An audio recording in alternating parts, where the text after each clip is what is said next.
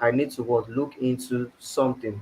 I need to import a library. Then it's look at the type of the library, standard input and output library. Okay, then it does that. Then it moves here, nothing for. It could see that okay, this is main. Okay, time for code and to run actual program. And at that point, it looked here.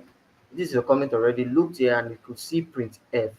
So in that case, it's printf itself, it has its manual. Like I said, function printf is a function, and functions is like machine which have its manual on how you use it if you want it to produce the desired output. So at that point, it looks at what is inside here, and the way you must use printf is you must enclose your input inside what quotation in order to produce the output. So at that point, it sees what hello world as a string. It will print it, and now it is moving to the what to the right, and it sees backslash n, which is what a new line as based on one of the core instruction or special sim character that what printf understands. So what is the take home? Compiler runs code from top to bottom, left to right. So the same thing applies here. Now the printf function looks and see what you pass into it, and all that you pass into it, looking at the output, it's coming from what the left, and then moving on to the right till what it executes and it comes down like that.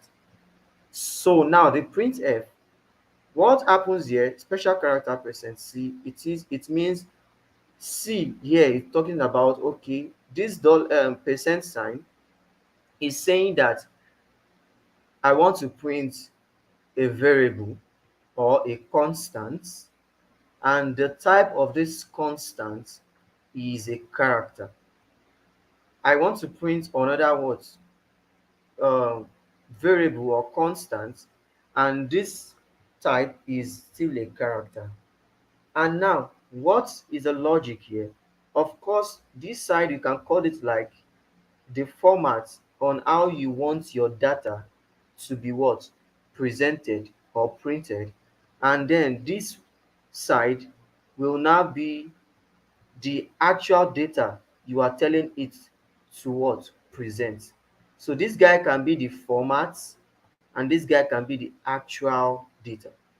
So now this side here will not really deal with what the string you have here. No, what this side here is looking for is actually what the individual elements or entities that what that is having percent in front of them.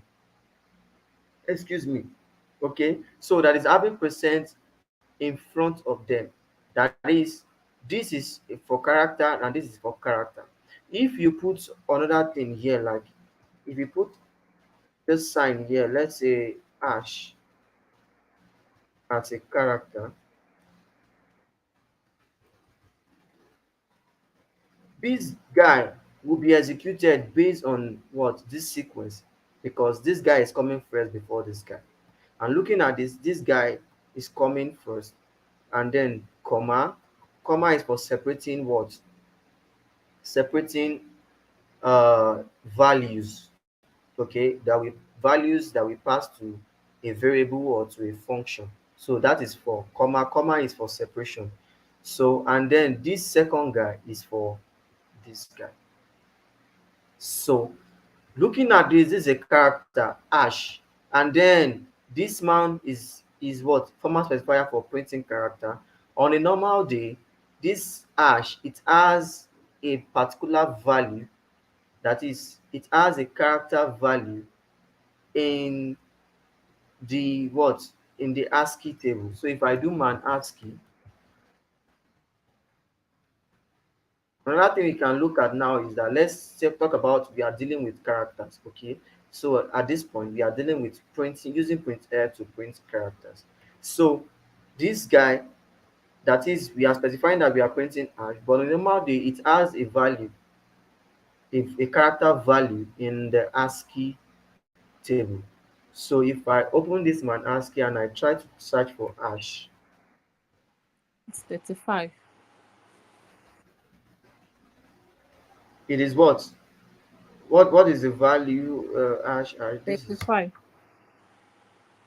okay. This is the decimal value. Okay. Obviously, it is the decimal value 35. Now, it is not actually going to print 35, by the way. It is going to print, because this is C, we have octal, we have decimal, we have hexadecimal, and we have the actual character.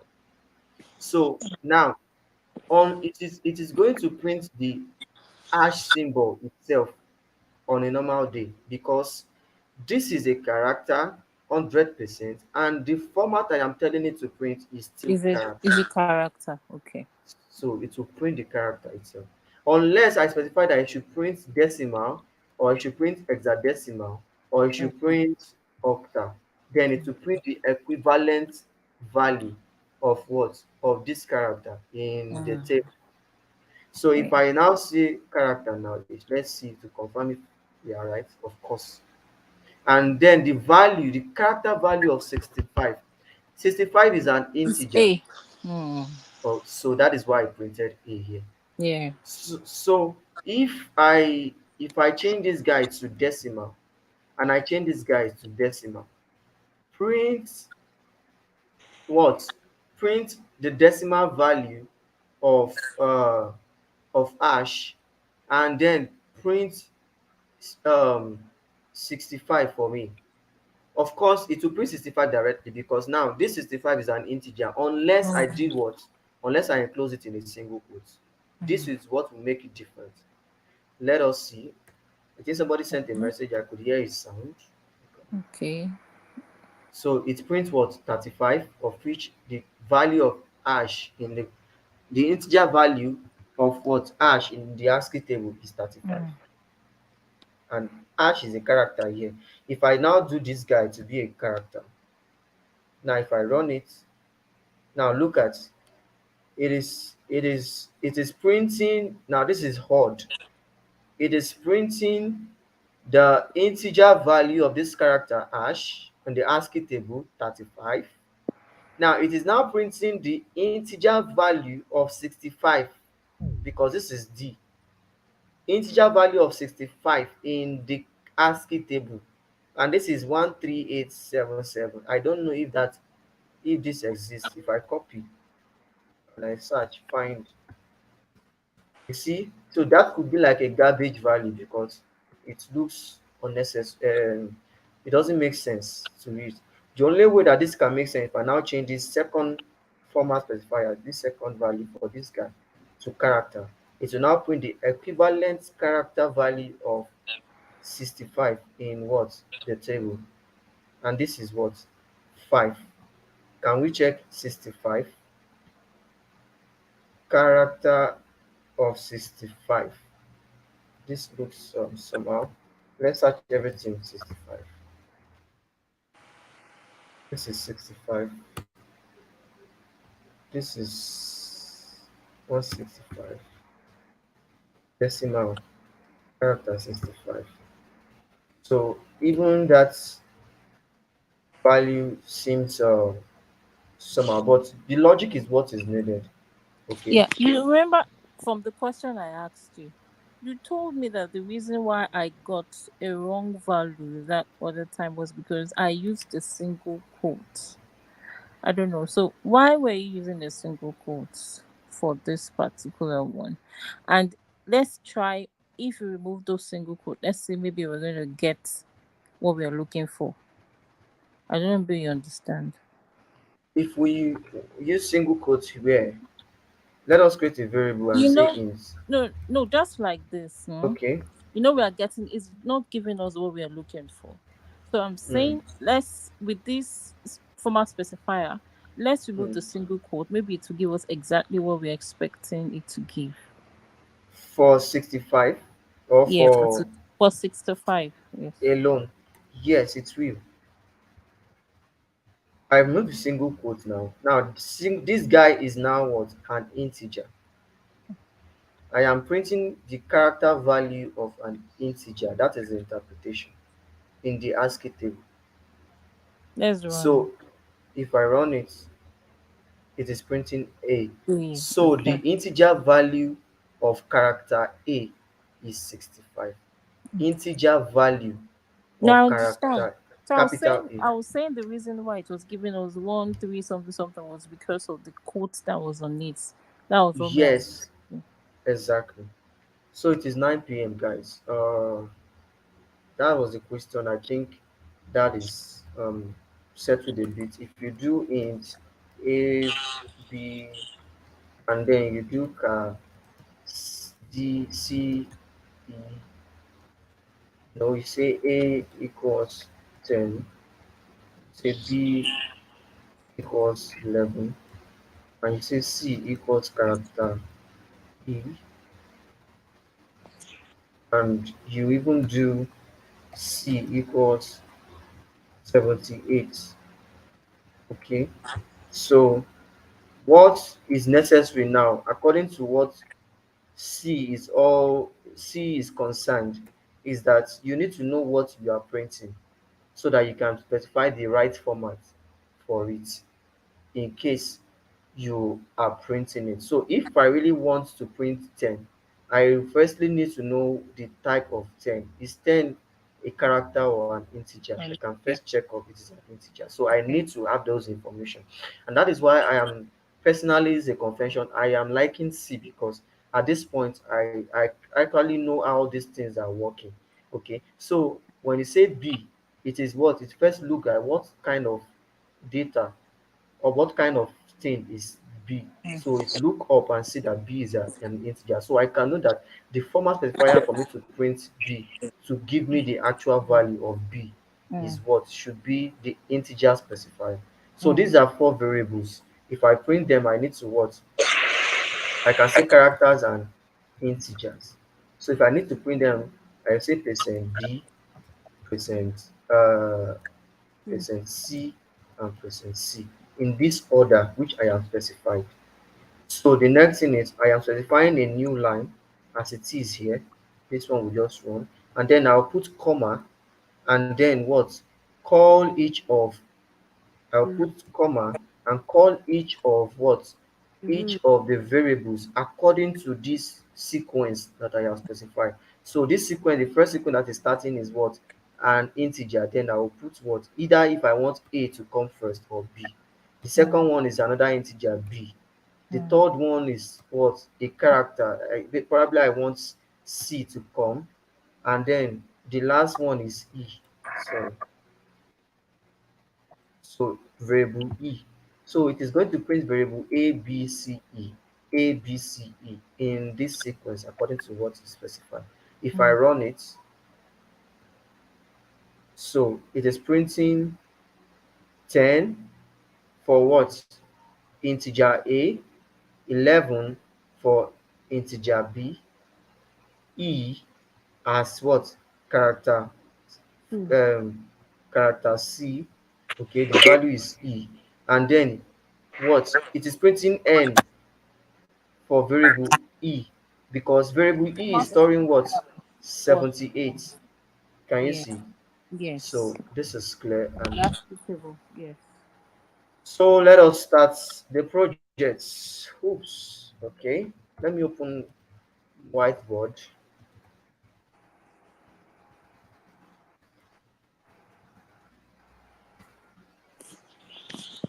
Okay.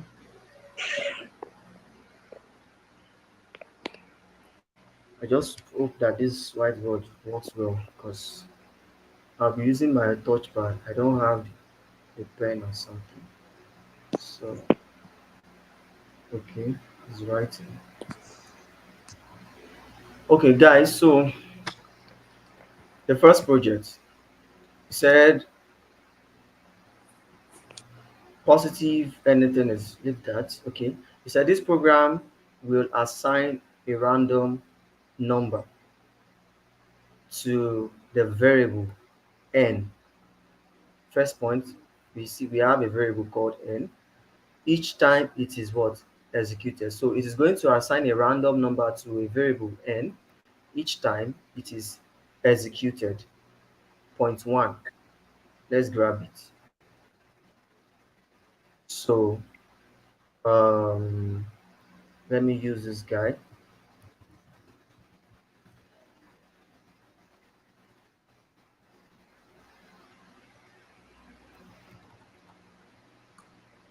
Okay.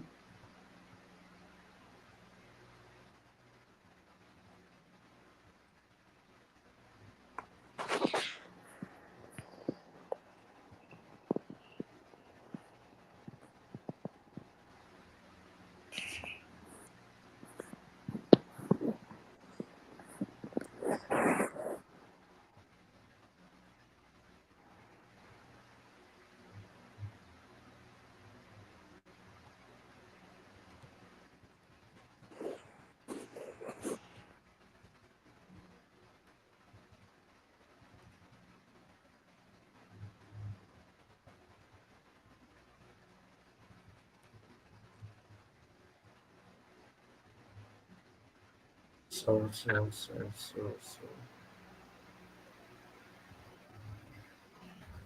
So first project, okay.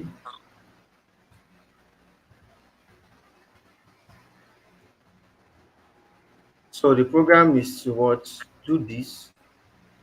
It's going to assign what a random number to the variable n each time it is executed. So what is the next thing here? It said complete the source code in order to print whether the number stored in the variable n is positive or negative. Okay, so this is the instruction that there is a code already that is available already, and we are saying we are asked to what complete that code. So they're giving us like a template. So what are we to do is just to complete the template to what to do this thing. Now let us see further information. We can find the source code here. Let me just open it by the side and let's see what is inside. Before that, you can find the source code here. We have opened it now. The variable n will store a different value every time you will run this program. And that is the concept of what it prints a random number each time we run it. So this variable n would what? The random number that is being generated will be stored inside variable n every time we run the program. That is another concept. So they are saying that for this project, we don't have to understand what random or srand or randmax what they do. That is, I think this what they are saying is this thing we are going to see it inside the template, so you don't need to bother about what they do for now. And then they say, please do not touch this code. That is, don't touch anything around this code that has this keywords. The next thing is now what the output of the program should be. This is now another thing in the sense that if your program works perfectly, the output should be according to this instruction here. The output should be the number, that is the random number generated, followed by number one, this condition. If the number is greater than zero, it should print is positive. If the number is zero, it should print is zero. Now, this is not complete. It should be that the output should be number is positive only if what the number is greater than zero. So let's take this. If I take this to this guy so that I can be implementing what I'm talking about. So they are saying number one, the output of the program. Okay, so if we say illustration, the output of the program should be the number.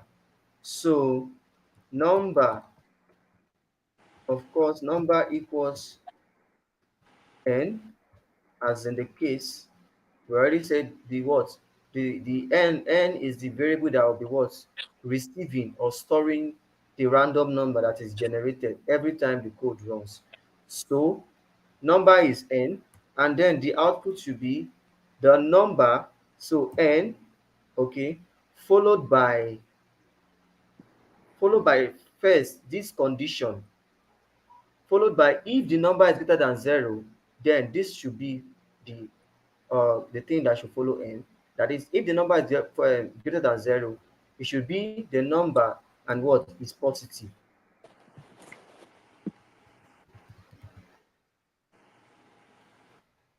Then the second output should now be if what, based on this condition, if the number is 0, the output should be the number is 0 followed by what is 0. Then lastly, the last condition, if the number is less than 0, the output should be, since the number is less than 0, the output should now be n is what is negative.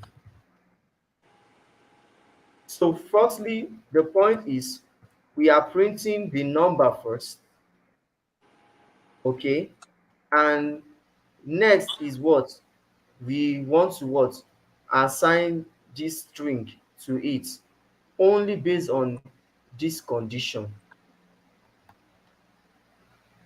okay. So the output should, it will only come based on this condition. Normally the number will be printed and then the output should be based on this condition. So how do we do that? How do we picture that? How do we picture that? Now let's see how we can get to that. Another thing is you can still see um the what the template here.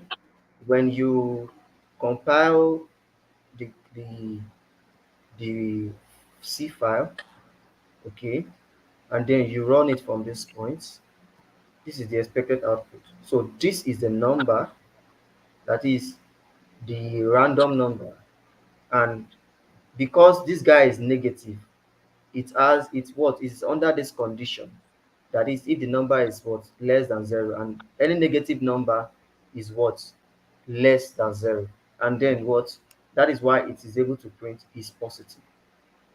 So if we are creating an algorithm to this first, because firstly, why what thing I did here is that we should understand this question first. So understanding the question first is like a head start to solving the problem. So of course the question is based on the fact that a random number will be generated every time the program runs. Okay. So one thing that it is now needed is that we want to check that random number to know if it is positive or negative. Okay. And then if the random number is positive or negative, after that check has been done, the next thing to do is what? To print the number followed by what? The what? Followed by is positive, the string. So solving this, the algorithm to this solution is what? How do we do it first? First, if you are crafting the algorithm, this could have been good. Okay, so the algorithm is first step. What is the first step we need to take? Start. Leave the concept of start or no start, all those stuff like the all those how will I say it, examples of algorithms. This time you can write it in your own word and your own best understanding. Just in fact you can draw a diagram to show it. That is an algorithm, is a pseudocode or an algorithm of your own. Then it is when you are presenting technically you can now do put all those ones, okay. But in your best understanding now, you want to understand the steps that you want to write to understand to solving this problem. So now if I say first thing, according to this algorithm, the problem, what the expected result that I need is that I want a random number If I run this program, let's follow this step now. If I run this program, it will generate a random number. Okay, so normally something must happen first. After random, or I would say run program, okay, random number is generated. So now the next thing is now what? I need to check the random number.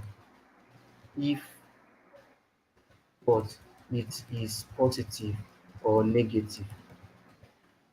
And the next thing is now what? What am I going to do? I need to understand how do I know if a number is positive or negative? What logic am I going to use? So what logic will do that? Will do that for me? Okay, we are going somewhere. So let me put this guy down.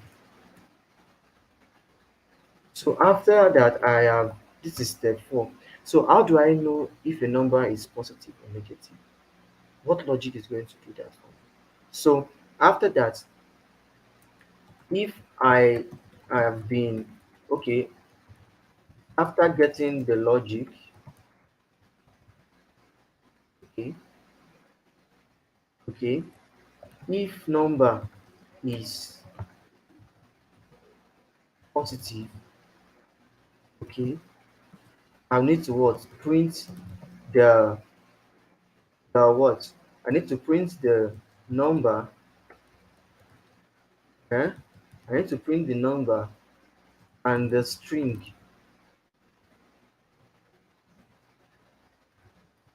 is positive. Eh? Then the next thing is what? To check if the number is negative. Eh? I will need to do what? I'll print the number and the string is negative.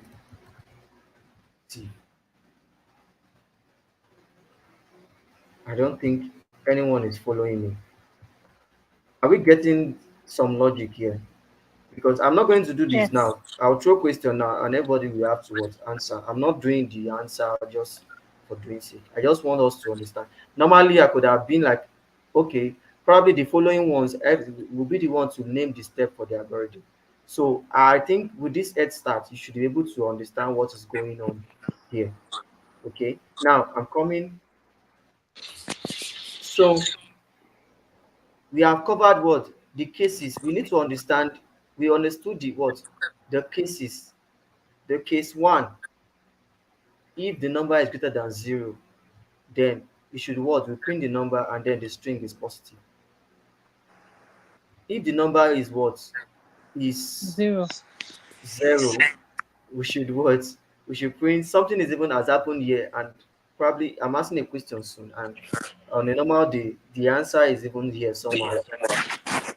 If the number is 0, we should print what? The number is 0. And then our third case here, that is if the number is 0. So we can say number 8. This is just algorithm. If the number is 0, eh, print the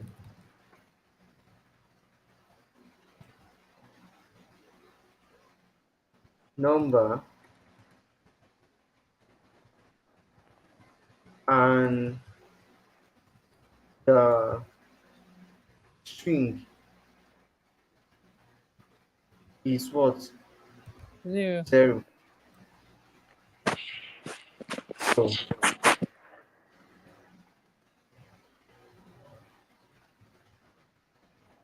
this alone is like a head start.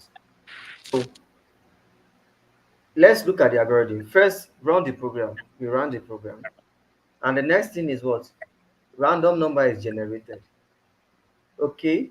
The thing that we need to do is what? We have to check the number, the random number, if what? It is positive or negative. So now this is the question. How do I know if a number is what?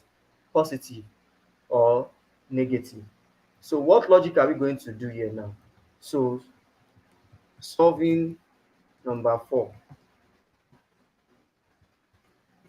What logic do I use to know if a number is positive or, let me just use this sign, positive or negative? So guys, question to us: how do we know if a number is positive or negative? What are the possibilities? Okay, the logics we can use. So to tell that this number is positive or negative, let's put numbers example. So we have 9, we have 8, we have minus 9, we have minus 8, we have 0. Okay, so guys, how do we know that this one number here, let's say you are the computer now, how do you differentiate to say this guy is a positive number, this guy is, normally we can look at it and we can see, okay, positive, but what is the logic behind positive and negative? In the next 2 minutes, I have a lot of persons available. So we have like four of us plus me, 5. Guys, no time. Anybody, I will call names. So Abisola, don't say anything first because you have been like responding to me. So I'm going to call name. I'm going to start from Queen. I think this is the first time I'll be asking Queen's question. So how It's do still we get? me. It's not Queen, it's me. It's still you. Mm. I'm using two system. Okay. Uh, let me ask Kemi. I actually wanted to ask Kemi before, but I skipped. Okay. Kemi, from your own perspective, what logic are you going to use to see that a number is positive or negative? Okay, so I'm not so sure I'm getting the question, but are you talking about the if statement, if else statement? No, I don't even know anything like if-else statement. Let's assume I don't know anything like if-else statement. Assume that we are not even programmer. Assume that we are just normal person, and assume that this question is coming to us that they are asking that for me to, okay, this is two oranges. One orange is called positive, or these are a lot of oranges. One orange, among them they are positive and negative oranges with zero, another orange having the value 0. Let's just use it like that. So how do I separate them? How do I differentiate that this guy is positive, this one is negative? So assume I don't even know anything called if. Let's just, but normally if is a normal statement in English language, probably we can use, so let's personalize it. So you Okay, so I'm now still, be yeah. okay, you now No, being the decider, how do you decide, give an instruction to say this guy is positive, this guy is negative? okay. Number examples. I was supposed to. Man, I'm still not getting the question.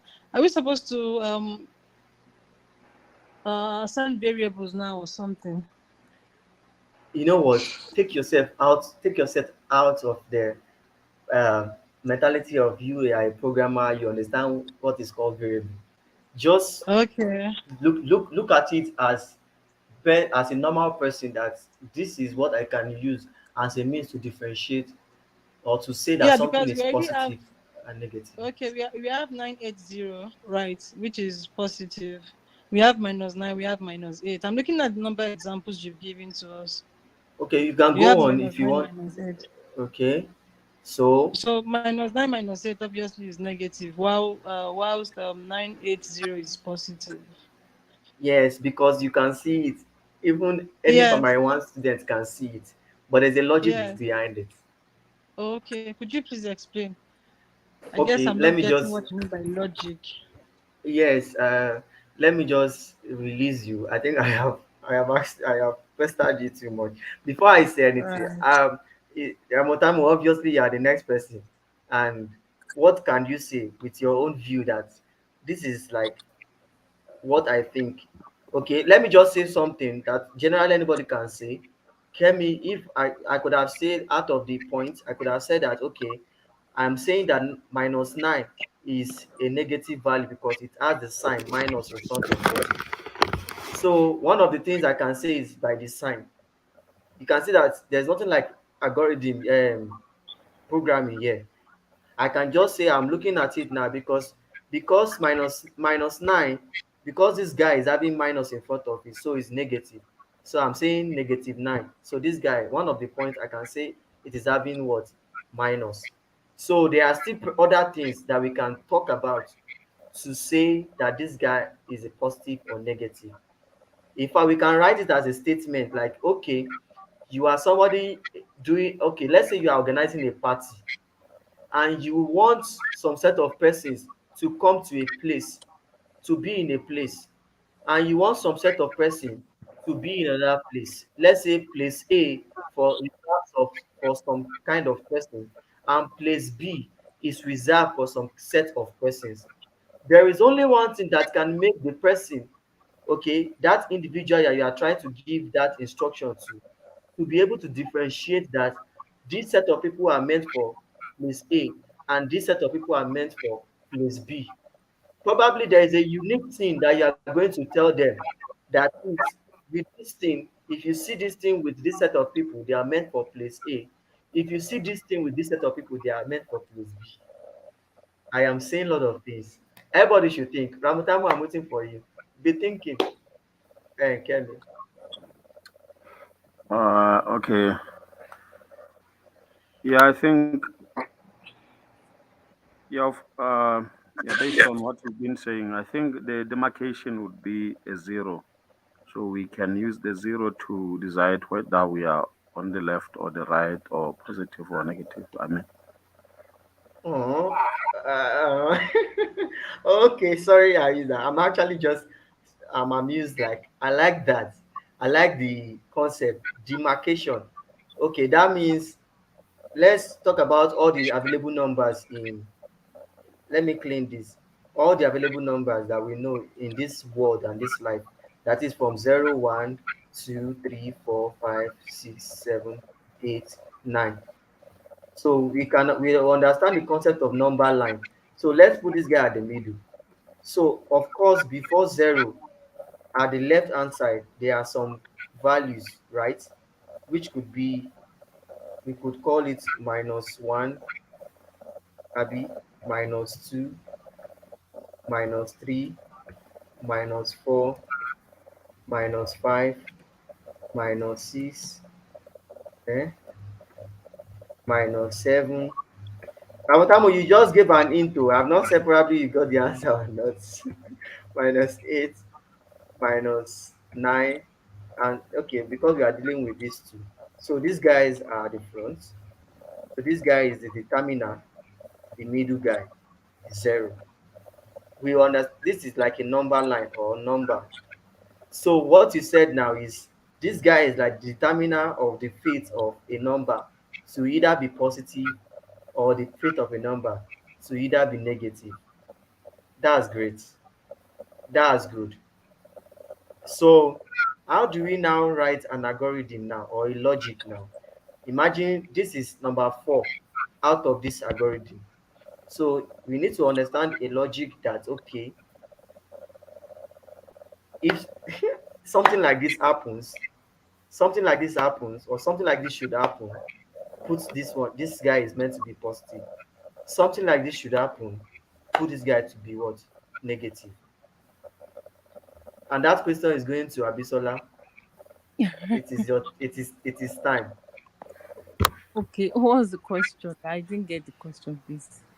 So uh the main question now is that what logic do I use to what logic am I going to use to detect, okay, if what a number is positive or negative?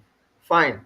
0, what are they calling this? Ramatama has given us an hint that 0 will be the determiner. So how do I put it in a logical statement? So now the question is logical statements to get this done. Right. I think the issue If I keep having is that keyword logic. Do you mean mm, if n equals zero, if n greater than zero, if n less than or equal to I zero or think that something? I think that's what is asking me to do now. So Right. So because when mm, I Let's keep see. hearing logic, it's that's confusing. what is asking me. That's what is asking me to do now. Yes. Alright.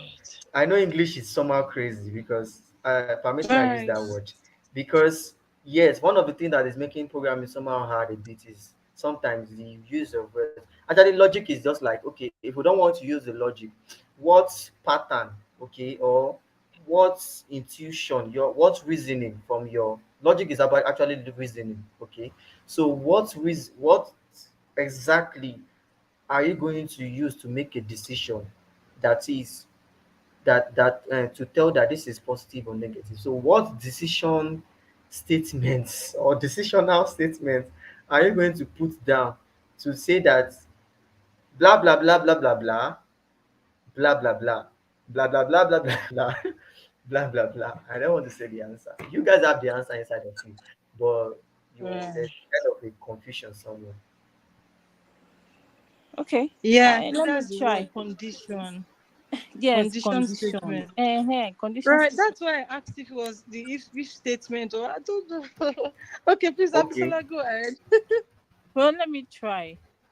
you So can call it conditional statement. now that we have the positive numbers and negative numbers, or you still don't want to agree that it's correct. Well, we have the positive numbers and negative numbers, and then we have a demarcation. We have something that is stating that okay, if the numbers is from 1, 2, 3, 4, 5, 6, 7, 8, 9 is positive, -1 is negative.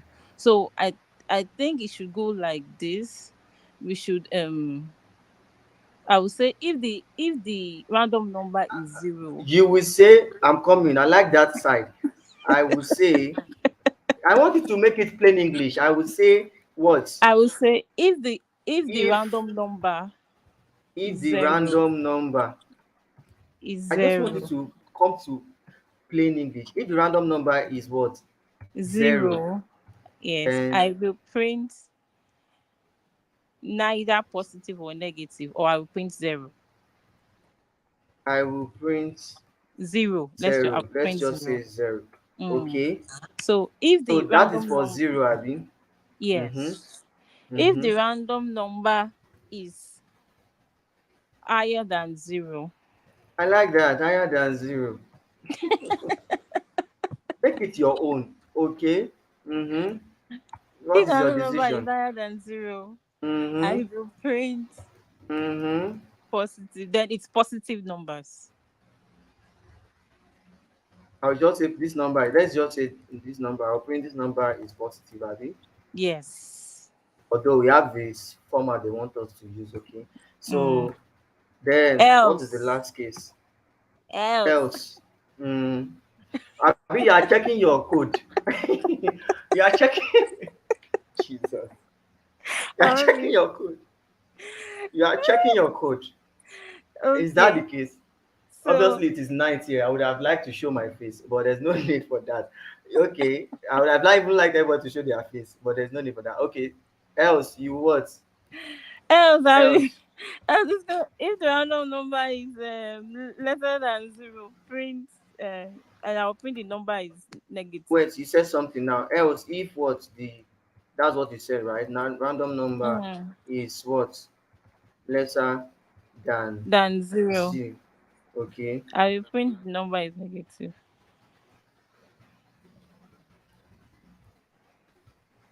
Now, guys, let's come back home. This is really the logic. Could you say you can say that what logic do I use or what conditional statements do I use to detect if a number is positive or zero or negative or zero? Of course, one of the things that we need to understand is that how do you know that a number is positive or negative? And one of the points stated by Ramutamu was there's a determiner. So there's something that will determine. That is one thing. And Mm. the determiner here is what? Zero is determiner. So that is one big take home. So now being zero being a determiner, zero as it is in normal English language, in normal mathematics that we know, it has numbers before it and numbers behind it. Okay, numbers in front of it and numbers what behind it.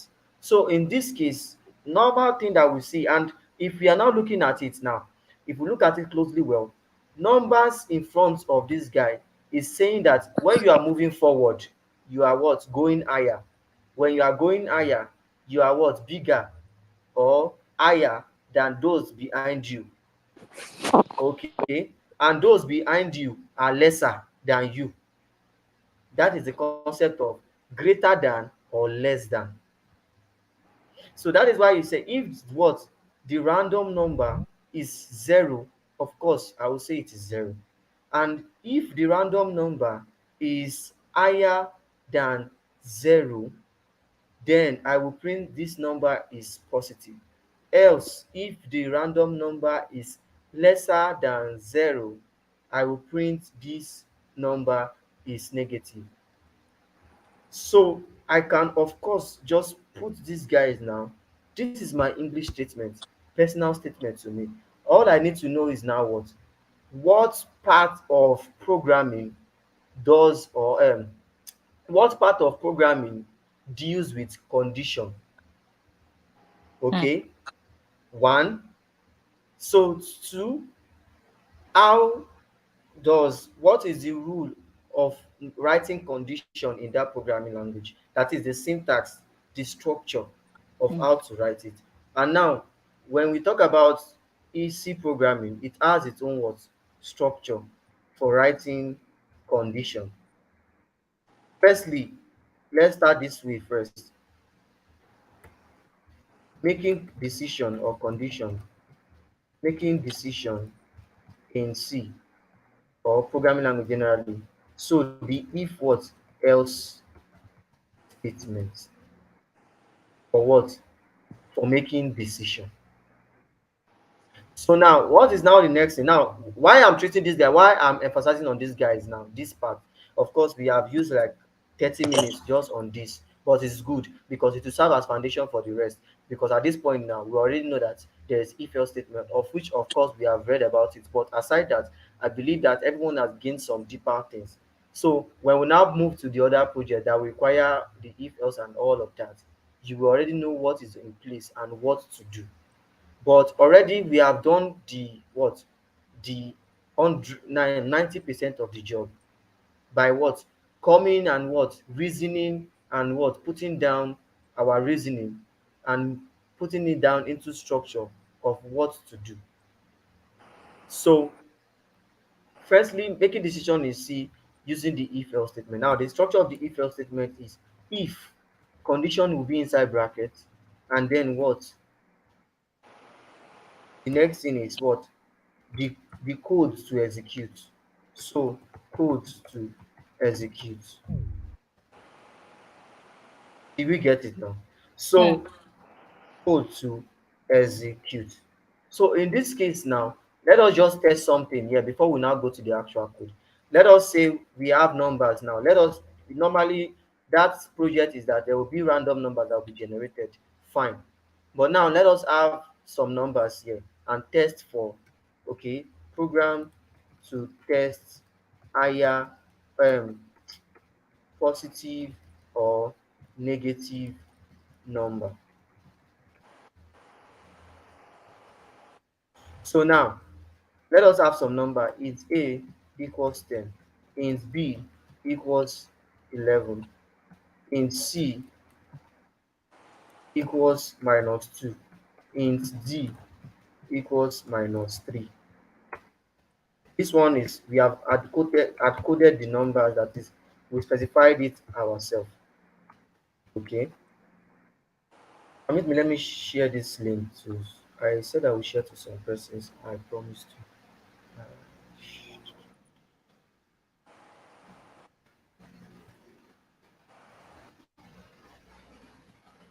Jesus. Okay, so I said. if okay, so now what are we now going to do now? The next thing to understand is that what syntax is used for checking if what something is greater than or less than or equal to. And that is the essence of that resource under the what arithmetic relational operator. Okay, just a quick one. I don't know, we already have seen it before. So relational operator. So I can now see what you can see that I have relational operator. I have this guy equal equal. He said it checks if the value of two operand are equal or not. And this one is saying this one means not equal to. This is mean equal to. This is not equal to. This is greater than. This is less than. So I have the tools already.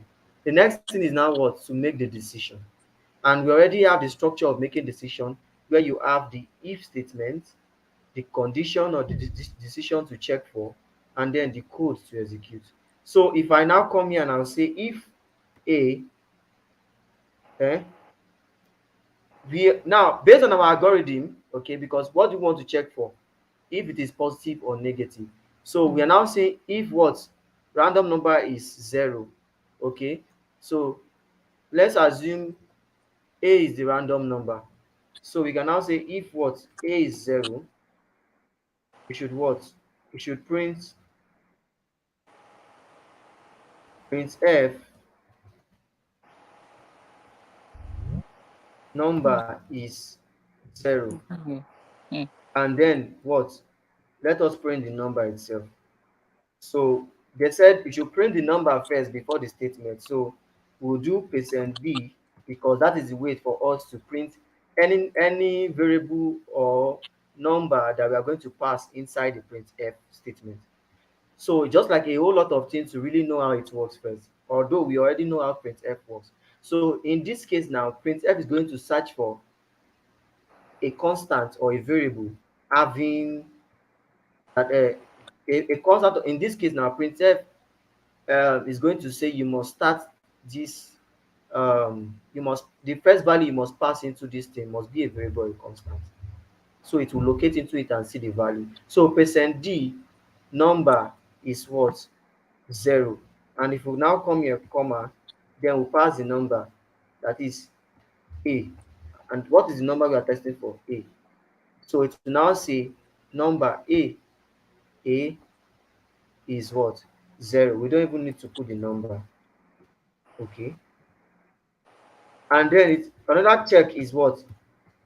If we can now still do another check, because in if statement we have if else, and we have else if.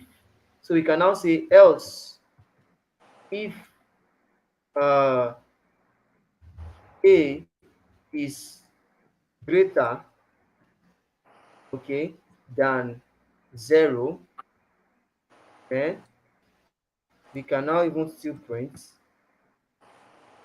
and say printf %b, that is a is greater is positive. Don't forget, our algorithm is what we are working for with. First one has been what achieved. If random number a, in this case our random number, is 0, I will print 0, and with use is 0. You print the number as 0. Okay, this second one is if the random number is higher than 0, I will print this number is positive. Probably we should use the statement here, or we should just continue. Then, so we have covered the second case. If the number is greater than 0, higher than 0 means it's greater. And if it is lesser than 0, the number is negative. So we can still have something like this. It depends. We can still say else. The last one, printf percent B is negative without even doing if or Hmm. whatever. Now, I'm going to explain this logic. Let us pass A here. Let us pass A here. What are we trying to talk about here now? We are doing the check. This is decision. We are making a decision.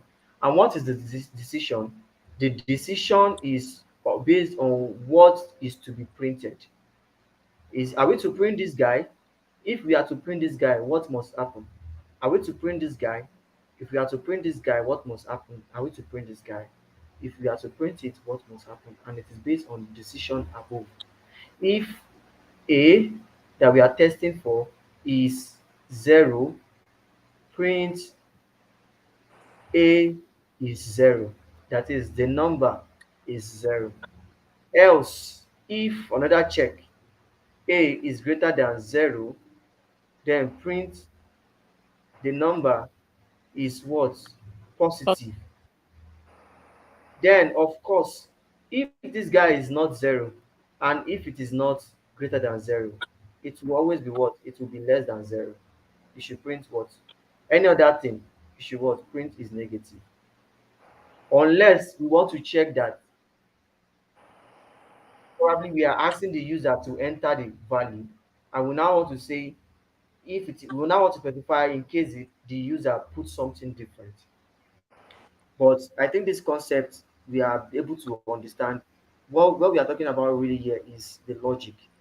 We have been able to see how to determine if a number is positive or negative. The determiner is 0, and from that case we can say if that random number is greater than 0, then of course it is positive. And then we follow what? The way to print to print the number. We print the number first, of which we illustrated here. We print the number first, and then the statement will follow it. And then of course we must reference the number. If I close this guy, close this guy, close this guy, and let's run this code.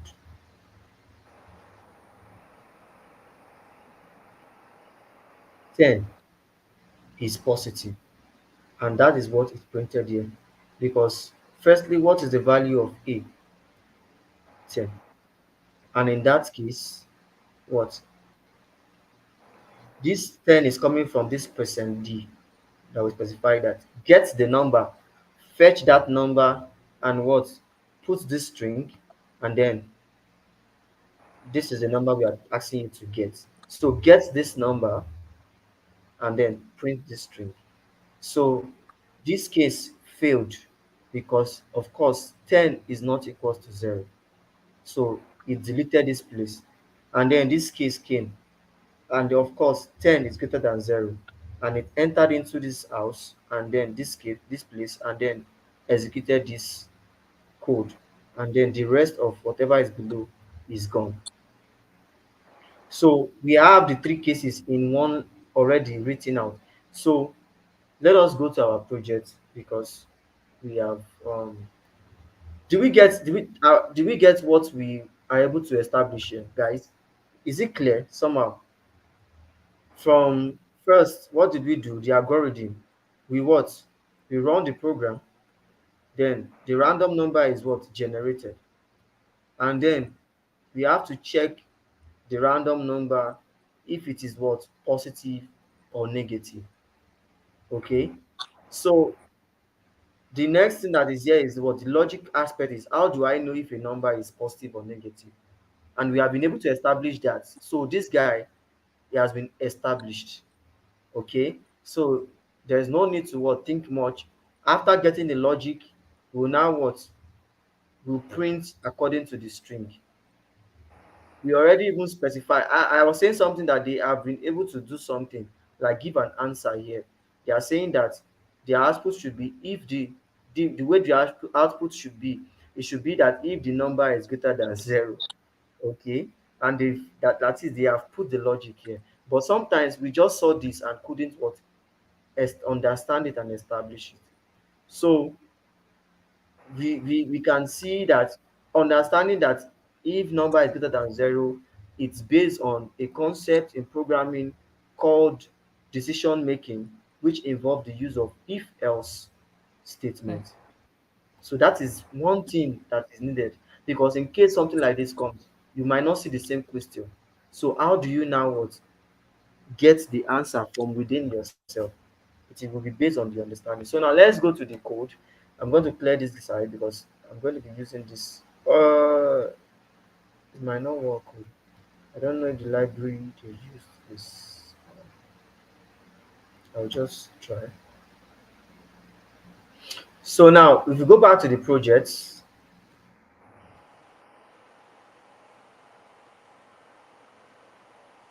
so the concept is a random number will be generated, and they ask so that they have a source code already. So checking the source code, that means we just have to copy this guy. Bam. Hmm? That's what we need. We need to just copy it and paste it inside our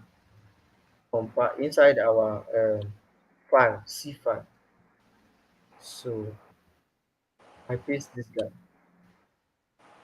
So now they have already given what indications that what if you need more headers, you should start putting them from this point.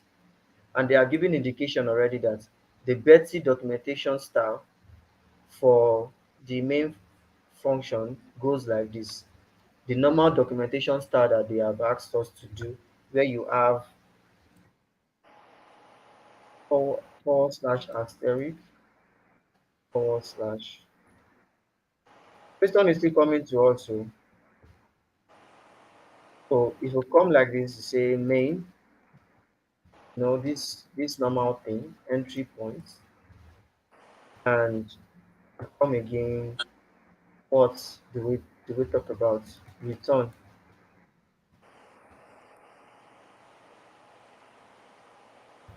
always zero, success. Any other thing we are missing, we have to what indicate the variable, or probably we don't. If you put it like this, it's correct too. So let's indicate the variable. So at n, no, there must be description, right?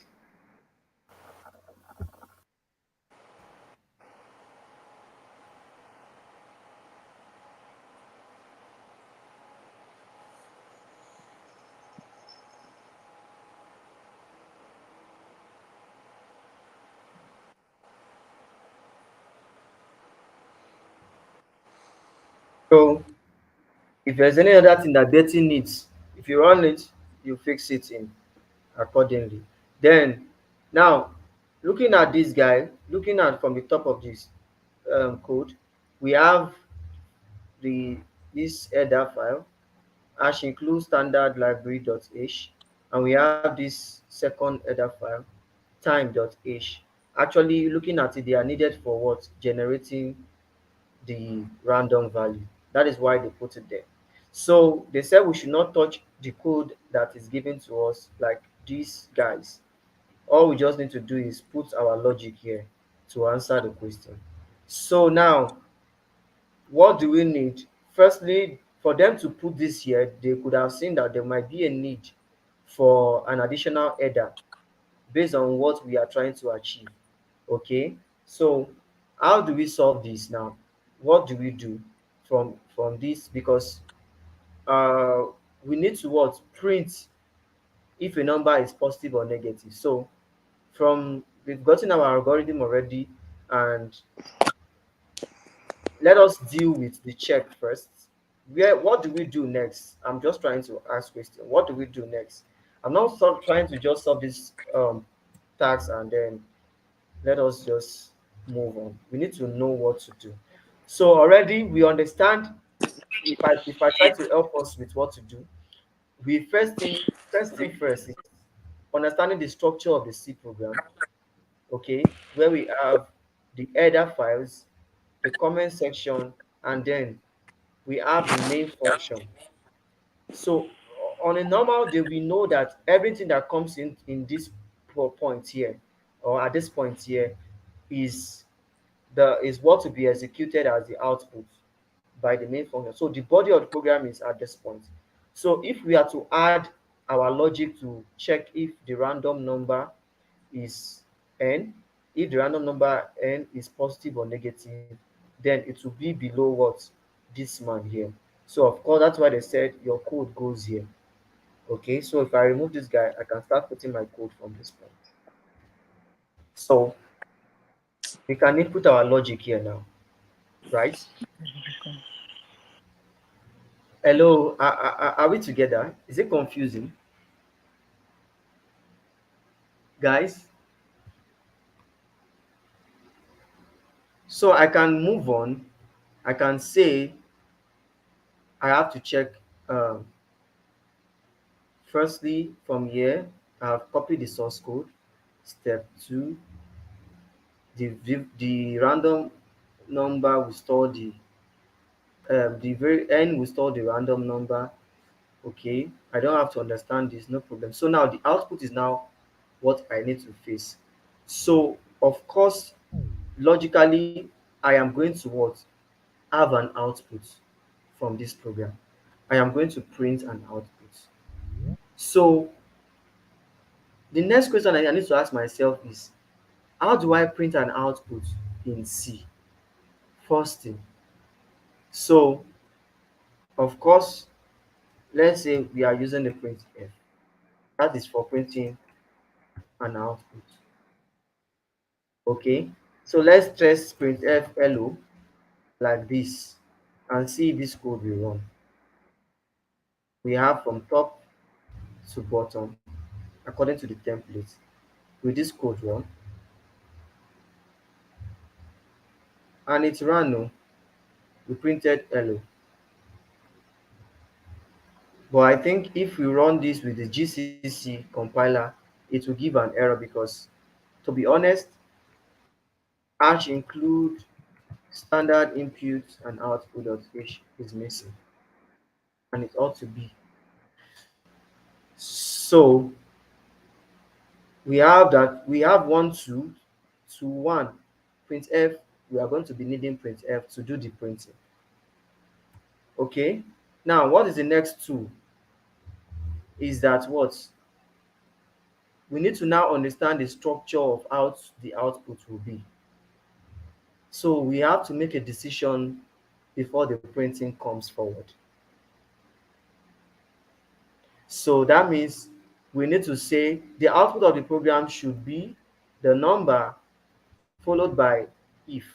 So it is going to be that we have to check that the compiler runs from the top, comes to this point, created a variable n, and then n is going to be a random number based on this function. So in that case, we need to now check if n is positive or negative. We now have to say if n, the first case, first step, what did they say we should print? The first output is if it is greater than 0, we should do is positive. So they are now saying if n is greater than 0, what are you to print? That to print f, eh? print f, print f what? The number followed by is positive. So at this outline here, the flow of the program, of how you write the program, is coming from 1, 2, 3. That is how you do. So you need to check whatever results, the number, and you print the number, and you get ready to output this string according to this case here, this outline here, this point that we had.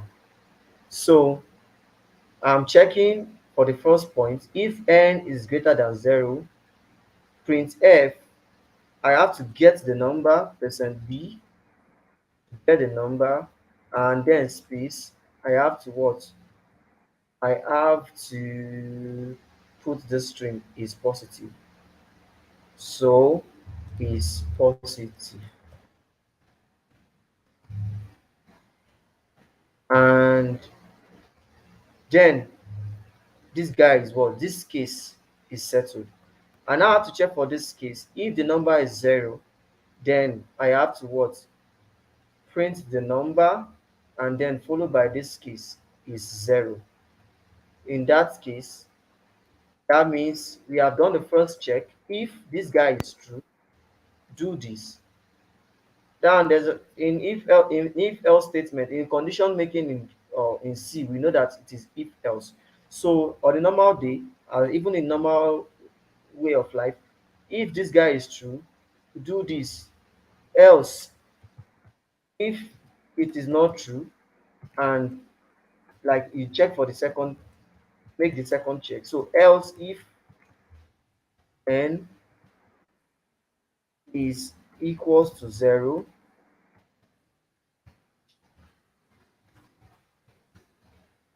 then do this. Print f. You print the number, and then you put the string is 0. Else, if the number is less than 0, you have to do this. Print f percent %d is negative.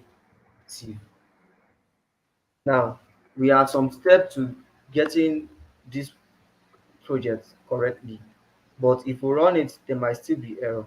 Now, we have executed this guy if it is greater than 0. We have executed this guy if it is 0. We have been able to check if, or this case, if it is less than 0. And then we need to what? Put this guy. They said everything must follow by what? A new line. Every of the output that comes out, if this guy comes out, it must follow by a new line. If this guy comes out, it must follow by a new line. So all the cases must be followed by a new line. Okay, so must be followed by a new line. It must be followed by a new line. So our case is what? All complete. On a normal day, because this guy is the last case, I could have done else just this. But to make the program effective, because somebody okay, we can do this, okay, and then we can actually do like this. Else if it is not greater than 0, there's possibility of it becoming be equal to 0. And if it is not equal to 0 and is not greater than 0, of course it will be less than 0, since the number is to be generated. But we can still just trying to tell to us that we have way of putting this exception or condition. So just to we can just put it this way. This looks more, it makes more sense. Okay, so our program is ready to be executed. Now let's see if there are other cases. So we check the case, and everything is what's done. And of course, n is the random number, and we're checking for the case of the random number greater than 0. And we can now run the program and see. So if I run the program, okay, there's error somewhere. Number 24. I didn't terminate this guy. Okay, so let's do it again. Can you see?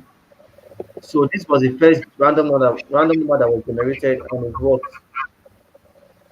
Can you see something? So error is coming from somewhere. Yeah, I think you didn't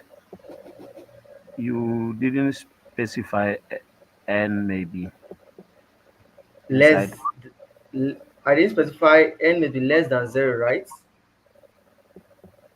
inside each printf, because we have the format percentage d is 0 or percentage d is positive. Then after that, do we need the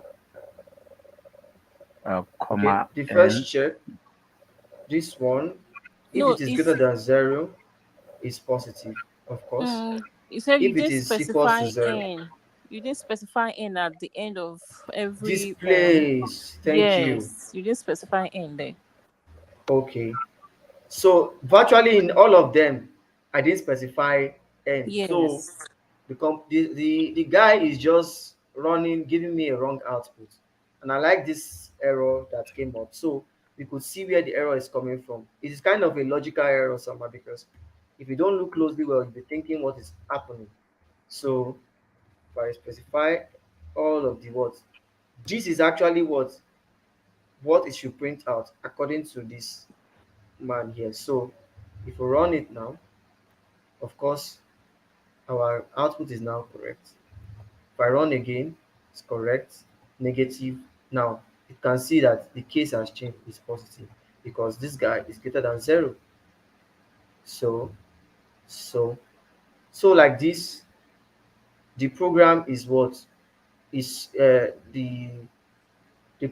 task we have what we have fulfilled the task according to what they ask us. The only difference is that I am using an online compiler, and the next thing is that you have to what write this thing inside your your file, a file, and turn it to a script, and then what turn it to an executable, and all of those stuff we used to do. It's always good that we help people to be able to find the answer and not just tell them the answer. So that is one of the things here. So this guy is settled. Okay. Any question before we move to the next project? Like possibilities, cases, observation, what if? Okay.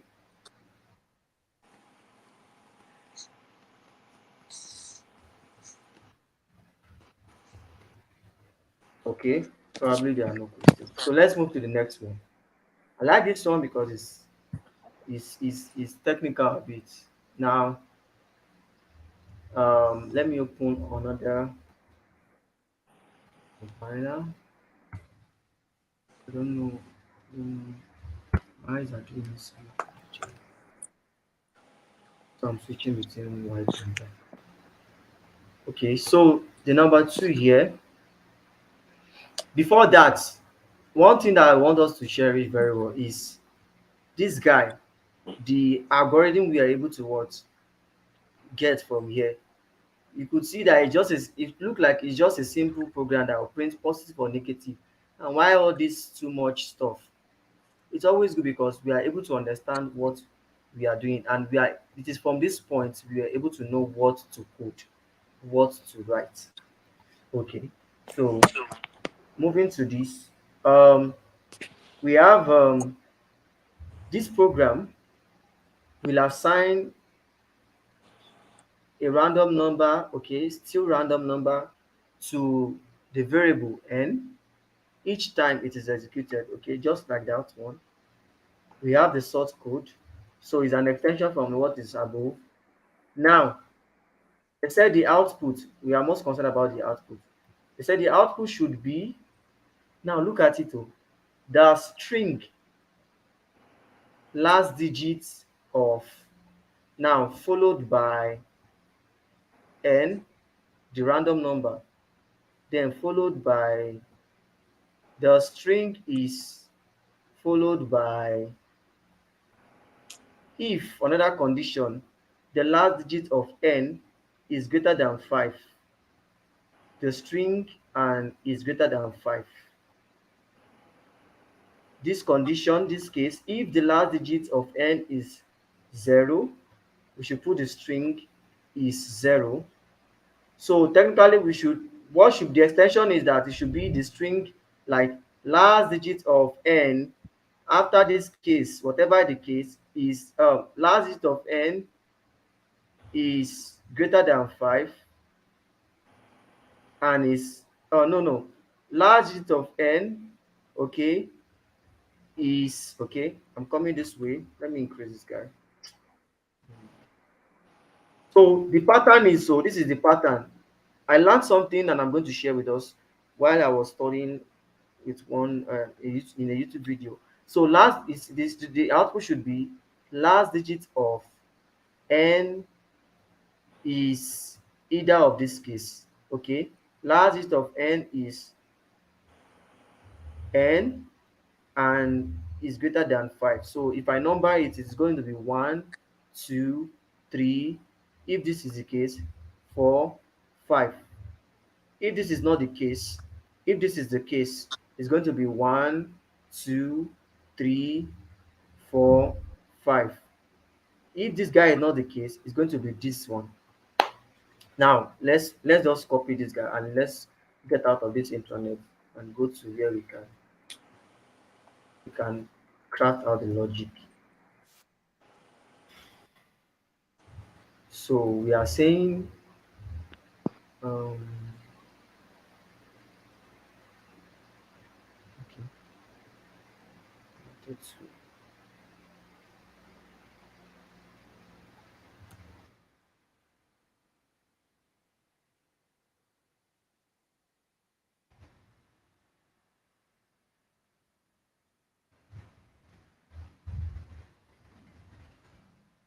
so we are saying that the output should be the string. So if you particularize it,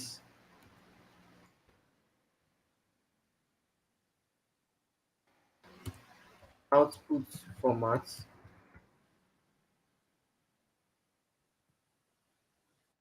it should be one last um,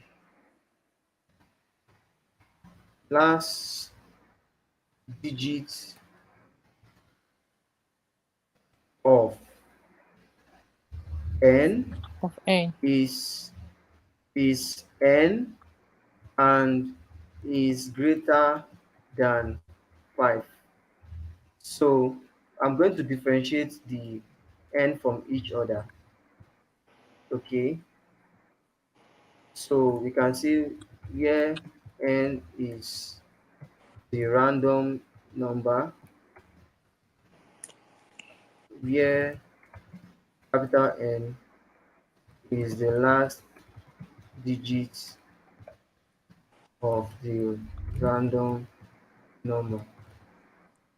Okay, so we are now trying to say we are focusing on the how the output will look like first. So output is going to be last digit of n is n and is greater than 5 if it is greater than 5. Okay, and any of these cases. So why I'm trying to emphasize like this is that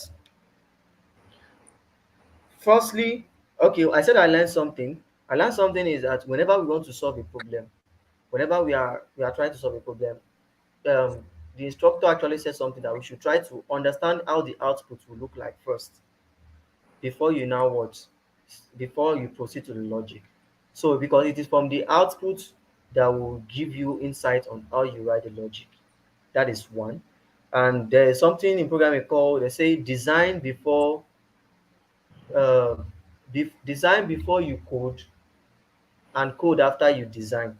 Like you need to design what you really the what you the output you are looking for. Okay, you need to craft it out and do the structure, and just like what we are doing here.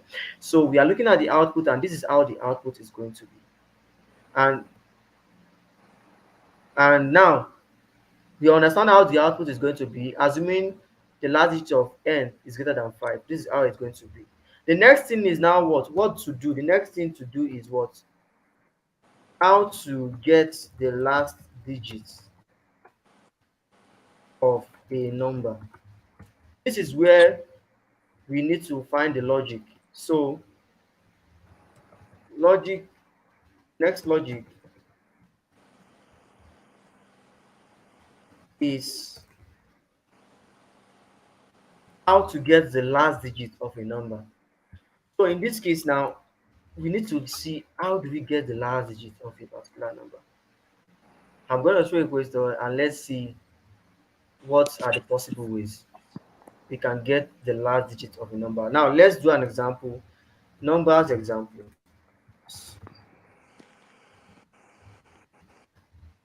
So we have number like 10, we have number like 11, We have number like 105. We have number like 202. Okay. So, and what are the last digit of numbers here? Last digit of 10 here is what? 0, right? Last digit of 11, 1. Last digit of 105 is 5. Last digit of 2 is 202 is 2. So how do we get the last digit of any number now? But these are samples. Can anybody give a logic, or let's bring it to the normal way? Like let's bring it to real life and practicalize it with real life settings. How do you get the last digit of a number? Should I start calling him?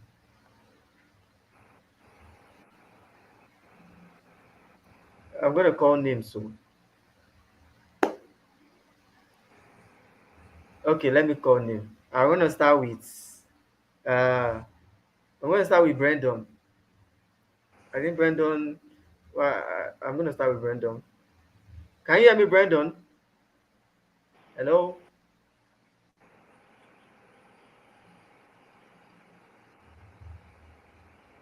Okay. Probably. Hello. Okay, I'm moving. I'll move to Umpumi. How do you think we can get the last digit of a number? Okay. Firstly, can we try to search what is last digit? That's how I do my stuff of a number.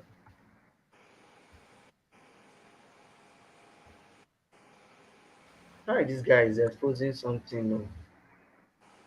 Then finding the last digit of a number is the same as finding the remainder when this number is divided by 10. Okay. So in general, the last digit of a number in base n is its remainder upon division by n. So this is what we need. Okay, this is what we need. So if you ask a question, what is the last digit of a number? So the answer is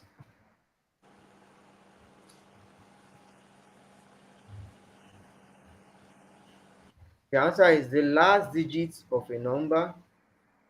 Okay.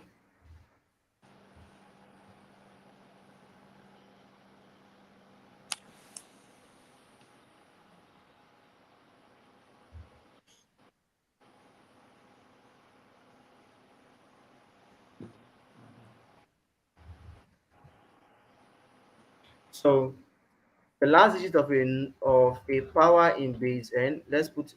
Uh let's put number here.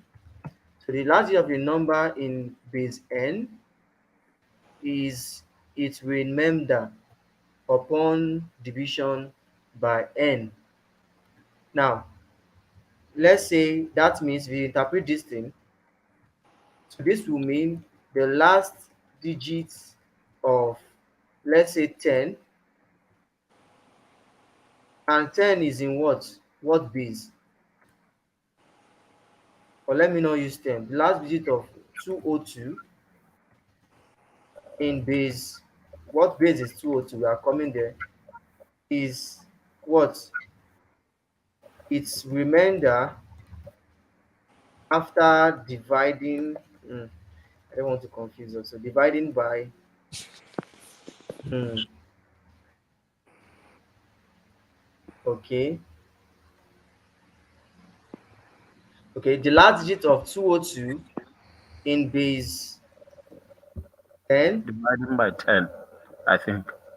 Yeah, yeah. I want us to just, I'm trying for a ways to make us understand the logic.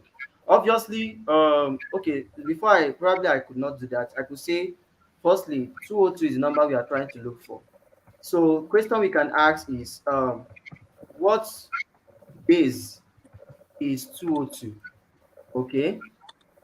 So 202 is in what base? Actually is in base 10. This is base 10, Mm. right? Okay. So 202 is in base 10. So therefore, that is or therefore base n of 202, okay, is what? 10. 1. We have established that. So the next thing is now what? The last digits of n of 202 is what? 202 divided by Divided by 10. 10. That is base. Okay, divided by 10. Okay, because if you look at this statement here, it's saying that for you to get the last digit of a number, you have to do you have to divide that number by what? By its base. That's just what it means. So this means this means to get the last digit of a number, you need to divide the number by the base it is in. English is too complicated, or by its base. Okay, so I think this will just be the way to establish this point. So by its base, but that it does not end there, and the remainder from the division would be the last digit. That is what they are saying. So if I put this guy in another color so that I could see the differences. So this is telling us that to get the last digit of a number, you need to divide the number by its base, and the remainder from the division would be what? The last digit. Now, if we divide 202 by what? By 10, what are we going to have? 20.2.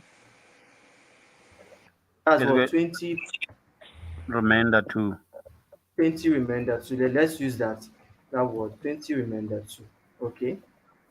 So when we divide 202 by 10, we have 20 remainder 2.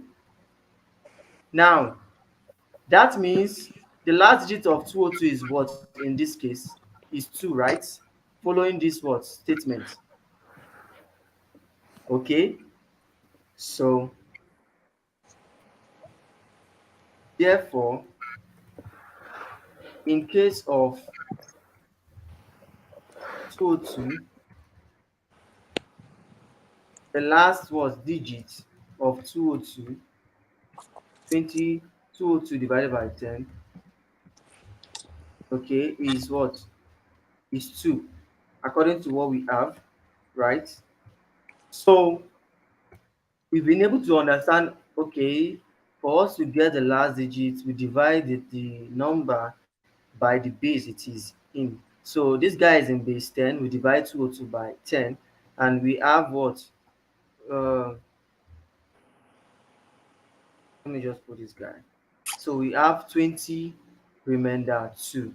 So the large digit of 202 is 2, and we can see it mere looking at it, but we have to compute this. We have to find a way to instruct this. So what we are concerned with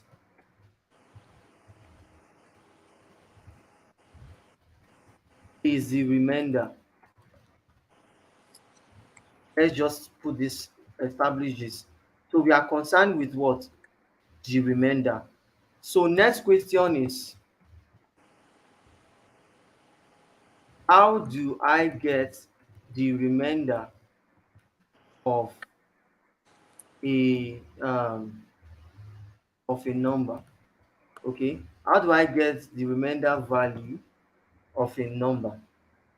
Because we could understand that for us to get the last digit of a number, we have to divide it by the base it is inside. But it is not by, because when we divide 202, okay, when we divided 202 by 10, we add 20 remainder 2. If we do this in integer division with like this, it is going to just give us 20. Let's go to our compiler. Let's do that. Let's do let's use this printf. Let's do printf. Uh, just give me the result of %d. Just give me the result of comma. I can do arithmetic stuff here too. So 202 divided by 2. So if I do this division, it's giving me what? 101. 202 divided by 2. Is this guy, does he know? Okay. Oops. Um,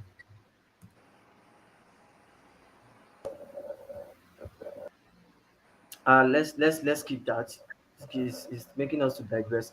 Okay, so you could see that. Okay, if we still look at this guy, what we add here when we do the division, it didn't give us 2. You Okay, need to this is, divide by 10, I think. did I divide by 2? Please, thank you for. I'm actually even still lost. Okay, so I am supposed to divide by 10. Thank you. So if I run 202 divided by 10, okay, so we have 20, right? Right. What we needed was what? The remainder, for it to return the remainder to us. So it is giving us the result of the division, but instead we needed the remainder from the result of the division. So take a look at something like this. Take a look at this as when you do D202 divide by 10, as in this case, you are having two numbers. One is at the front and one is at the back. Okay, or you can say this is the first value and this is the second value. You can put it like that. Okay, or of course we have 20 remainder 2. The question as we have it here, how do I get the remainder value of a number from division? Can I ask that question? I should throw it or we should look at something? If we go back, if we go up to save time, if we go to our arithmetic operators, because obviously we are not doing any logical or relational operator here. In the previous one, what we did was a relational operator. So what we are doing here is arithmetic, right? So let us go to arithmetic Uh, it operators seems in C. I just checked it on Google. It says you have to use the percentage or something. Yes, I was about going that. Look at this, plus minus asterisk division. Now this guy is called modulus operator, and what? It's what? Remainder of after an integer division. So of course this is what we are to use, and it is what going to return the remainder.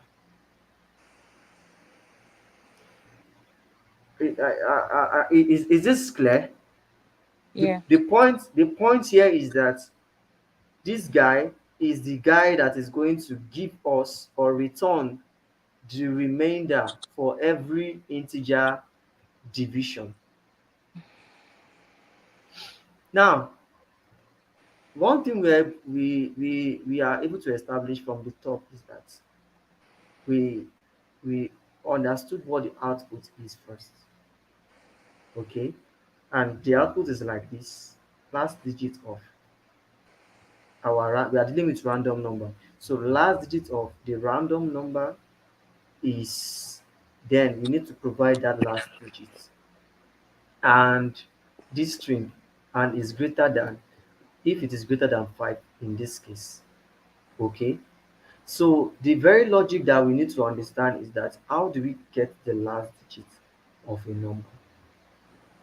And after many thinking and trying to research, we are able to establish that the last digit of a number is when you divide that number by the base, it is what it is in. Okay, dividing number by its base. Okay, so we are not actually going to use directly the division operator because this will return the actual result of the division. What we need is actually to for it to something that will return the remainder. So our concern is really with what is really based with the remainder.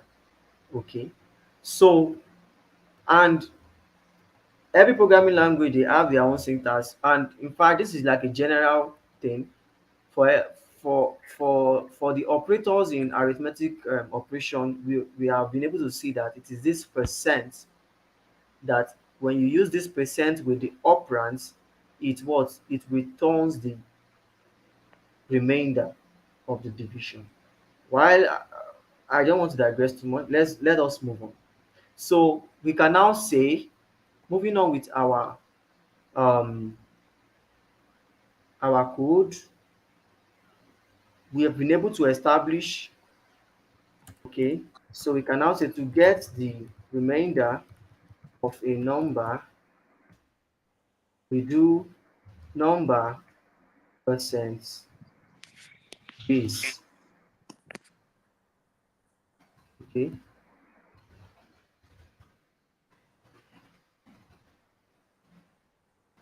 okay, so number percent is base. So in this case, e.g., last um last digits or remainder value of 202 divided by 2, we can get it from saying 202% 2. So what this guy will do in the actual sense is that it will do this guy, okay, it will do this guy, but instead it will return the remainder. So so is this clear? So this guy will return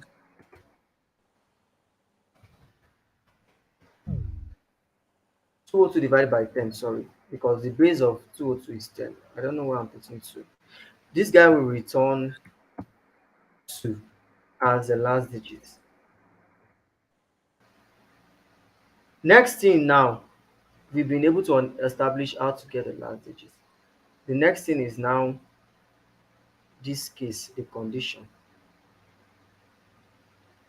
So now let's write our algorithm in our pseudocode. Okay, so let's write our pseudocode.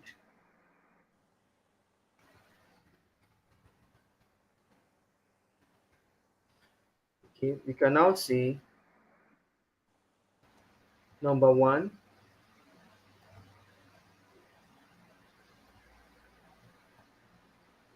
let me put it up so I can be seeing what we are trying to work with. You can say number one,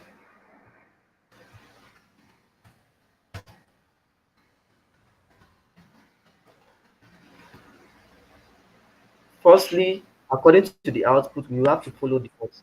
We need to the logic, the pseudocode or the logic has to be in accordance to the um, it has to be in accordance with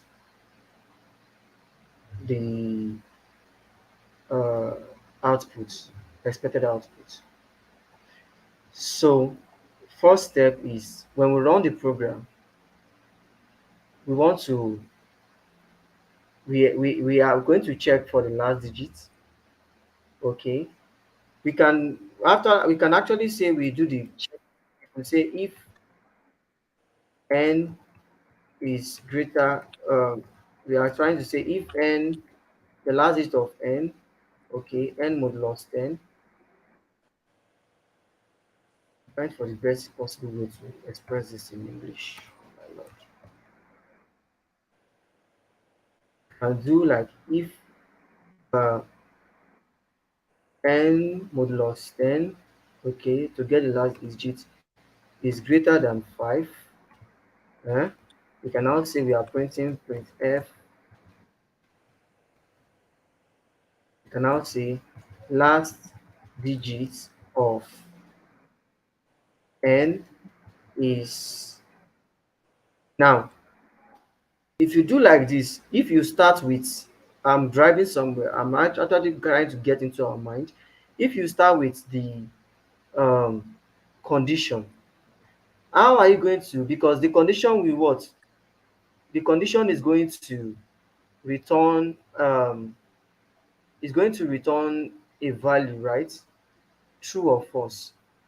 So if you start with the condition, how are you going to put the last digits? Because we need to get the last digit of this guy. So we can say, okay, if this guy is greater than 5, we can say print f last digit of n is, and we have to run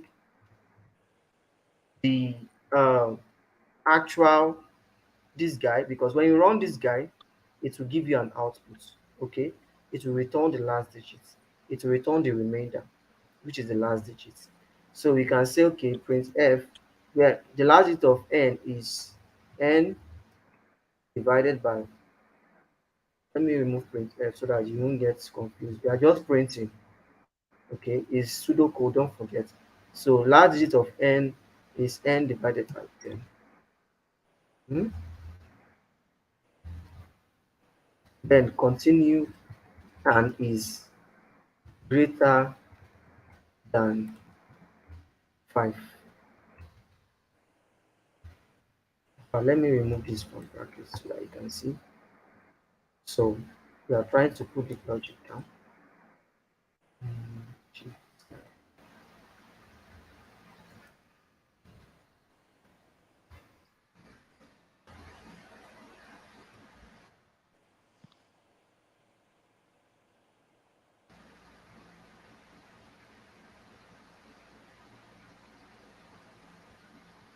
okay.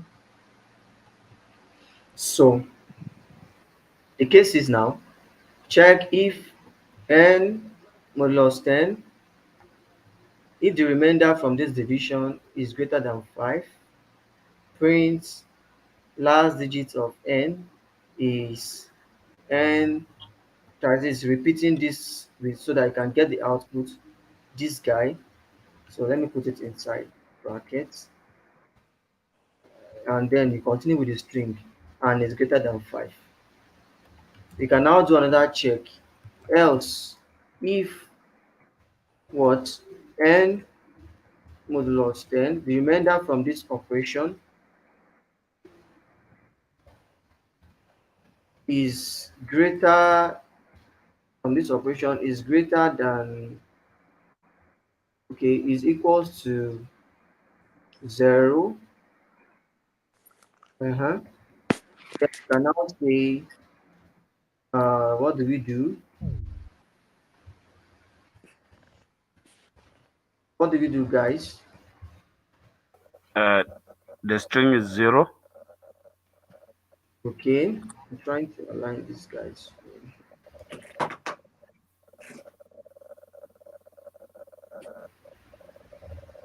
So we can now say print, Maybe.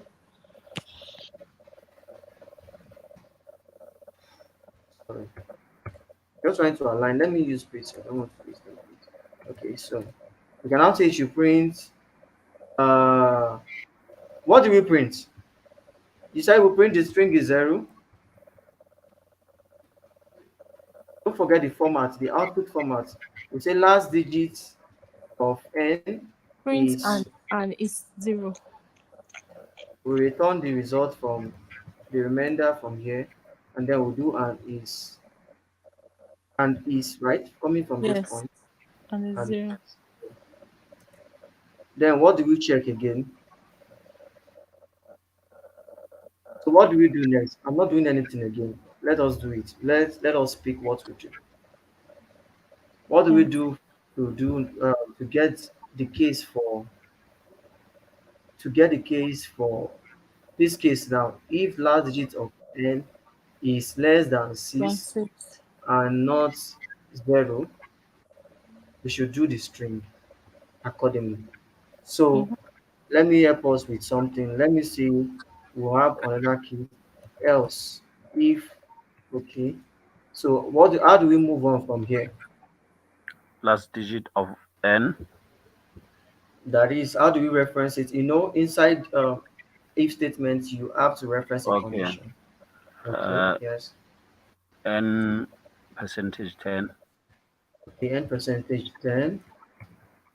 Mm-hmm. So uh, this will give us last digit. Okay. Okay. less So than the 7, Less than okay, 6. less than 6. Okay. Uh-huh. Now it's two case. We are checking if it is less than 6, and we are checking if and it is not 0. They're not Okay. equal to 0. and And what? n. Not, Not equal to. Can't we use that sign? The slash we should use this. We should use sign. Okay. And not equal to. Okay.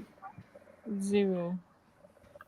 I think I think Okay. I don't know, but I think we have to say Okay. and Okay. Okay. uh, n percentage 10. Okay. No, n.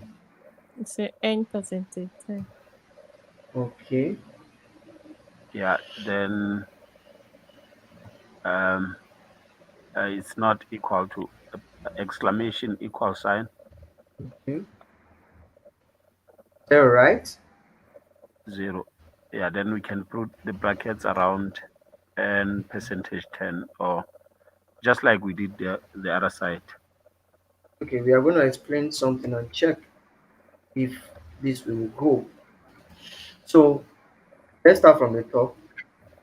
We are telling that if you check this guy, if the remainder, let's don't call it remainder now. Let's say if the last digits, okay, is greater than 5. So we already know that this logic here will give us the last digit, which is the remainder. So we are saying that if the remainder from this operation is greater than 5, print last digit of n, the random number, is now because this guy is called last digit, we already know his name. So we need to what? Reference it here. That is why we are referencing it. So we are saying last digit of n is last digit, is this guy last digit, which will return last digit, and then this string and is greater than 5. Now the next one is else if the remainder or the last digit of n is equals to 0, print this string last digit of n is this guy, which is the last digit, and is 0. Now this case now say what this case is interpreting. Now I'm going to interpret it. Is saying if the last digit of n is less than 6 and the last digit of n is not equal to 0, okay, I think, and I'm pretty sure that this will work. So this is what is saying. Else, if the last digit of n is less than 0 and the last digit of n is not equals to 0, and this is correct because I think Bisola was thinking we'll do like, yeah, thinking I would do something like Or comma.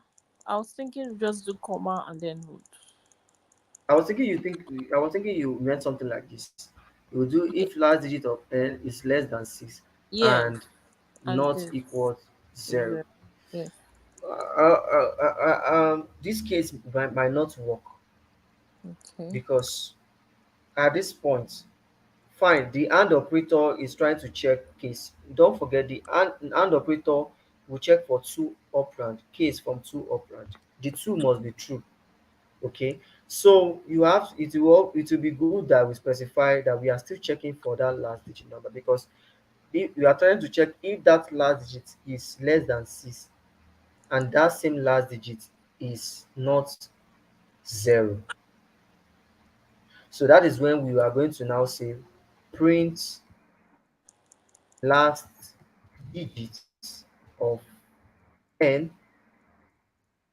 No, sorry, No. now, yes, that's what we are going to print. The format, this is it here. So that's when we are going to print last digits of and the random number is what? What do we print? What will be the output? Let me ask. Less than Let me 6 ask. and not 0. Code. So it's less than 6 and not 0. So obviously, this last pattern is just, it will just print the string, and it is dependent on the above, is dependent on the above logic. Okay. So everything should what? Everything should be followed by a new line. Every print. Okay. Guys, does this make sense? Yeah. Before we implement, any question before we implement anything? Any question? If we run through what we did from the starting point, we understood the question first. Firstly, we try to understand the output. Okay, expected output, right? Then from there, you know, coming, we are able to see something.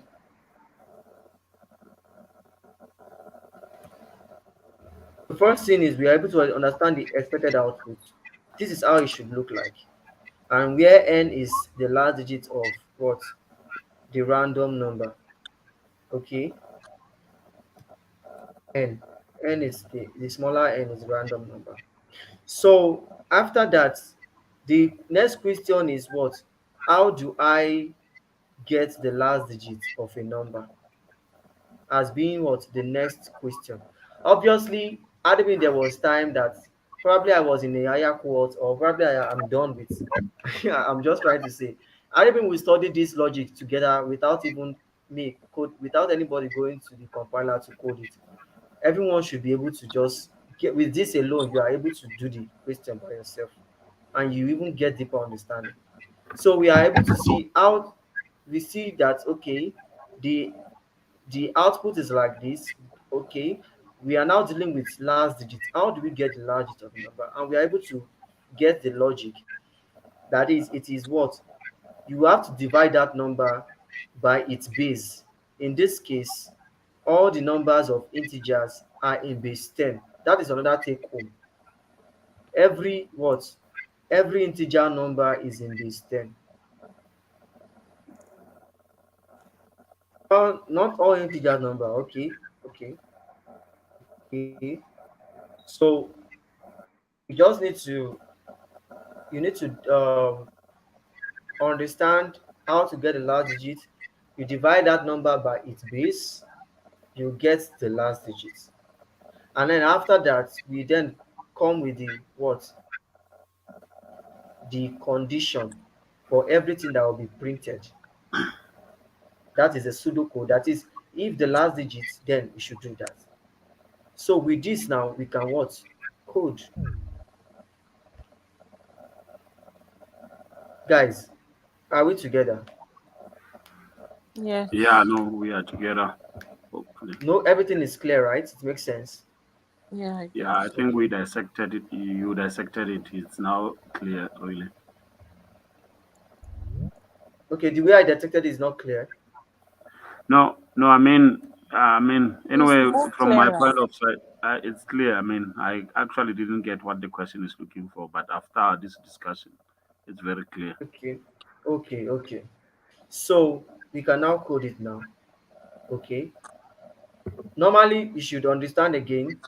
Still, we are still dealing with the random number. So the random number, you still have to use the source code.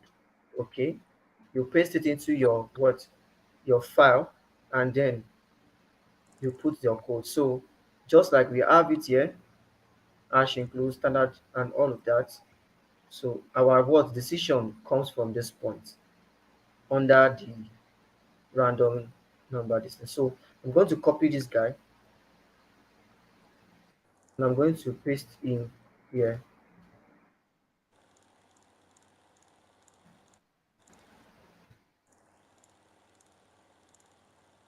So I can now what tweak my if statements based on my pseudocode logic. So I can now say if for the first case, if n modulus 10, It's greater than 5. if n, so this is, I have to put them in, so I have to group them because to avoid any error. So if n modulus 10 is what greater than the first 5. case 5, right? Yeah. Then we open a block for something to be printed. Okay, so we are now going to say print f what? Let's check our pseudocode. Last digit of n. N. So last digits of, are we going to say n? No, we need the actual value of n. So we need to reference percent %b here. Okay, so we Mm-hmm. need the actual value of n. So in this case, it's because according to the way printf works, so that's the way we format it. So we say last digit of n. Okay, so this is, assume this is already n. Then we'll now say last digit of n is, okay, last digit of n is, then we need to still return this guy so Mm. that it will what, it will do the division. So we can now say last digit of n. No, now are we going to put this guy inside here? No, because this is quotation. We cannot put the actual this guy. We cannot say like this. This will what, it will only print this guy like normal way like this. We have to what, still reference it as an integer. So percent %b, Mm. yes. And then we'll go with what? And is greater than 5. 5. So we now say and is greater than 5, followed by a new line. Never mind. If we print this guy, it is still not complete. So we now need to what, reference each of them. Then we do comma, and then what do we do? We follow from this portion. Every of the words format specifier is what we are concerned. So last digit of n. So we put from reference n here, and then is what now? Last of n is what now? We have, this is now where we put this actual guy so that it will what, printf will do the calculation and return the actual value here.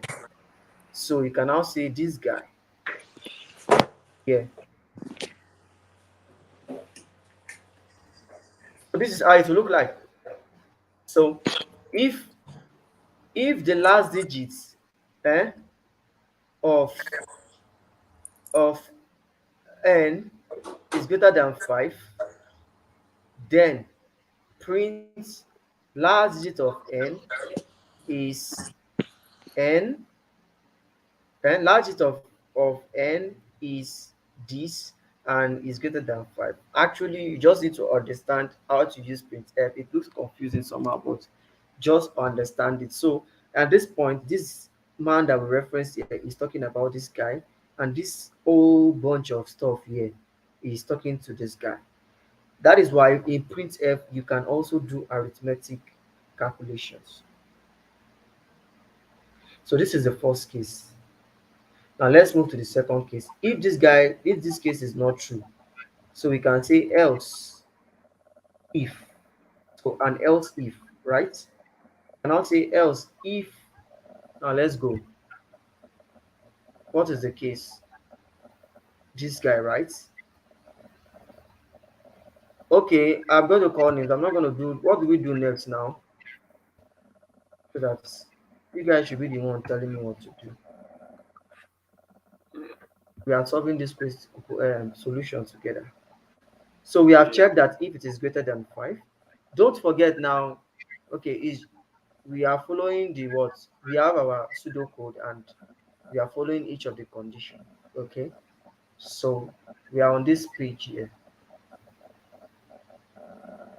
So we want to check if the last digit here now is 0. We are on this case. So we have it here. So this is, so what do we do? I don't want to just say the answer. Else, if Okay, opening bracket okay. n Mm-hmm. percentage 10 Mm-hmm. outside the bracket equals to 0 equal Okay, 0. 0. Yeah. So what is next? Okay, Ramatamo, not you again. Then what do we do next? Um, let's see, let Kemi say something. So what do we do from here? We want to check if it is 0. Then we are following this what? If the large digit is what? 0, then we should do the string.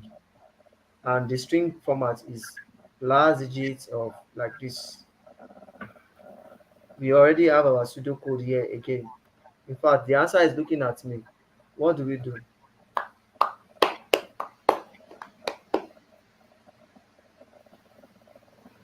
No idea, Kemi. We should move on. Please, can you take it back? Okay, okay. Oops, let me.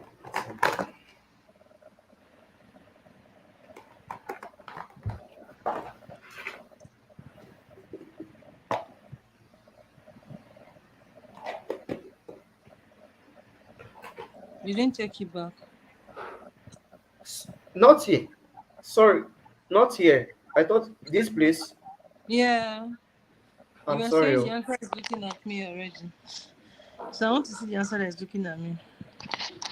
Okay.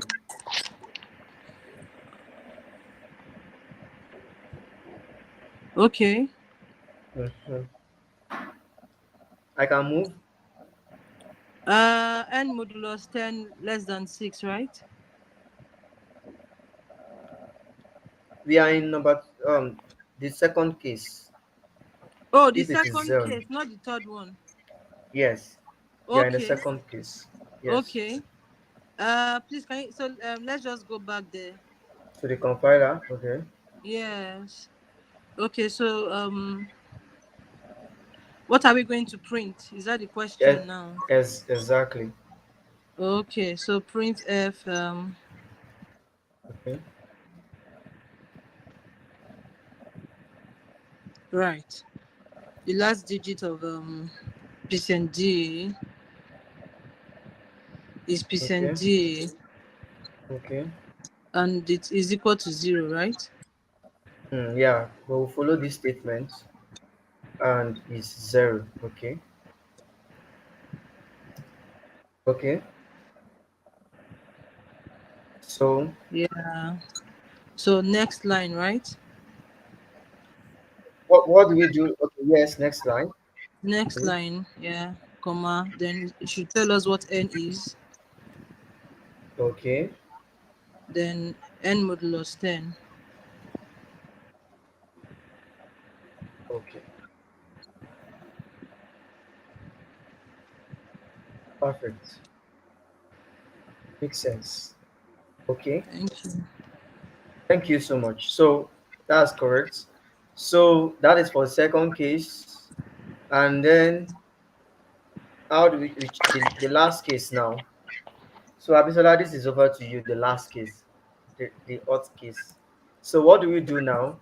How do we generate the last case? How do we write it actual code? So this is our pseudo code, and this is the format. Okay.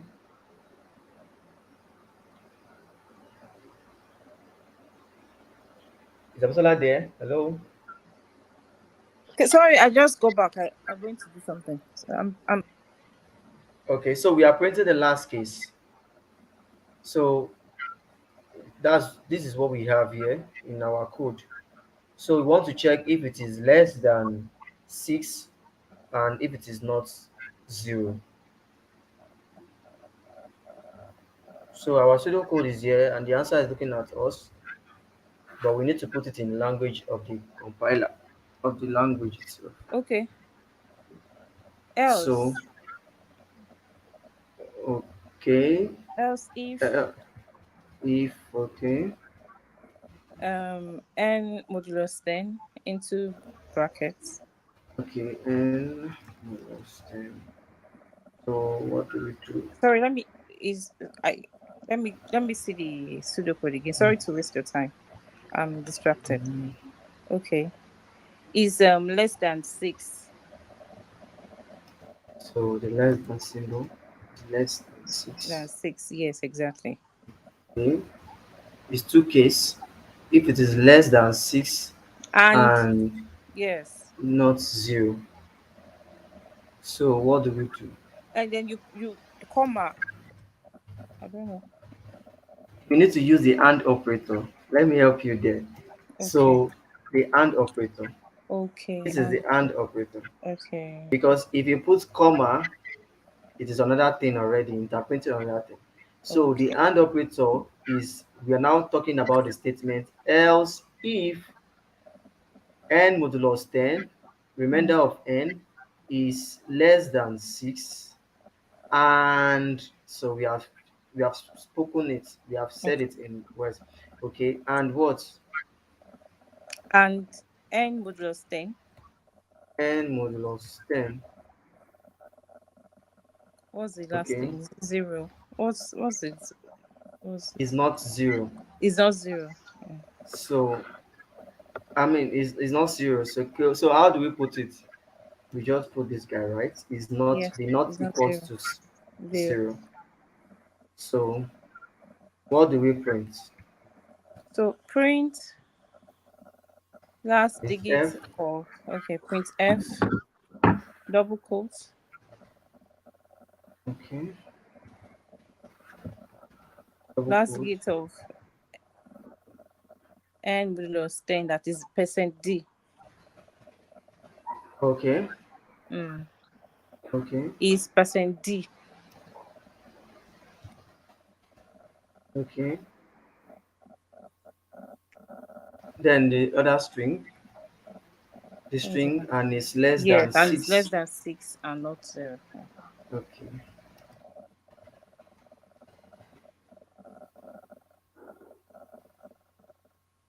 okay. So is that all? No, that's not all. Oh. Okay, so what do we New do? line, New line. Mm-hmm. then specify n, Okay, reference n. Mm-hmm. first n, sorry, and Okay, then n modulus 10 in brackets. I don't know if I'm makes right. sense. Yeah, you're right. Because that is what will give us the actual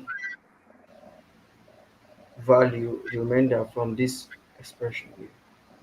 So I think we have finished up our pseudocode and everything is now making sense. We covered what they asked us to. So the output will be based on this condition, and that is what we need to take home. So in this case now, when we can we run our code now? Yeah. So if we run our code, okay, there is error somewhere. Number 30,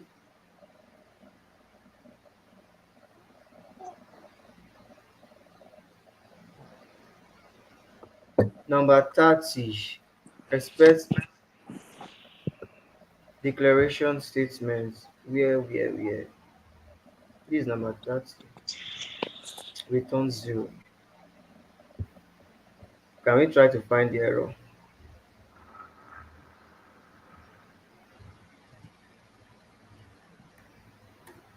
That's not actually the error. I think it is the brackets.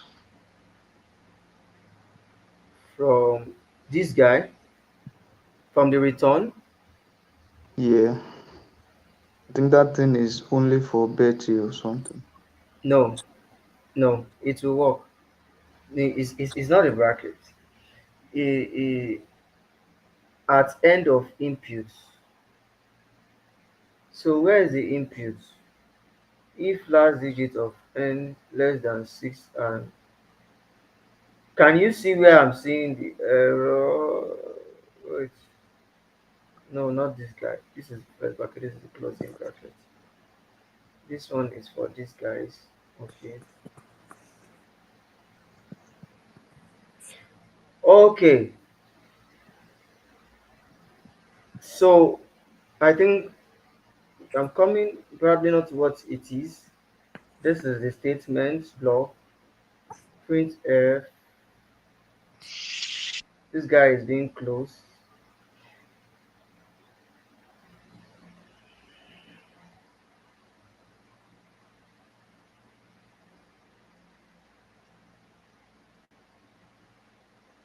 Declaration.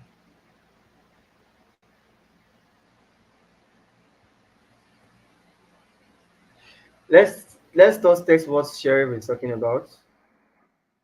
So remove this. Let's see. Can you see that it is not it? So that is one. Actually should have done that first before I said it's not it. So apologies for that. So um, then guys, let's debug. Where is the error coming from? I'm thinking of something and I'm thinking it is this guy is correct. Okay. So we already referenced the last digit of Christian D, and it is saying the error is coming from number 30. Are we supposed to close the bracket after return 0? Like, Yes. I mean, uh, the curly bracket. Okay. The curly bracket after return 0. Perfect. Perfect. Look at main. So the problem is coming from main, and he's saying the problem is from colon 30. I mean line 30, character 9. Now look at main. Starting. This is the starting quote. Look at it's even showing red already, but there is no ending from starting brace. The brace is not ending here, so that ending brace is missing. So it is fixed this way. Is it clear? Can you see now it is what?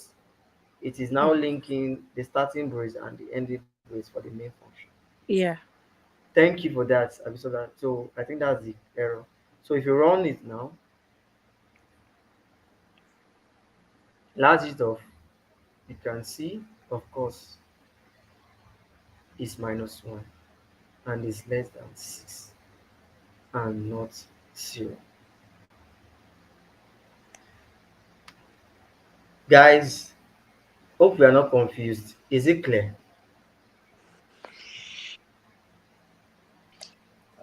It's clear. Yeah, so far so good. It's a Okay. gradual process. So let's run it again. So last digit of what? This is the n itself. Is the remainder, which is 0, and is 0. Can you see? So that is coming from this guy, which is true. Okay. So last digit of the random number is the last digit that was computed, this second guy that was referenced. Okay. And then this statement. So problem solved. Okay. Problem solved. Can you see? From this point, if it is greater than 5, so that is this point here, if last digit of n is greater than 5, so problem solved.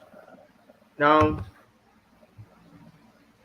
this guy is gone and we are what, good to go. Now the third one,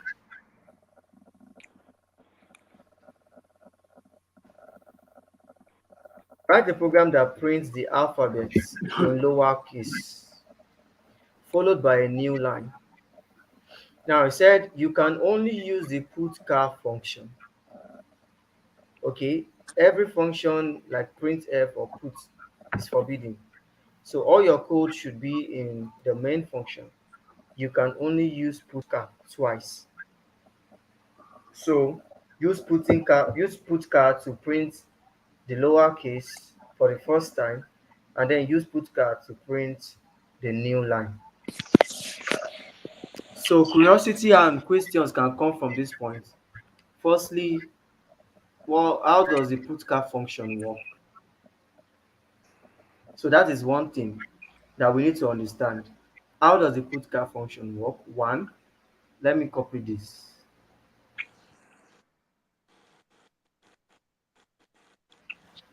So that would be what project this guy.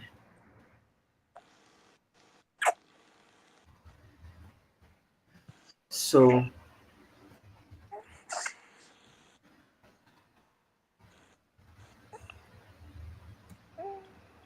so crafting logic.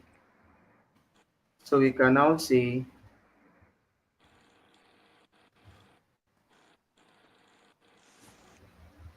number one is how does the putcar function works in the first place? This is basically what we need to first think about. So, okay, let's see question we can always ask. How does the putcar function work? One, and how can I use it to print alphabet in lowercase? So, how can I the next the next project you will be the one that will ask the logical questions. I'll not be the one to ask so that we can see how we can reason together. So I can now use putcar to print lower case or alphabet in lowercase.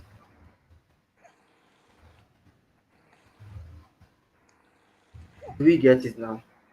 So is there another question we can ask? Let's see, let's look at the screen. From the problem, is there another question we can try to see what we need to study?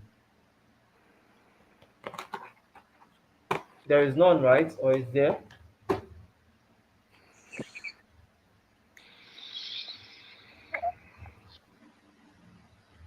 I will assume there is none with the No. silence. So how does the putcar function work? The first thing. Then how can I use putcar to print alphabet in lowercase? So the very first thing now to check how the putcar function work is to check the man page of the what putcar. So answer to number one, man page of putcar or read about putcar. Number two is from number answer one, we get answer two. Okay, so man putcar. So if I do man putcar,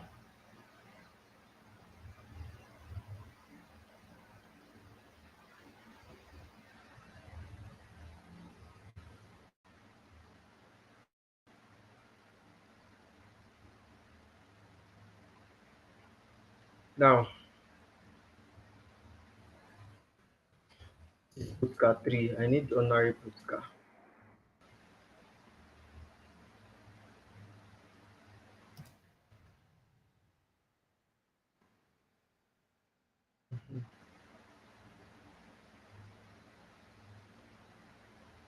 So description, okay, this is how to use it in the putcar function, and you pass what characters. Okay, so the putcar function, okay, this might not make sense. If any of this does not make sense, we can now even ask, what does the putcar function do? Because I need to know before I can use it.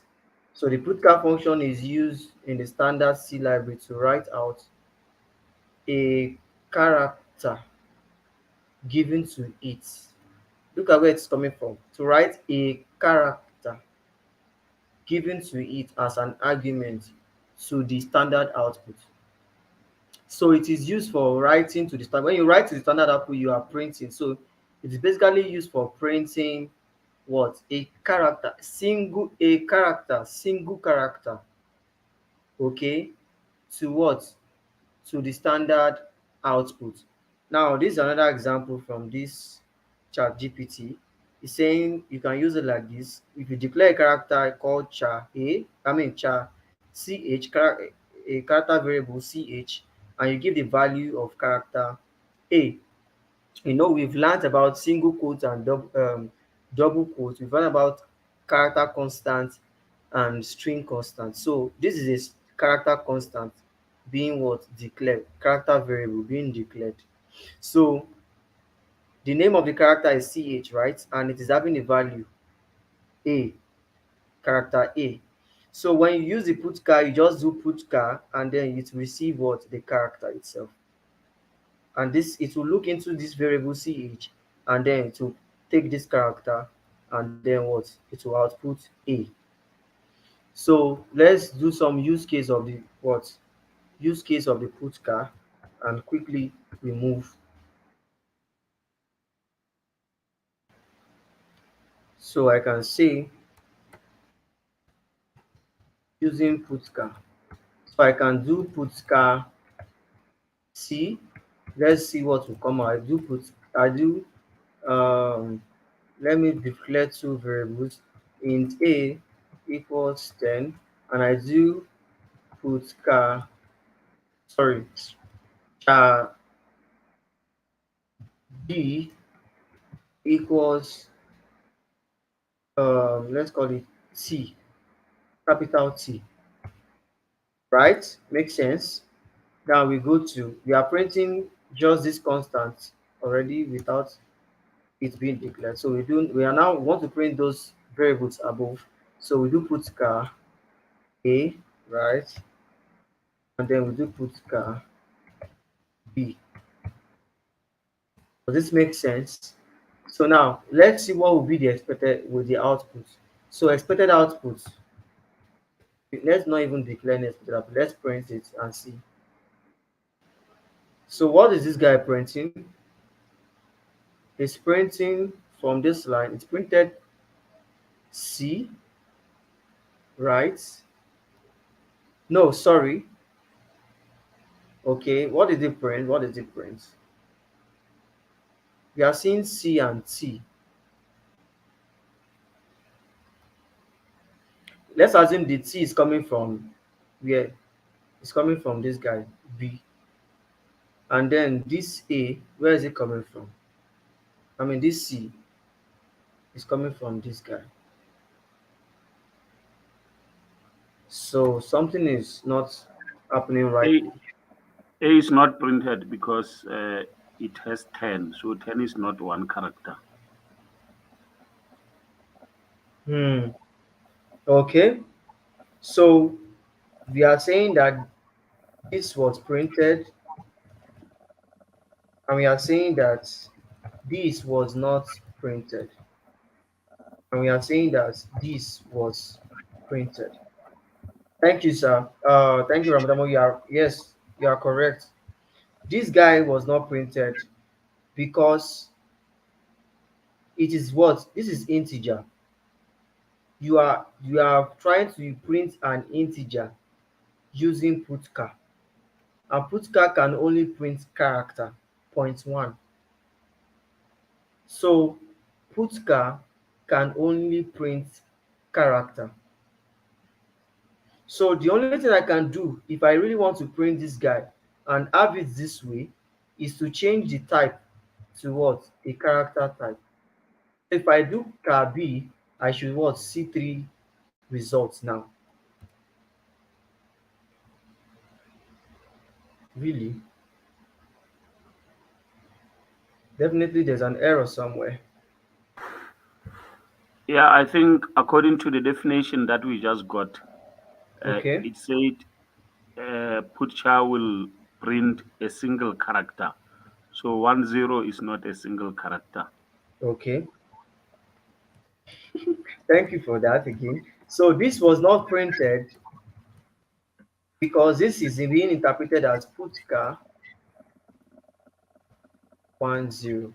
So it is retrieving what is inside here, and it is what putting it here. And putka point two, which I was able through what I did, we're able to bring out. Putka can only receive one character. So point one, through the example that I intentionally did, point one is that putka can only print character, okay, characters. Point two, putka can only print what? Single characters, okay? Or we say putka only receive one argument, okay? So that is all the logic I purposely use this example to do. So the only thing that can still make this guy to be printed is when I do something like this. So like this, it is what? Referencing it as a single what? Character. Do we get it? So if I now do this guy, it's what? It should be able to give me the output. Now, we are now having what? COT. Okay, now, guys, did we know that actually something was printed the other time? Okay, can we look up at something? Um, don't want to confuse us. If you put it this way, car A is 10, right? Let us look at the ASCII value of 10. Let's come here. Let's zoom and ASCII. I have checked. It's not it's A. It's not C.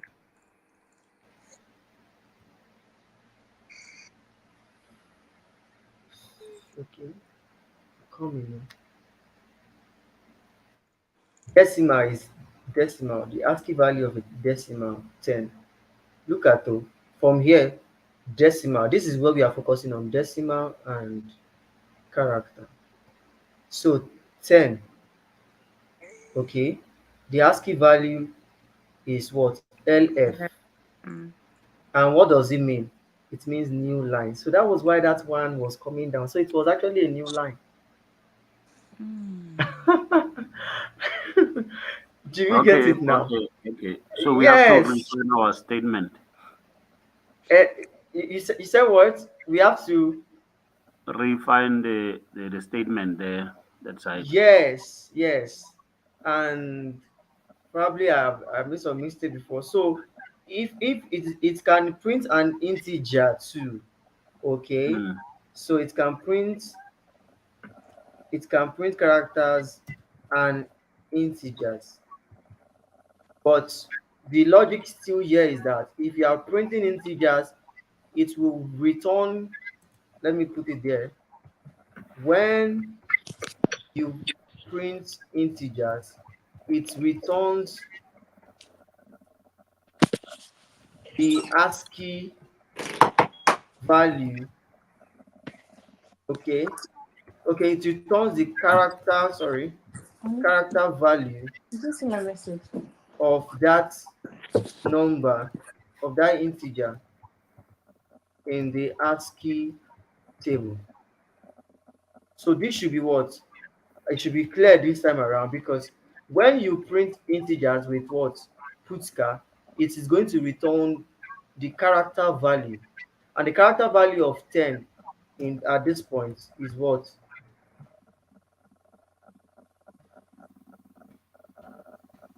A new line or new line. Okay? So it will return the character value of that integer in the ASCII table. So that was what happened why we printed and we are saying it was not printed. Actually, this was printed. Does it make sense? Yeah, it does make sense. Thank you very It, much. it makes sense now. So Mm. in this case now um we can see the use case of Putka. So Putka can actually print characters and integers. But we need to understand that when you print integers, it returns the character value of that integer in the ASCII table. Now, there is still like another explanation to still make something clear about it, because we can this guy now, this is a character. Okay, let us look closely. This is a character. This guy is a character. A is a character. The data type is a character, and it is storing what? An integer. Okay, so what is this thing doing when we run putka? It is actually returning the character value, okay, of integer 10 in the ASCII table. So you can say the above returned the character value of integer 10 in the ASCII table. But what of if we have case like int z equals 20? So in this case, what will be the result when we use putka? So let me ask the question. What will be the result when we use putka to print? I want someone to ask me, answer me with this. Uh, I don't know. I'm just thinking, but if we follow the same logic, I Okay, think it will look for the it ASCII will value look the for the ASCII value of the value, the number 20 itself, not yes, the number 20 itself. It okay, will it will print, look for yeah. It will print the same number 20 because it's an integer, not a character. Because you're asking it to print integer. okay, look closely well. What we need to understand is that basically from this definition here, we should follow It, it up. The putka function is used to write, it is mainly used for printing character. However, while was it our last class, I made us to understand that a character is just like another type of integer. That is understanding like a software engineer behind the scene. So what this guy is now saying that we can use putka to print characters, and also we can even use it to print integers. But when you print integers, it returns the character value of that integer in the ASCII table. Now, this guy is having the data type of what? An integer. So z is actually an integer and it is what? Having 20. So with what Ramatamo said, he said it will look for the ASCII value of 20, okay, and then give us a result, right? But what we had here, we said character A is 10. The above will return the character value of integer 10 in the ASCII table. Okay, let us print this guy 20. Let's see what is happening before we can decide. So I won't say anything. Let's just see. Let's see what will come out of it. So let's add a new line. Put car Z. Let's see. What is here? A what? A dot. So we have how many things printed? One, two, the new line, and C. So C is for this guy, new line is for A, and C is for B, and then that dot is for Z. Let's see, what is the value of Z first? 20. Let us look at the ASCII table and see what is 20 in a decimal. It's saying device control 4. Obviously, this is what is printed. Let's look for something we are familiar with. Let's print 50. Okay, so we change Z to be 50. What is here? 2. Let's see what is 2. Let's see 50. So decimal 50, 28, 40, 50. Does it make sense? What is the value? The character value. The ASCII character value 2. So what is the conclusion? It will still behave the same like the statement above. Or we can use what Ramotamo said. Of course, it makes sense too. So it will look for the ASCII value of 20. I think we should go with this statement as it's generalized everything, because um, however, we are always going to the ASCII table to check the value. So it is always looking for the ASCII value. So the above will always return the ASCII value. So it will return the ASCII value of what? 50. So in this case, anybody confused? I'm trying my best to just explain it in best English. Sorry for some mix up that might have come in between. But did we get the logic, guys? Yeah.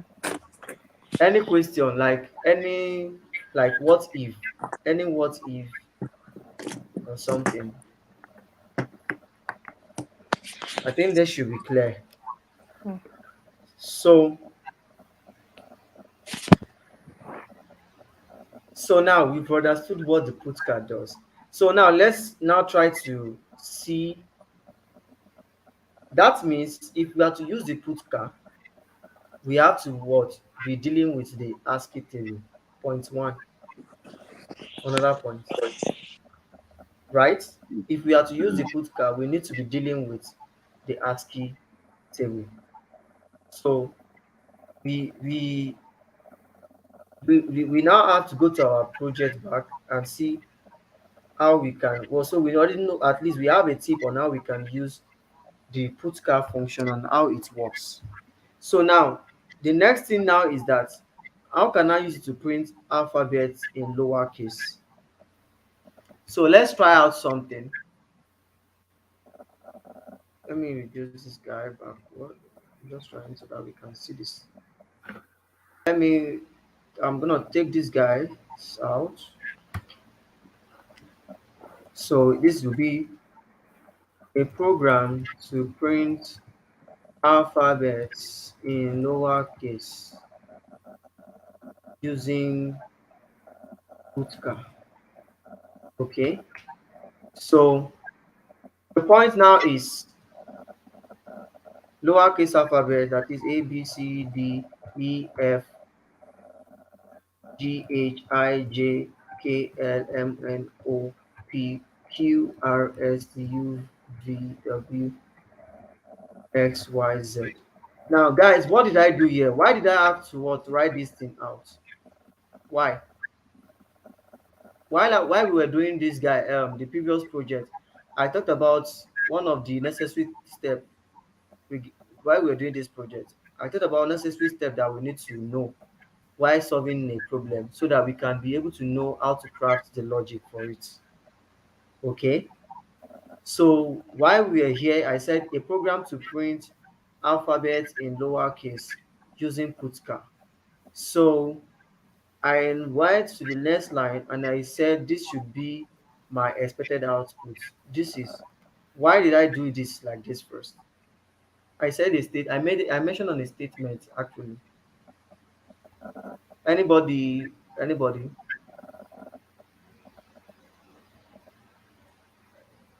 There are some basic principles I just want it to sink into us so that we can really understand some of these things. It will help to solve problem. Why did I actually just have to write this thing out first?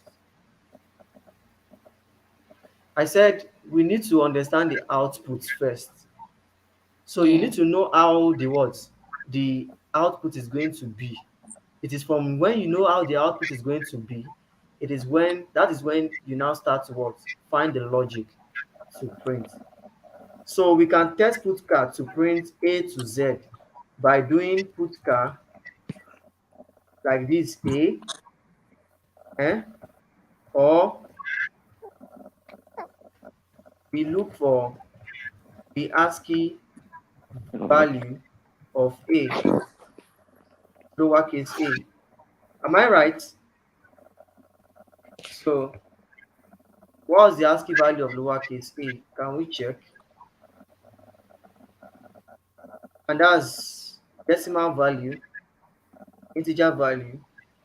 Okay, that's 97. And we can do that.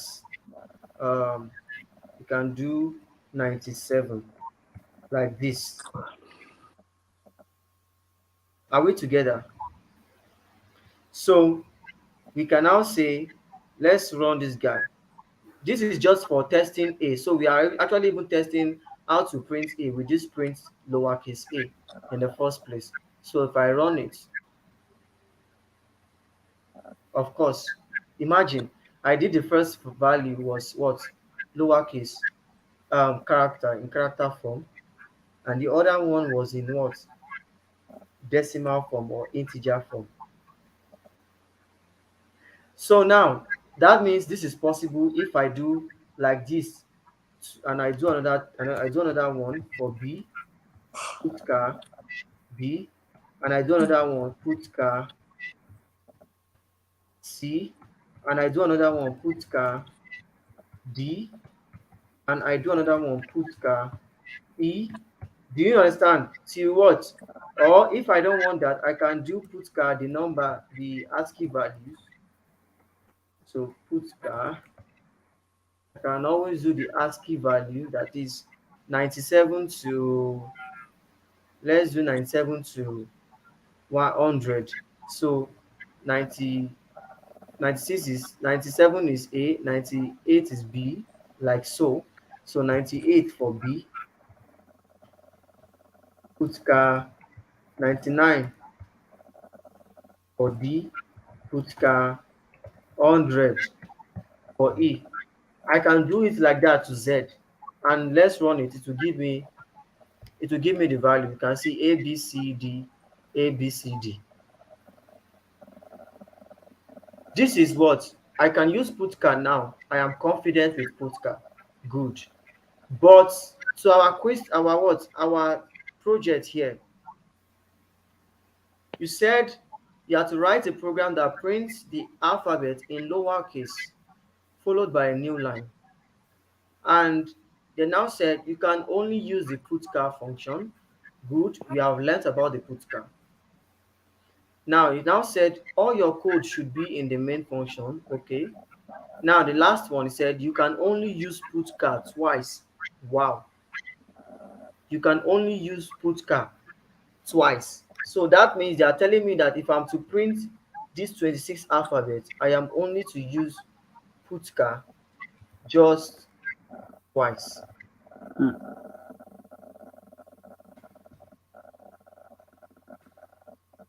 Use putcar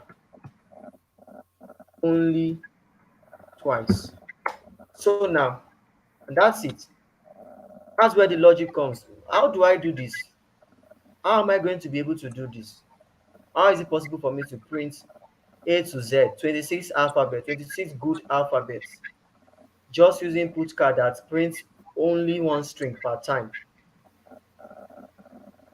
So guys, how do we do that now? Let's grab the logic. So from what we are able to establish here, if I take this guy,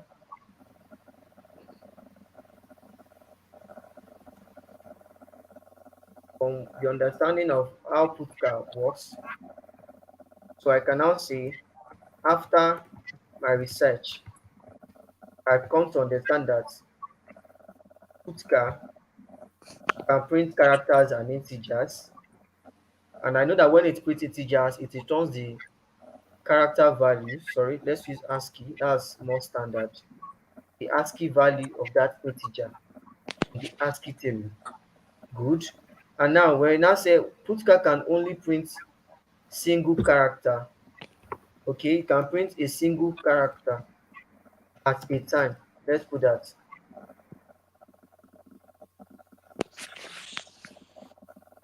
Give one argument. So question now, how do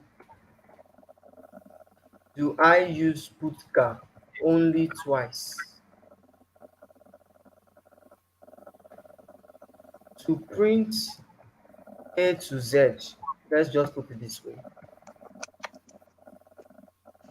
Now, let me ask a question. I don't always want to be putting the answers out. So, guys, let's think, how do we do this? And this has to be in your own best sentence, the best way of understanding. How do we do this? That is, yeah, Putka can only do Putka 1, Putka 2, Putka 3, like that. How do you use just 2 to be equals to, as if you're asking question, how can you use 2 to be equal to 26? Is it possible? So Maybe how we can can you, use it. you can I use think we what? can use repetition. Just as lesson, the repetition. I like that word. That was what I was looking for. Repetition, because obviously doing Putka, whatever, Putka, another one, and like that, probably not one is inside, probably something else. As long as it is, the system here is that Putka is printing single argument, Putka print another single argument, like so, whatever how many times we put it. It is what? Repetition is happening here. So in that case, we need to now go to what? From above, we be able to understand. From above, we now understand that repetition will help us get the logic. So the next thing is now what? How can we do repetition in our programming language? Okay. So next question will be, how can I do repetition in C, my current programming language, like this?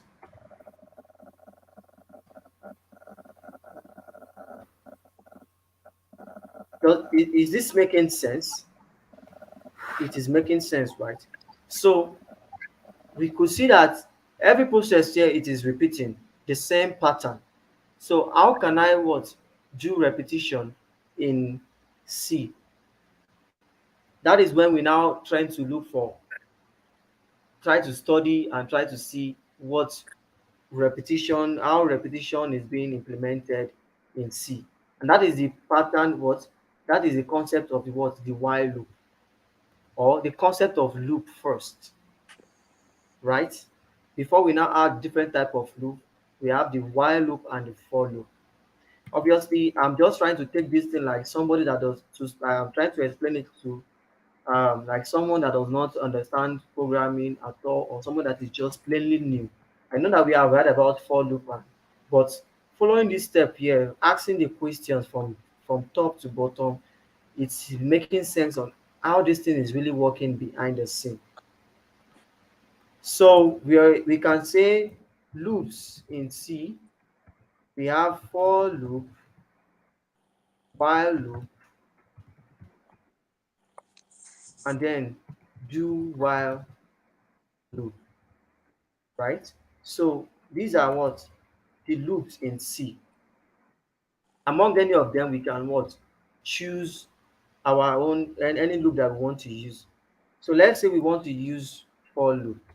So I want to use for loop for this. That is when you need to what? Check how does for loop look like. We don't have time. So this is the basic structure of the for loop. So for let me write it before I start putting it. So structure of the let me start it. Structure of the for loop. Can we see an image? Mm, mm, mm, mm. I'm not looking for the diagram. It's a syntax of the for.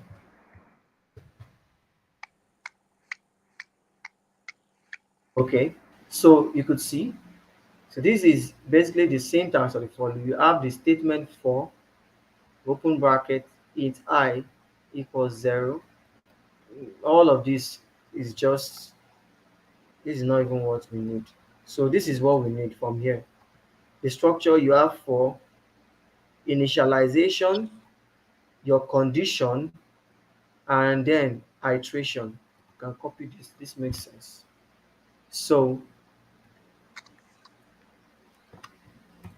syntax of the for loop. So we have the for statement. You need something to initialize the repetition. That is what this thing means. Then you need a condition that must be true so that the repetition can continue and the repetition can stop while what this condition is false. So there must be something to start. Okay, there must be something we have a starting point. Okay, and then this will be the condition to make what the repetition continues. Okay, and then this will be what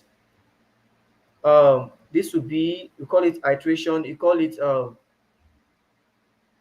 how you keep increasing. I really don't like the word here. So you call it initialization, condition, and then updates. Call it updates. Okay.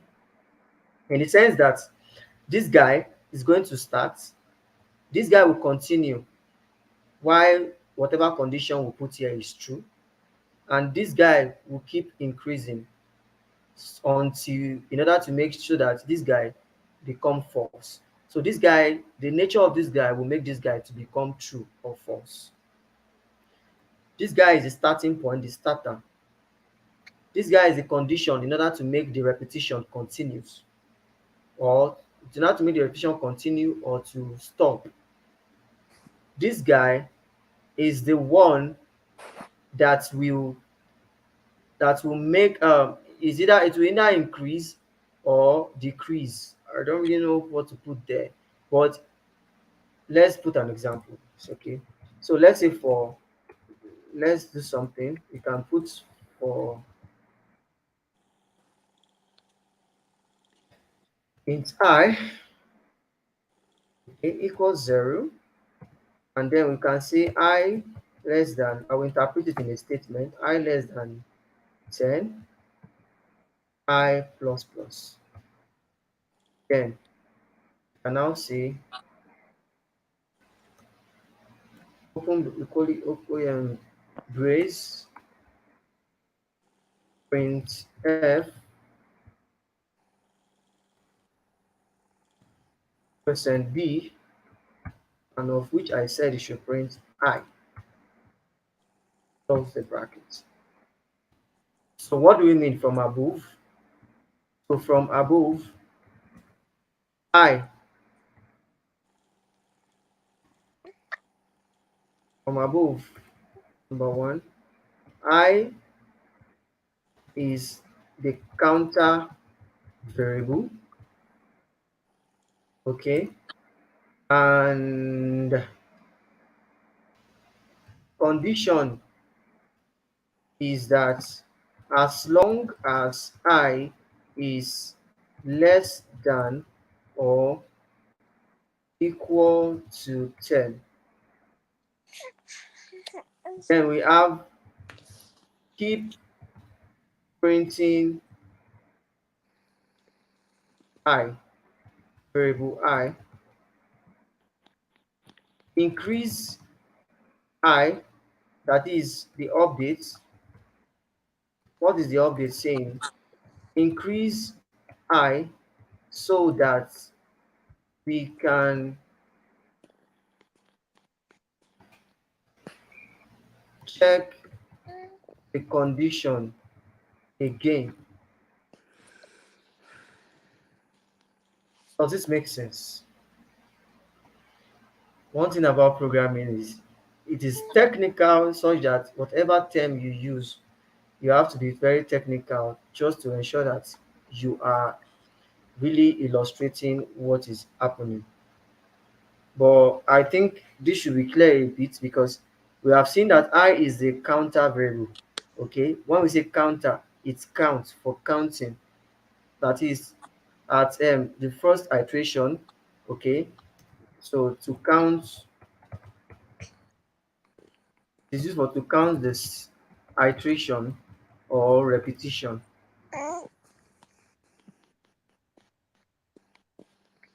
So this should be clear and make sense. So I is a counter variable to count the iteration or the repetition, and also condition that we are putting here is that as long as I is what, the I is less than or equal to 10. This is according to this loop that is here. That is, as long as I remains um, lesser or even if it become equals to 10, you should what? You should keep printing variable variable I, and then update means increase I so that we can check the condition again. So expected output will be like explaining this logic more rather. Okay, explaining the logic more will be firstly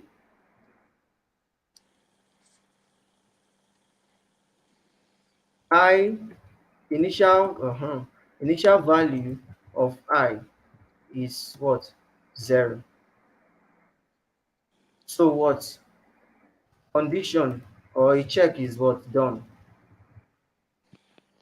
is I less than or equal to 10.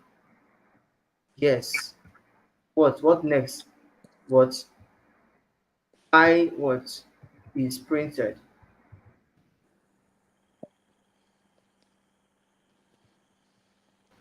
is printed. Then I is increased by 1, which is equals to I plus plus. Same as what? I equals I plus 1. Okay. Same. Okay, I equals I plus 1, which is what? 0 equals 0. Okay, sorry. I equals 0 plus 1. Believe all this behind the scenes is clear, getting clear. So at that point, so at this point, I is now 1. So another check is what's done, right? So is I less than or equal to 10? of which is what in bracket we are saying is 1 less than or equal to 10. So what is it going to do? Yes, what I is printed again, and what this continues like that, like that. Let's say now, let's say when I,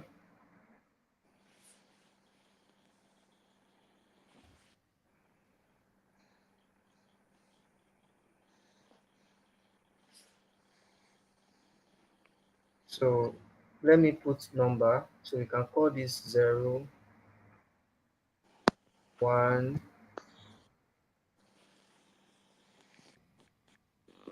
I'll call this line 1, okay. So you can call this line 2, and call this line 3. So you can call this line 4, I call this line 5, you can call this line 6. So what will happen from here at this number 7 step, what is repeated? Step, step what will be repeated from here now? Step 3 to what? Step 3 is repeated.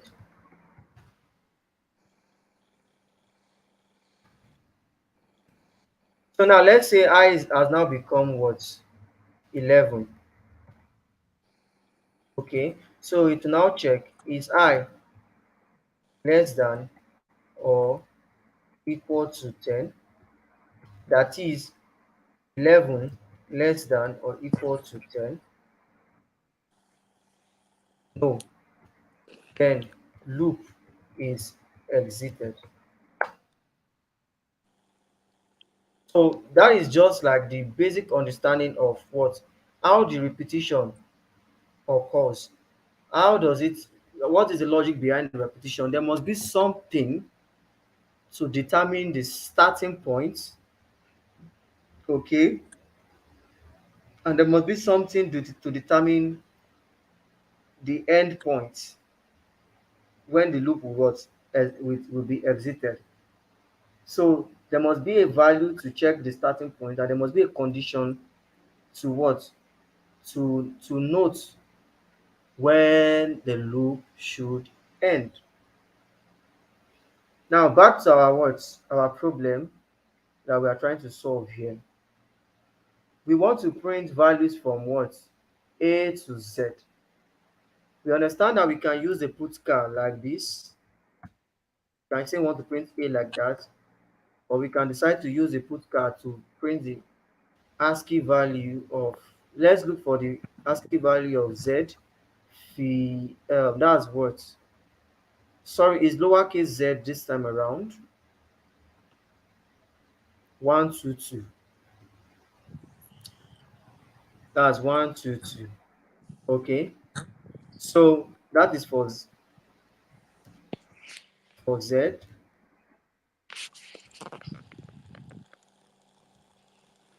right? And this guy, we can still decide to print Z this way, and we can decide to print A, lowercase a 97. We can decide to print it this way. So 97, Mike.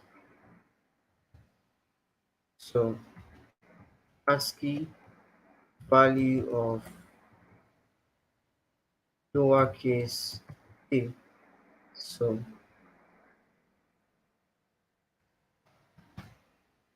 right. So that means from A to Z, there is a range, okay? There is a start and there is an end. Let me don't say anything. So what do we do, guys? What can we do? We can since this put char variable now, I mean function, it allows us to print number, okay, and then return the ASCII value of that number, and also it allows us to print letters and also characters. And also we've understood behind the scene that a character is just like another type of integer. Okay, so that means iteration is possible in what? In characters, moving from one character to another, to another, to another, to another. Iteration is possible. We can loop through characters. Okay, so in that case, what do we do from here? To use putchar, a single putchar that is going to print from A to Z. What logic can we do? What can we really do? So what logic can we craft?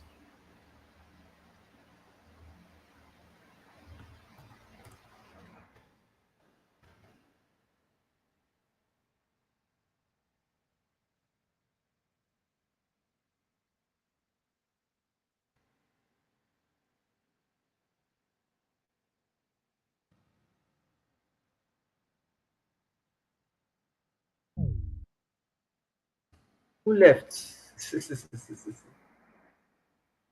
Okay, that's Abisola. Okay,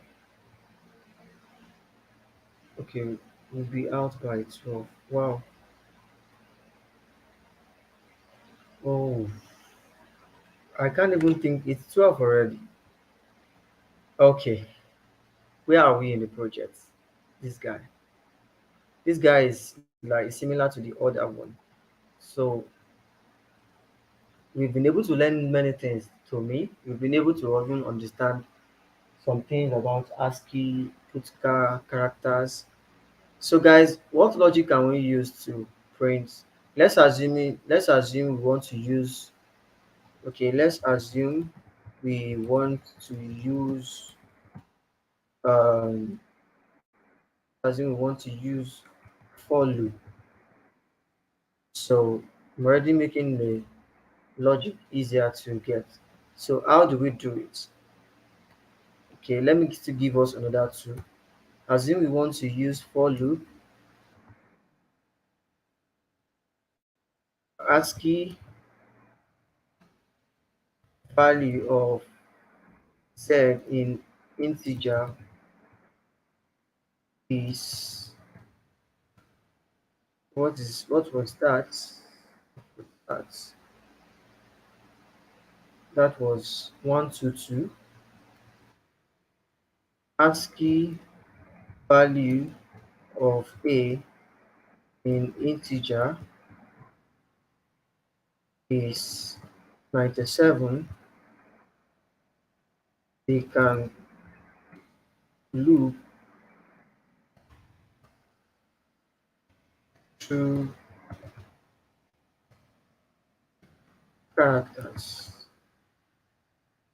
Okay, so A to Z this time around.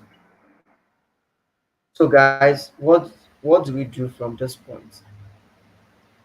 I've given us almost all the tools that can really help us to get something. So assuming we are using the for loop, of which we understood the structure of the for loop.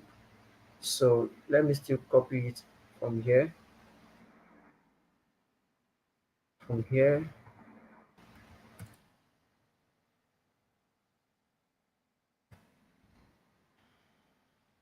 Okay,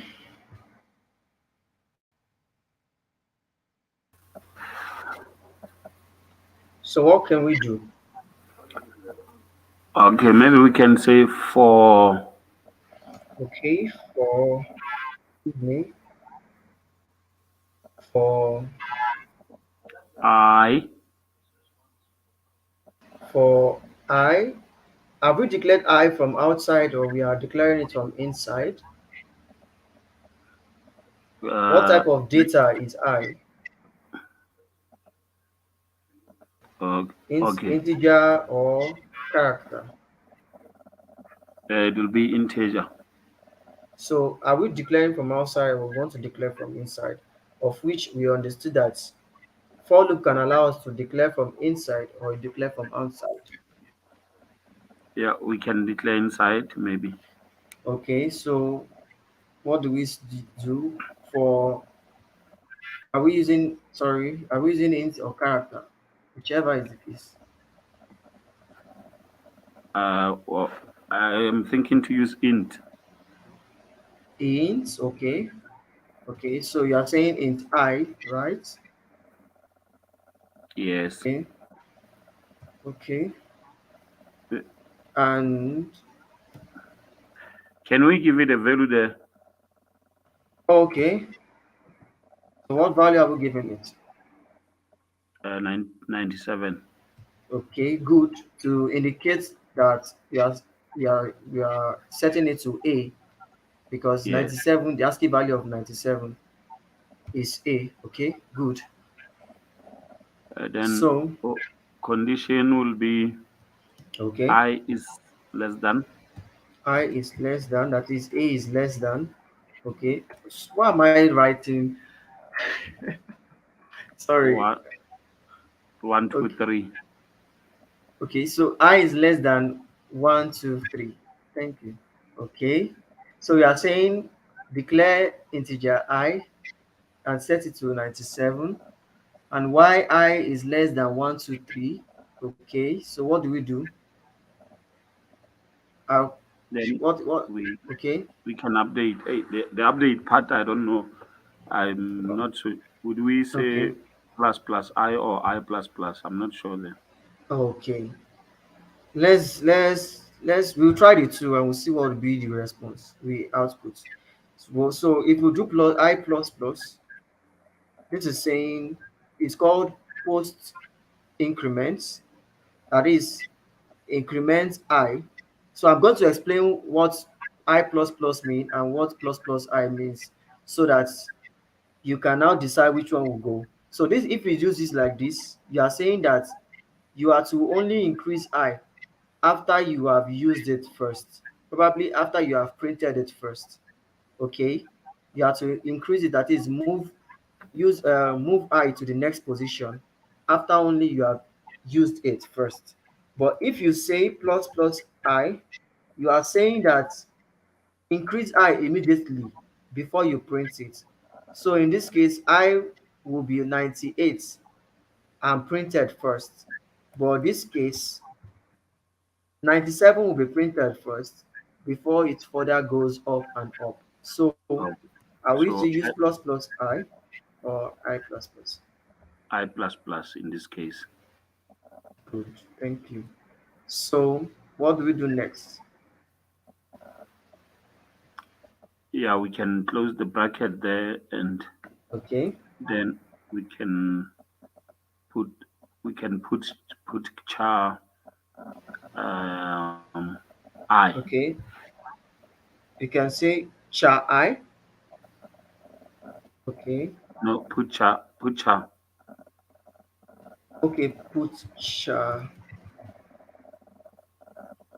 I.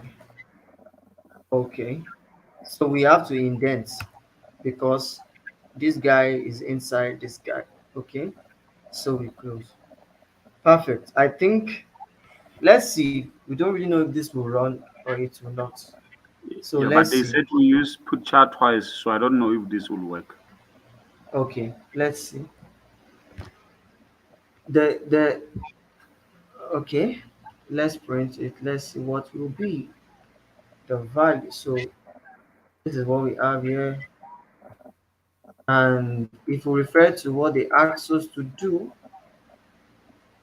they said you can only use the put char function. Okay, all your code should be in the main function, and you can only use putchar twice in your code. So they don't even know what we are to use it for. But whatever they said, you can only use putchar. But if you must use it in your code, it is only 2 times. So whatever thing you want to use it for, it is up to you. Do you get? But what matter most is that you must use your program should print the alphabet lowercase from A to Z, followed by a new line. So we've only used putchar once here now. And should we run it? Let's run it. And yes, it printed what? From A to Z. So what is the second putcar going to do? Because it has really just given us the value from A to Z. So what is the second putcar going to do for us? What does it need to do? Let's see what our output is meant to be. The program is to what? Print the alphabet in lowercase, followed by a new line. Okay, okay, okay. All right. So the other picture will print the new line. Okay. Perfect. That's it. So we have to now say putcar. Now, where will you print the new line? Inside the function, the loop, let's assume we open a brace here. Okay. And before that, this is the expected output they want us to what have, of which similarly, if you look at this guy, it is like it, and of course we are correct. So if we are using putcar to print a new line, is it going to be like this? What do we think? Should we just, in fact, how do we print new line first in put with using putcar? Probably that should be the first question. Then We where do we can use it? Okay. the new line Uh, maybe we can print 10 because we saw that 10 is the new line. there's a new line, and we can to just be um to be specific, we can check up the ASCII value of new line. So we can either print 10 or we can print this guy. That is what it means. So we can either decide to print 10 or we decide to print this value. So good. Okay. We already know how to use putcar to print a new line. So where will it be? Is it inside here or here? Or we should test it? Uh, Because whatever we print now is going to be, let's say we say here.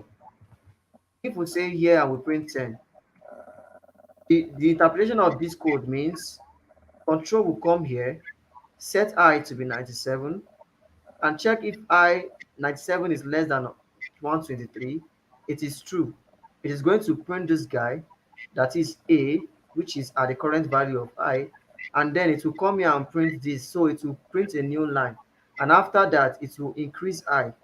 And then what? Check again. So it is going to print something like this. A, then I'll just put this guy as the word new line, right? Then it will move up, increase I, 98 less than 123. Yes. What? It will print I at that position, 98. That is B. So it will what? Print like this. And then what? After that, print this new line. So it will now be this way. New line. So if we use this guy like this will be the what? This will be the output. This is how it will look like. So, and this is not the way they want us to print it. They want us to everything to be on one line together in this format. Now, what will be the solution?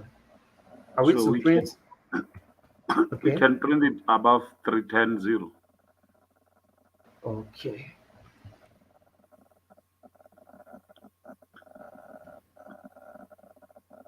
Perfect.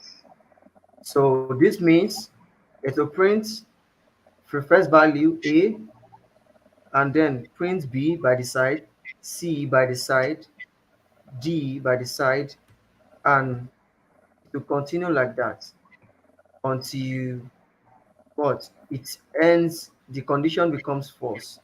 It will what? Get out of the loop and then what? Print this new line and end the code. So if you run this guy, so this is correct. And that is the answer. I don't know if all of this makes sense from top to bottom and everything. How we are able to get the logic, how does putcar function work, How can I use putcar to print alphabets in lowercase? Okay, so after research, I was able to understand that putcar can print characters and integers. But when you print integers, it returns the ASCII value of that integer in the ASCII table. Now, the next thing is that you can only, they said, when you are using putcar, you can only print a single character at a time. Or what it means is that putcar only receive one argument. So the point now is, how do I use putcar to print A to Z with a new line? Man, get Chibi. Man, warm everything. Sorry, with a new line. So we are able to establish the fact that for since the printing will be putcar, print, print, print, it will be repeated. We're able to establish that what we need to use loop, and or there are different type of loop. We have for loop, we have while loop, and we have do while loop. So I'm just going to run through this. Let's say we want to print this same thing using a while loop. So using a while loop. So structure of the while loop or syntax of the while loop. Let me call it structure and syntax of the while loop. So number one is that we counter, okay. Then number two is that we have the condition, and then number three is what? Body of code, and number four is um increase update counter. So what does this mean? This is structure while condition, okay. Sorry, counter first. Let's say int I equals 0. Okay, you can now say while condition print this, then updates I. That is the structure of the while loops. So we can now, let's test something. Let's say a code to print lowercase a to z. So we can now say int, this time around, from our what? Our for loop, I is what? It let's use j. In j equals 97, right? And we can now say while j is as if we are doing the same thing but different format. So we can say while j is less than what? 1, 2, 3. Okay. So what does it do? According to the structure of the while loop, we can now say do this thing. So, and what do we want it to do? We say print. This might literally not be do print. You can say do this. So at this case, you can say put car what j at every position, and then we want to increase j, and we'll do j plus plus, or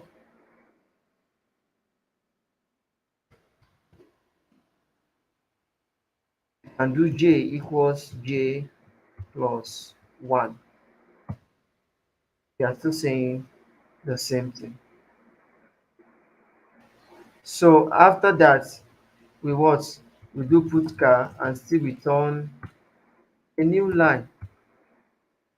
And this time around, I want to use this value, this character value. Okay. So in this case, it's going to what? Do this. It's going to run through, set I to be 97, and then the while loop will what? We get the fact that there's a variable called j, and what? At the initial value of j, 97, it will now check the condition. So this guy is a loop that what? That's based on condition given to it. Okay, so just like similarly to the for loop, to check if j is less than 1, 2, 3, If the condition is true, it will enter through what? This block and then execute this code, put car J, and then it will what? Execute this one, increment what? Increment J.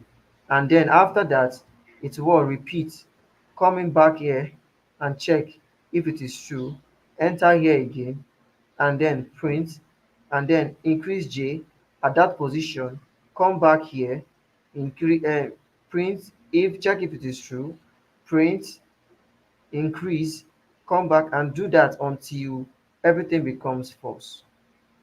So if we run this, okay, there's error somewhere. This place where I was trying to um, illustrate the structure. So pick this out too. So we can run this guy. And can you see, guys?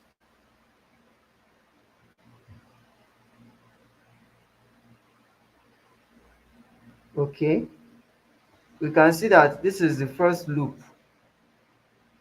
and this is the second one, and it is joining because we have actually two new lines. This is the first one and this one is from the for loop. So let me take it up.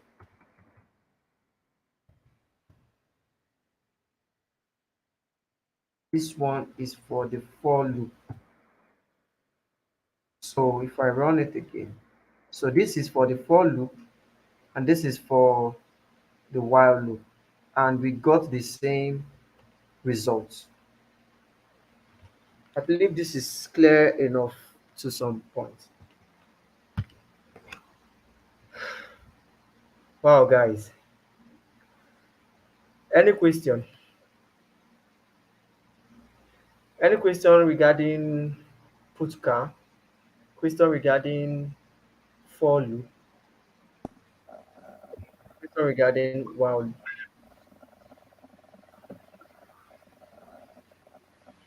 Remember from um, our logic here, we decided to use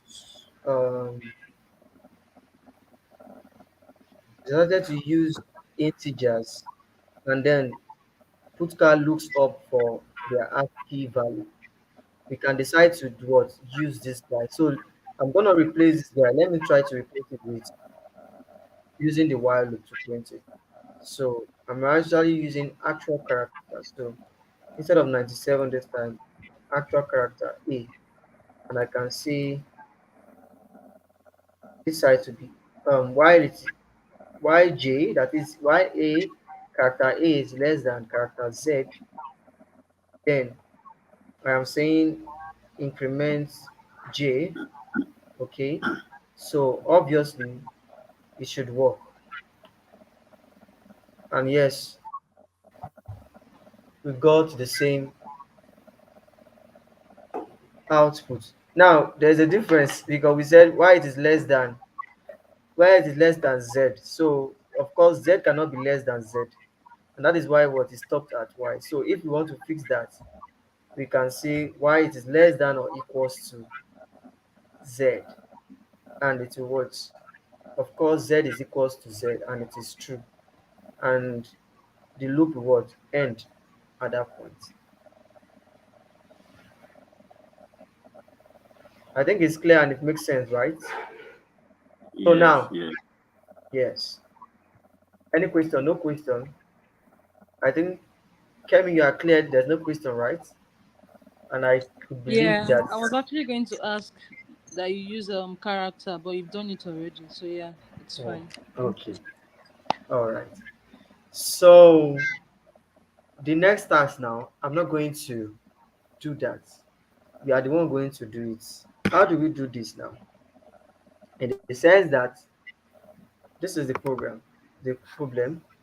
The program should print the alphabet in lowercase and then in uppercase, then followed by a new line. We are being told that we can only use the putka as usual. So we are still on the subject matter putka. Now it's now saying that all your code should be in the main function, normal. And then the last one, you can only use put car three times. So this time we can only use the put car three times.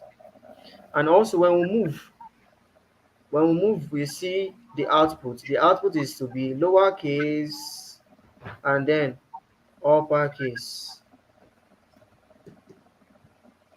So the previous time we are told that we can only use put car two times.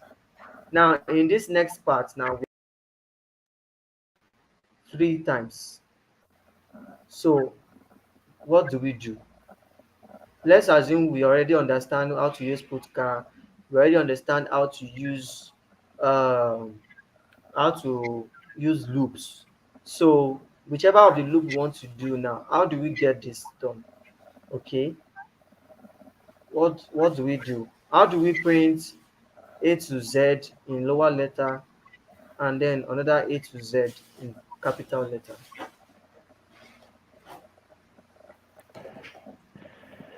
Ayo, sorry. So guys, Please, can you scroll down? okay, okay. Okay, so I think we can leave this int. Oh. Oh, We can leave this one that the small letter we have that already. So we can just have another while loop after immediately after the closing braces. okay, we can have another while loop. Yes. And sorry, I need to fix something. Apologies. Okay. This guy should be car in a normal day. I think Right. compiler Yeah. might return error. So, mhm. Okay, we should Yeah. add a while loop. No, no, no, no, no. You've already Okay, closed it. Open another down, while loop. Yes, another while loop here. down here. Okay, while. Yeah. So we can now use capital letter now this time around. Or we can Oh, use another variable while upper, like open bracket, close bracket. Declare okay, this while upper. Oh, but before this while loop now, okay, up where we have car J, okay, character J, yeah, we can have the okay. capital letter too. So we just is it initialize or declare? Declare initialize. All right. So we Okay, can say we can put okay, upper, okay, yeah, equals capital letter A, character. okay, Yeah. okay, So we can just repeat what we did here for the small letter. So while open okay, braces upper less than or equal to capital letter Z. okay. Yeah. So Like this, open right? braces. Yeah. Okay, So put car is going to be upper now. okay, Yeah. Semicolon. Right. So we repeat the loop. Then we'll now go to the return. okay. So we are going to. Are we going to leave it like this? This No, no, no. is. You're supposed to increment. I'm Okay, following I you. thought you did that already. I'm a Yeah. computer. I'm following your instruction now. Oh, Okay. you're following my instruction. Okay, Mm, increment. Yes, uh, upper plus plus. Perfect. Yeah. okay. So you So, come. Yeah. So I think we are good. So the put car is the one that will put the next line, right? So it's going to print the okay. small letter A, then A to Z. Then it's going to print the capital letter A to Z. Okay. So we have how many put car here? One, Three. two, Then three. this. Yes, but remove the P. Okay. Yeah. So Okay. So let's see. wait. Oh, you didn't put equal to. It should be upper less than or Okay. equal to Z. Perfect. Okay. Uh, yeah, So let's run it right. yeah. Okay. All right, we're good. Okay, Okay. nice. It Okay, so now worked. my question would be, if we were Okay. to use the ASCII value, right? Do we Yes. have ASCII value too for capital A to Z? We should. Yes. All right. I'm sorry, I didn't follow. I was busy, so I Okay. will This is go it. through. Yes. So this is the ASCII value. Okay, I Yeah. can't even see your screen anymore. Really, Yeah, just now. you should be back. Okay, yes, it's back now. Thank you. So this is Active value of capital Z, 90. Oh, so we could have just done like this one was 97. So the other one would have been 90. 90 is for Z.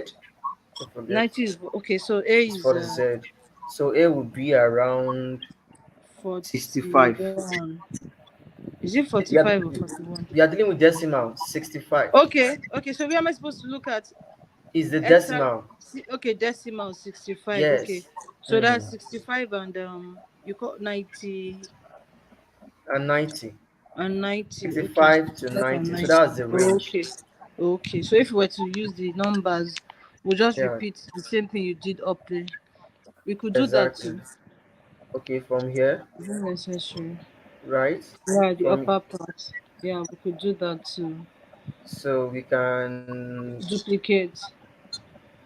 okay.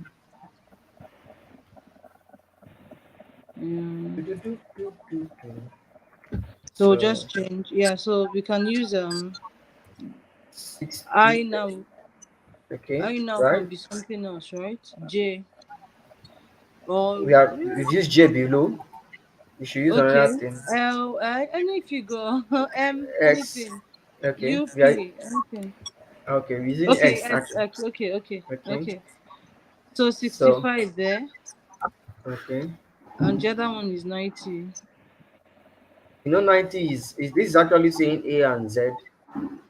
Yeah, Okay, so okay, let's run it, and then we I'm have what? coming now. You've not put the put car should be X.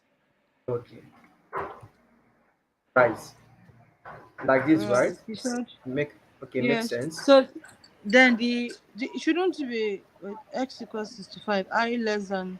So that should be 91 then. Car, This nice one. 90 is Z. Okay, perfect, good. Or So you can now use less than or equal to there. okay, I like that. Mm. Okay, so are we good to go? No, you wrote 9, not 90. 91 rather. Okay, yeah, 90. 90 is yes, correct. 90 is correct. Thank you. I'm just trying to pull legs. Okay, All so we are right. good to go, right? Yeah, so but this Okay, put card is printing 10. it's for the new line. The new okay. New Mm. line. All right. So So we are it good. looks up the ASCII value of 10, Okay. which is equals Thank to you. Next line. new new line. New line. New line. So we should run it, right? Yeah. Yeah. It says Oh, some there's an error error. somewhere. X equals Okay, I didn't check this one. 65. I'm supposed to check. I'm supposed to Okay, change it to okay. X. Oh, You I can didn't see even see that. Yeah. saying that you can't find. Okay, so if Yeah, I X equals 65. okay, One. so okay, we got our error in the sense that what is our error? Look at the first one is coming from the for loop above this guy, and What did you then say? The first one is this one is coming from this guy, and this one is coming from our guy, the mm, capital letter. So We why don't is it need not to on the line here? put chart. The first put chart 10 is not This guy, needed. we don't need it. Did you get it, Kemi? I'm So sorry, I it is didn't see your screen. I'm using my phone, so oh the display. Okay, so okay. yes, I can see it now. So this guy, this new line here. So we Yes. are having like two new line. Okay. One, two. So Oh, if it should be our put car is one. even four already, yes. So at It that should point be we need to one. remove it. So, Oh yes, it should be one. Yeah, so it is perfect. It now should be worth one. it. Yeah, perfect. Okay. So guys, we obviously if you do like this, we got the tax. In fact, because the checker is actually concerned about the output. One, it must be as is the example. Two, the checker is concerned that how many put card did you use? One, two, three. I mean three, as in what? As regards the while loop, and also if you choose to use the for loop, how many put card did you use? One, two, three. So the checker checked your output versus the number of putka. But guys, don't you think that there's repetition here? Because we did put for loop here, we repeated another for loop here. Meanwhile, for loop itself is meant for repetition. So is it not possible for we to just merge the for loop into one, or merge the while loop into one, instead of printing duplicating for loop? Because one of the standard that we need to look out for programming ethics is that you should keep your code dry. That is, don't repeat yourself. That is what dry means. Dry means don't repeat yourself. So we have Okay. repeated while loop that is doing the same thing. Yeah. Why can't we just incorporate it into Logical one? operators. Perfect. So I just add logical operator. Let me assume I don't know what you are saying. Can you just tell me how to do it? Exactly. I Okay. want to be explicit. I'm just Mm, thinking, right? Yeah. So mm. where we have the first wow, since we've already declared the character J and character upper. Okay. So while J less than or equal to Z, small letter Z, we can now have another bracket. We put this ampersand sign and The a and logical operator. Good. operator. Yes, Okay. and then we can now Mm-hmm. have upper less than or equal to capital Z. So I think my fear now would be okay. There shouldn't be any fear actually. Yeah, capital Z. Okay. So If there is any fear, we should group this guy because they are like a body on their own. Do you see what yeah, I did? yes, So yes. grouping them, Bracket yes. If you group them with the bracket, it makes them separate. become Yeah. one. No, so my fear is not even there. My fear is the printing of the put car. Okay. No, no. Let's see. Let's try out. Let's try. What Okay. do we do? Since we are using this guy here, so we can Yes. take off this one. Let me Yes. comment it out.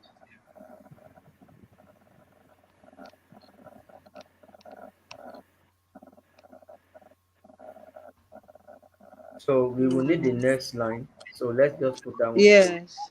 So what are we gonna do now? We already introduced a variable inside another variable inside the loop. So how do we print in? So it should be put car upper too, right? You're supposed to add upper to it. Okay. Below, right? Like this. So I'm thinking it should be after the iteration. Is it iteration now? Iteration, the increment. The Yes, the increment increment, operator. increment. Yes, increment. Okay. You think so? Because I'm thinking if we leave it like this, we might now Mm-hmm. have small letter A, capital letter A, small letter B, capital letter B. Okay. You think so? Let's see. Okay, we Let's can let's try it out. let's try after. Obviously, I don't want to say what will happen, but it's good to try. Trying is not bad. So Mm. put car upper like Then this, upper right? plus plus. Yeah. Upper Well, this still looks plus. this still looks like repetition too. No, this time around is not It's repetition not repetition. Okay. because we haven't seen any upper plus plus anywhere, Okay. right? Right? Okay. Mm-hmm. So we good, Semicolon. right? Semicolon. Semicolon. Yeah. So we can Yeah. execute. Yeah, I think so. Let's see. We are looking at this guy here. So I'm gonna Mm. clean it. So let's see what our output will be. And and you were right. Right. Because the code went this way. Yeah. Uh, While yeah. J Yeah. is less than, Yes. Yeah. okay, and this guy is This. happening. It's what? It's It will do printed this this, guy, and it will it not go increased this down. guy, and Right. then went down. So what Yeah. happened is that after I printed this J like this, huh? It's Mm. actually what in memory this guy has been increased, Yeah. right? and then Yes. it's printed this one next. Yes. So it is printing small letter, big Capital letters. letter. Yes. So we actually need to put it that after you print the small letter, immediately print the capital letter. So small letter, capital. After you print all the small letters, rather Okay. print the Capital capital letter. letter. Yeah. So I think I should repeat it. There's something not clear. What happened? Let's check. From from the output, see why the output is like that. While you check the condition, J less than Z, it is true. Mm. So And automatically, yes, it is true for this because for this guy, for control to leave this guy, this man make sure that these two must be true. Okay. mm, So while J is less than or equals to Z and upper is less than or equals to Z. So what did it do? It printed this pushcart J. mm, Okay, the first one. And in the in at that position, it what? I It guess. it iterated plus and Yes. then Increment. incremented and then yes, increment, sorry. It printed this second one, pushcart upper. Mm. And at that point, it what? It now come back to what? Increase this guy Increment. Yes. and Before then going back again. going back. So it ought to do the two first Okay. before, yeah, The increment. All right. exactly. So if you run it now, it should be different. Yes. We are Awesome. we are not so. It's the same, exactly. Oh dear. Okay. I think my analogy was wrong. The thing that we needed to do is to have instead of fine, we repeated the for loop here. What we can do is to do a for I mean we repeated the while loop here.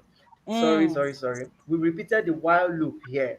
What we are actually meant to do is to do while loop inside another while loop Mm. such that the outer while loop will be the controller of the inner while loop. Now, what does this mean? This is what we need to do. Let me just write what we need to do. So we don't need to put these two conditions because and now it is now saying we are to do this one The and two this one together. Yeah. together. So it has to be a different something. So let me take this guy, okay, and then we now say while Mm. another while case. Yeah. So we can paste this guy, Mm. okay, and at that position point, we can now Open your say braces. yes, and then we can now say this guy, okay. So in that case, this one we have to go to the upper one. Oh, it is now different. So this Mm. one will come here for this guy, Okay. and Okay. this guy will be for this guy. Okay. So what will happen here is that the control will come here, check this guy, and then after this guy has finished what operating, it is Executing. as executing is when it will now enter this guy to Okay. execute. So if we run this guy now, we should have Let's see. what we are looking for. Okay.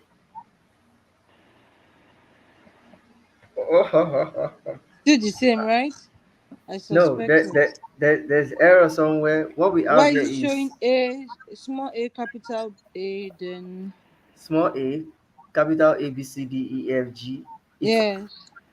okay Then there is B, C, D, continue. So the from the A small letter. started first, yeah, then the B now Yes, continued over there. So because exactly. this still looks like what we did, it's just that we allowed the first while loop to run before the second while loop. Yeah. I'm clapping for you because you are actually even getting it. So what do we do? How do we fix this? So we take it back to what it was before. No, no, All no, right. no, no, no. If you look at what is happening here is that because this guy was here, that was why this guy was printed first. It was printed in the first place. After that, it's incremented this guy in Okay, memory okay, and and it entered into here. And then it went to okay. print all Oh, of oh, the oh. uppercase. It's more After on that, capital it letter. now All came back right. here. And All so right. so what can we do? We So can I think we just remove the J, yeah, the increment. from here. And yes. But Is we leave that one. all? If we remove this guy from here, this guy is still here. So the only thing we are preventing is this guy from operating. This guy Yes, will still from execute. incrementing. We So can that this move one that prints picture. before the other one. Okay, We Ramotamo, you are can saying leave something. it. We can I remove the think, picture yeah, because we see that the lower characters are all printed towards the end except for A. So okay, we, so we can remove the put guy alone, yes, right? I think so. Okay. Yeah, So what do? We put it where? Here, I think we can put it. here. Mm, Okay. Probably Down. not there. Here. Not there. Not there. Okay. Where? Down. If we put it down, it will be that this guy will be the one to be executed first, and it is uppercase Oh, okay. We have to print the lowercase first. first. We need something like this, Okay. Yeah. So that means it has to come before like that the this, lower. right? Okay. So what is happening here? While this guy is true, it will first check for the first value of this guy. This guy A, is it less than or equals to Z? It is true. It enters into this place and it increased the value of A to be B in memory. And what it enters into this part, and then if this guy is true, it prints the value of J at the position in memory. Now, what me I will try to see now, what I'm going to let me try to see the say the output of this guy. This guy will be B, C, D, lowercase b, C, D, E, F, G, H, I, J, K, L, like that. It will be lowercase. It will be starting from B. Then before it now start from A, and then it's what it will print all the lowercase starting from B first with what is here. Let's check. I said it.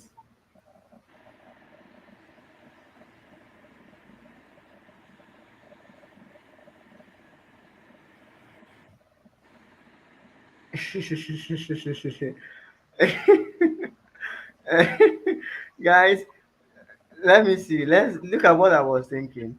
That we Hmm. should have It's this even guy repeating B now. is I repeating think B, right? the Yeah, can it's we repeating B all through. All through.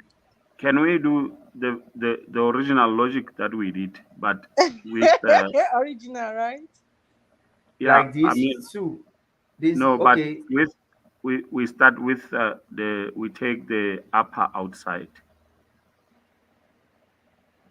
or Okay, we take the upper outside. So that's what I said before. We have to separate it. Separating it like this. No, Yeah. we can do both of them no, inside. Oh. not separating. The same thing that we have just done, but we take upper outside and we put uh, the J inside. Okay, you mean okay? We should take upper like this outside, put it after this brace, right? And we do this one. We should print No, the J. Is this what you meant? Like and this? no, I didn't mean this, but I meant anyway. I don't know if this will work, but I meant let us talk about the output anyway. The output that we had earlier was almost correct, where we had the Okay, let small. me undo everything. You mean like this? Okay, can you print? We see. Okay. Is it this way that it started with the small letter first Yes. and So then went on with the yeah. capital So what I letter? was saying is we can. Okay. It means based on this output, we have to Okay. swap.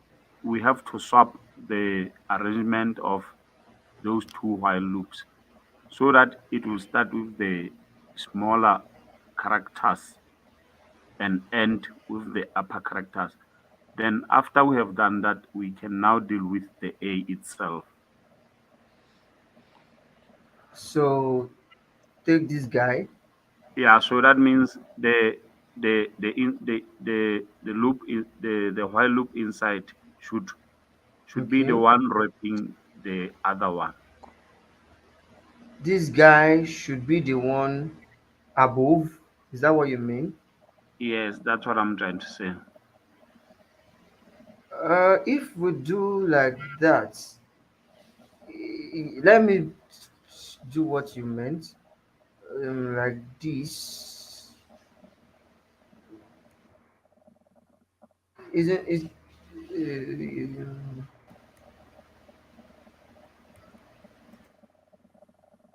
So taking this guy out. So you are meaning something like this. Yeah, it will still not be correct, but from there maybe we'll be able to manage. I don't know. Okay, let's run it. And this is what we have. Yeah, Capital A, yes. Now, then we- small letter. Okay. yeah, now from here we now have to deal with the A itself, which is printed. The The capital A, we have to move it. okay, but you know that the capital A is coming from this point here. So it's actually printed this capital A from here. The first value at the first position of upper here is capital A. It printed it and it increased the value. And the next thing it did was it entered into this line. And then it makes sure that after this guy has finished executing, that was why it did from small letter A to Okay. Z before Can it we, now come back and yeah, continue. we, what we can do, that take that put upper, This guy. yeah, that part and the increment underneath. Okay, these two.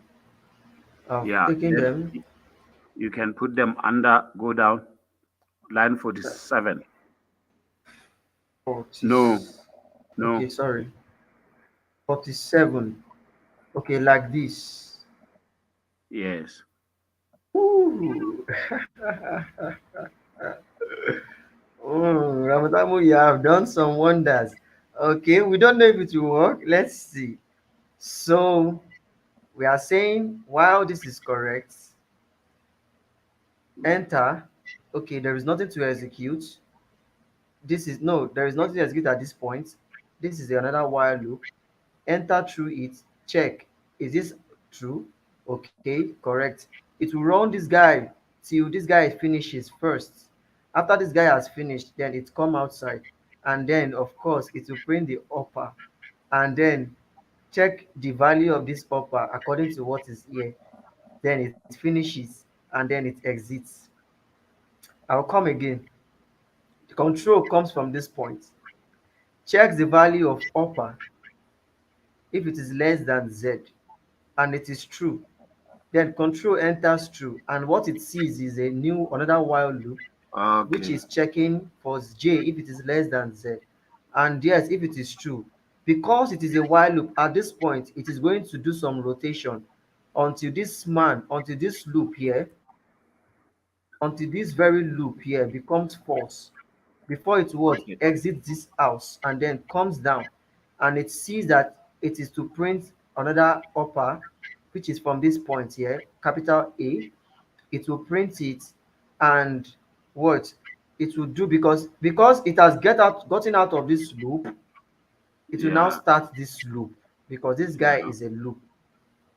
So this is not going to work, eh? It is. It is. Let's run it. I think It works. okay.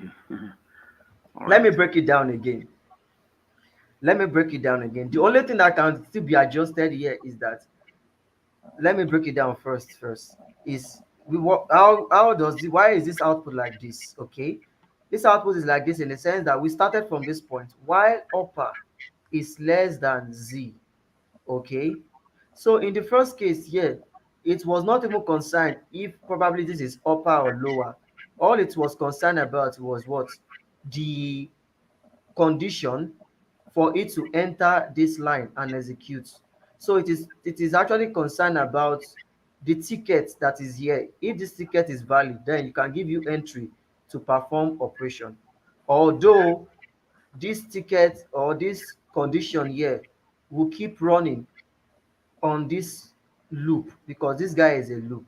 Now, another way, in other words, it comes here, check this upper if it is less than or equals to z, and it is true, it comes in, and dot, there is nothing to print, of course. It comes in, instead is another statement, while loop statement to execute. So that means it will do some kind of rotation here until the statement is false before it gets out. So it checked that J, which is small letter a, is it less than Z? And yes, it is true. It entered through here and keep what? Performing the operation loop until J becomes false. And then it gets out of the loop and enter through upper. I mean this line here, sorry. So it entered through this line, and what is this line saying? It's saying that it should what? Print upper, Capital A. and it increments. So this line, of course, that we are here, it is not like an if statement. This space here, this space that we have here, it belongs to this loop above. Okay, so that means this is a loop itself that is going to what? Rotate until it is what? False before it gets out. So in other words, we can say, we can rearrange it this way and say, if we want the structure to make sense, we can still say it works like this. If we submit like this, you are correct. We can, since we are starting with lowercase, permit me to change J to lower. Okay, so we can make more sense. So permit me to change everywhere we see J to lower. Sorry. So permit me to change J to lower. Good. So what are we doing here? We can start with lower first because we actually want to print lower. Okay, or we can still leave it like this and we are still correct because in fact this structure makes sense. Okay, how? Since when you are using a while loop inside a while loop, it is until the inner loop finish executing before the while loop start executing. So in this case, this guy will be the first output that will be what? Printed before this output. So that makes it to look like this. Hmm. Okay. Since it is the upper that is coming behind, so that is why, okay, upper is above, and a while loop inside a while loop, or a loop inside a loop, it is until the inner loop finish executing before the outer loop executes. So, and again, it is until the inner loop finish to execute before the outer loop is executed. And also before the inner loop is being executed, the outer loop needs to be what?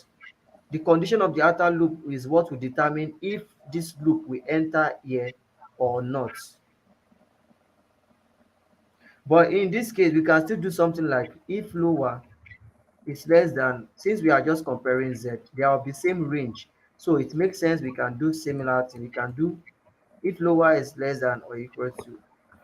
Okay, before I do that, let me copy, sorry, so that we can follow up and compare and contrast. So I'm gonna copy this guy down.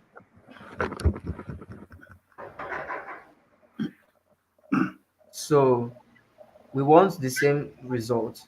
So I can say if lower is less than lower z, small letter z, and then I can now say if upper is less than or equals to capital letter Z, and that is when it should print Low, lower, lower. because it is lower we want it to print first, and then before it prints upper. So this should make the illustration make it to have more sense. Probably I should change the so that this can make more sense. So we can see this is while lower is less than or equals to Z, enter through this loop and still check if upper is less than or equals to Z, capital Z, then print lower, okay, and then what? Uh, Increment lower, and then come out and print upper. So this one will still run. So this guy now is the new code we wrote. So we have to see Mm. three lines. We have to see this output of this, and then output of this. Can Okay. you put charts so we can separate them maybe? But under the code that you just wrote. Okay, I should print something, Yeah, right? yeah. Okay.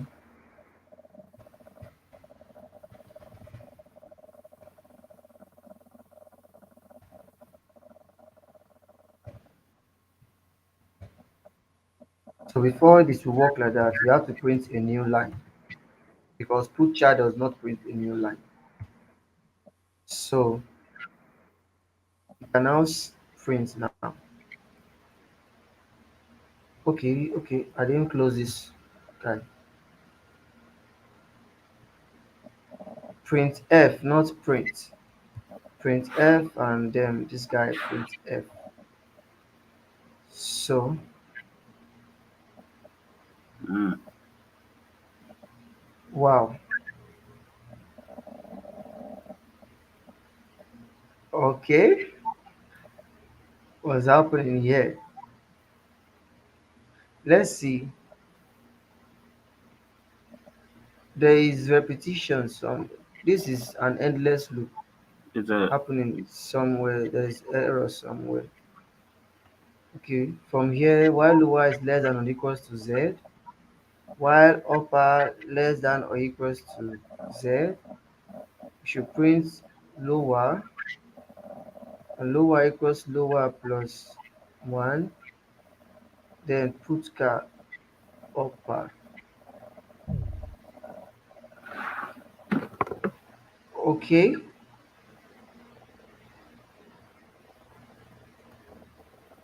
okay. Let's see.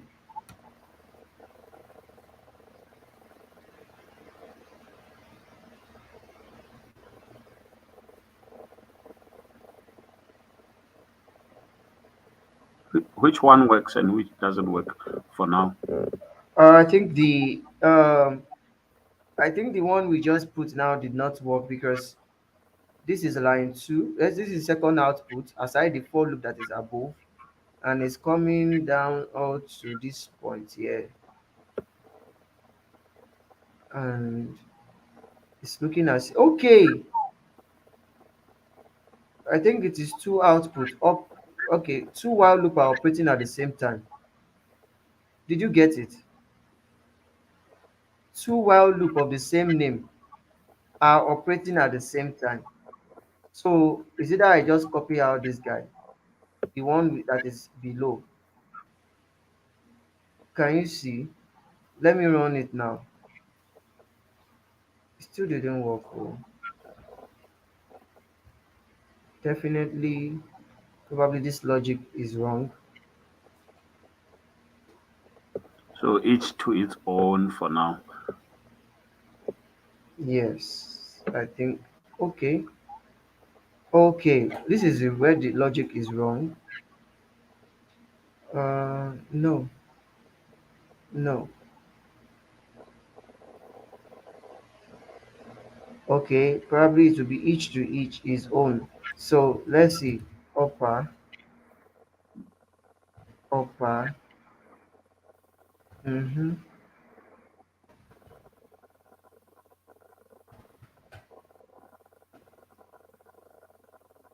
Okay,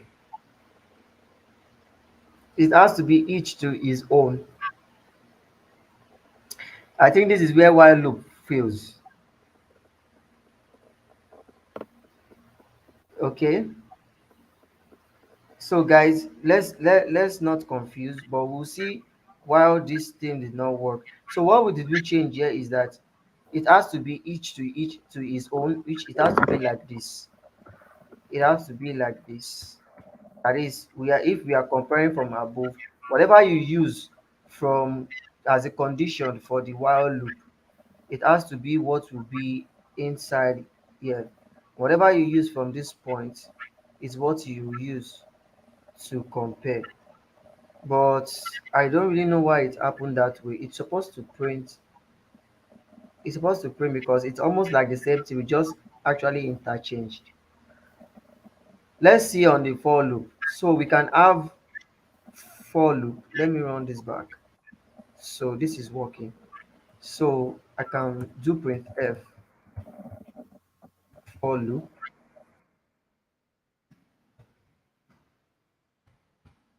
Okay. So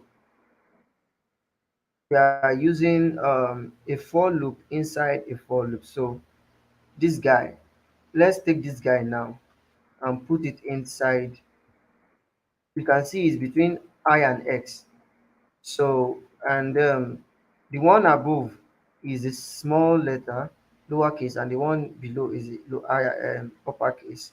So we can do something like this for the for loop. So now, this is the second for loop from this line, and I can put this guy here.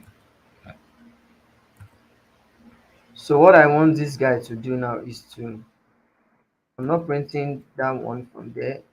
I want it to print the small letter and then print the, okay, it will not work this way too, because it will print this guy from above here and execute all of these first. So we can we can do this one this way, just like this. After this one has finished, then it should come down and print this guy. So wow, this is the output we got. So something is wrong. Let's see. For I less than or equals to 97. Hmm. So what happened? This guy was, and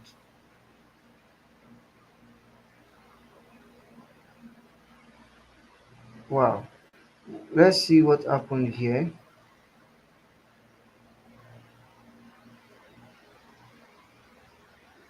Hmm. Okay, while this guy is the upper, okay, definitely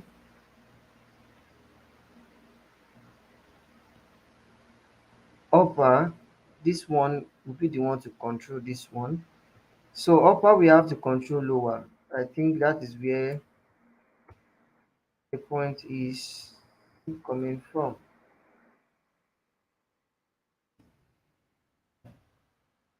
So we're now seeing, so to notify us, I is lower and X is upper.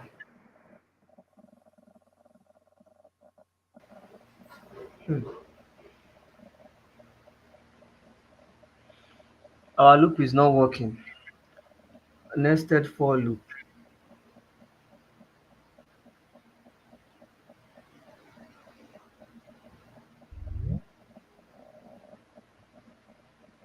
So what happened?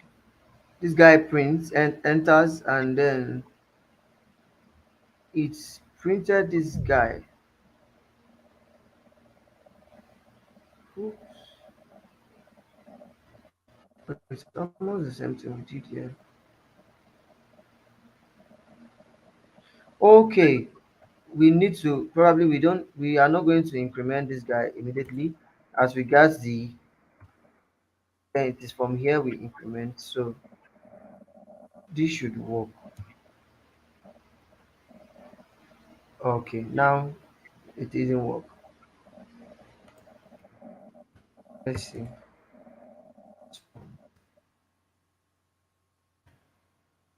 Should it work or not?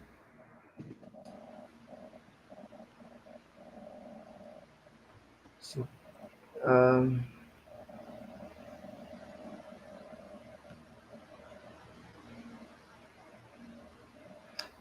what could be the error here? Oh, Unless we still want to dive into repeating the for loops from where we are. So or maybe we it is, can take it as some sort of an assignment to. yes, I'm already stopping now. So Mm, we can take it as assignment, but at least we are able to achieve it with while loop. yes. Okay, a loop inside another loop. Okay, so who is still remaining? Just you and Kemi. Is Kemi out still with us, or Kemi has left off? Yeah. Hello, probably she I has can gone. hear you. Okay, That but is at fine. least okay. Oh, it has been a whole lot of session. Wow. Yeah. Yeah, but it's been beneficial, really. Yeah.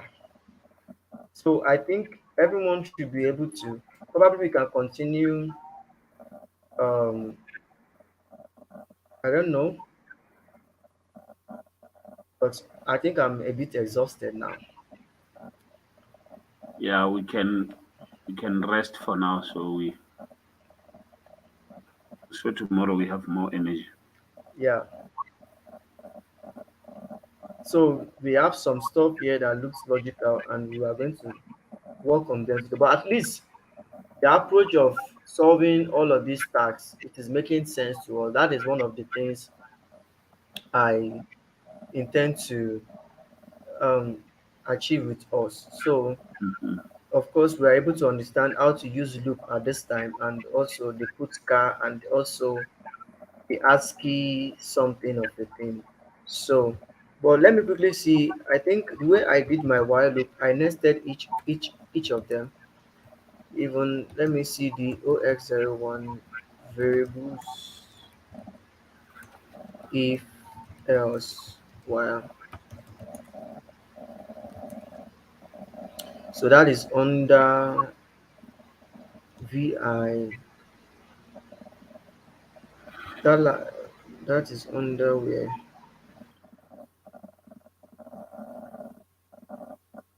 Okay, that's under three. No, okay, three. So how did I do mine?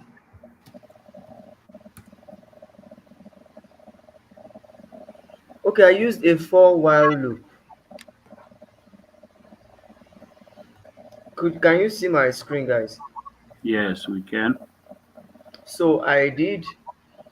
Okay, I created a variable called lower, and I created another one called upper, and used the lower in the for loop. So okay, and I say for lower. Okay, I used two different loop actually. It is two different loop because this for loop ended here, and this guy ended here. We are back to square one. That you said, right? Did, Mm. so it is more like what repetition, but not like my own is not like repetition. Like, I didn't use the same loop. I used for loop and I used while loop. Okay, but there is something that Yeah. we could take from here. We are still able to achieve it with a while loop. The same while loop. This is the outer while loop coming from this end. Look at this brace, and this is the inner while loop. So the outer while loop is okay. I think it is because of the structure of how the what while loop works. Now let's see.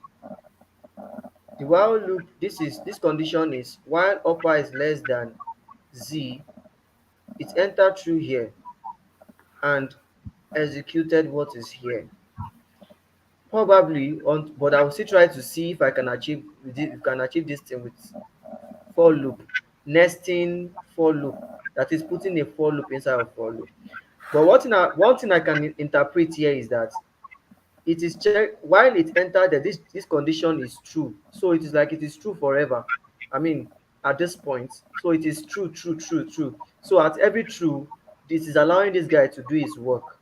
True, do his work, do his work. So before that, to make this thing clear, let's see, let's come to loops.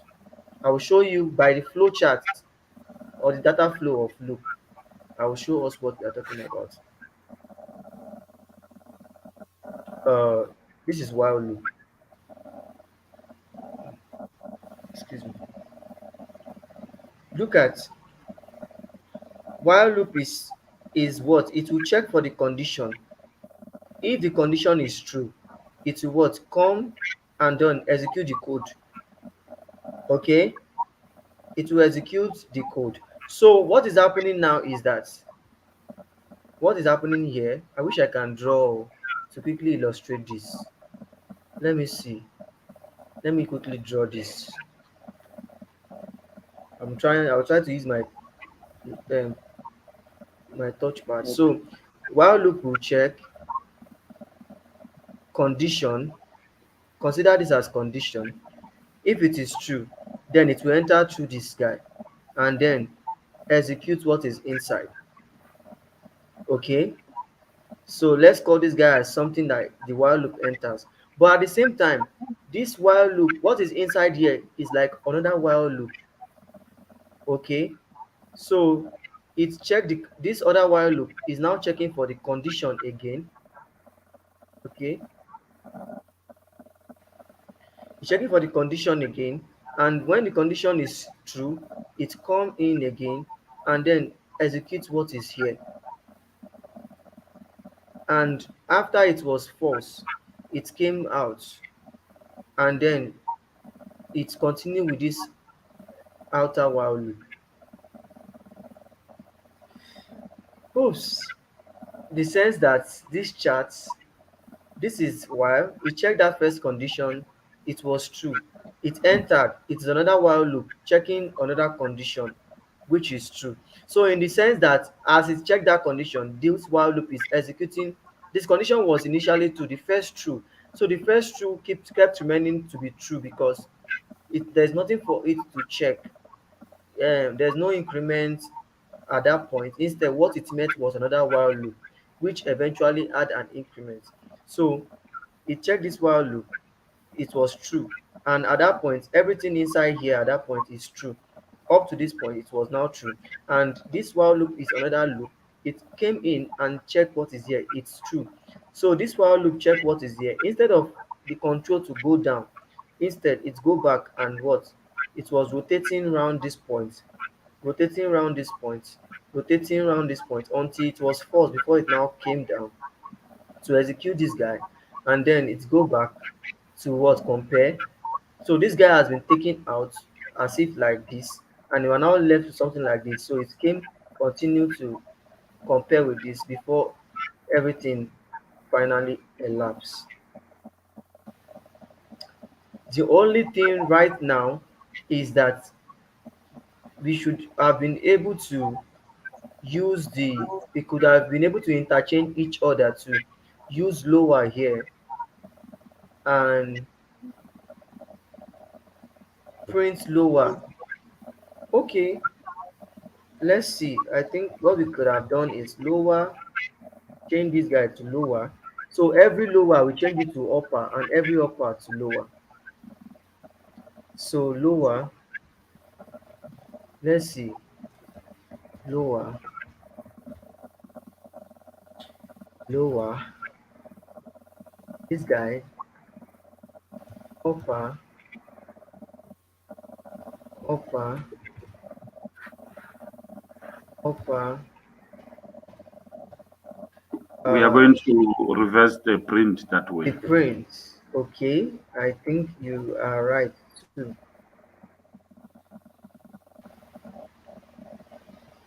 What is wrong? It's reversing the print, as you said. Yes. Okay. So if we must have lower to print first, then I think we need to probably put lower here, put car lower because it is true, and can we do put car lower plus plus? Probably it is until this guy finishes before it enters the next while loop, and then we can say,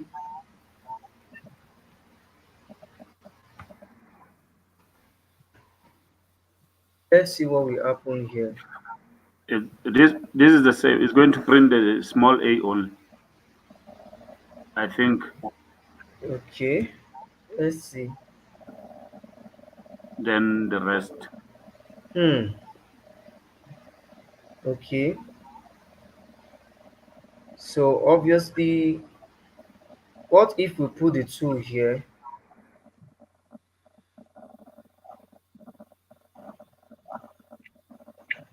It won't. It will only print the only exact value at lower, the actual value at lower there, because this loop is more controlling lower. So it will it work? Let's see. It will zigzag here. Hmm. Okay.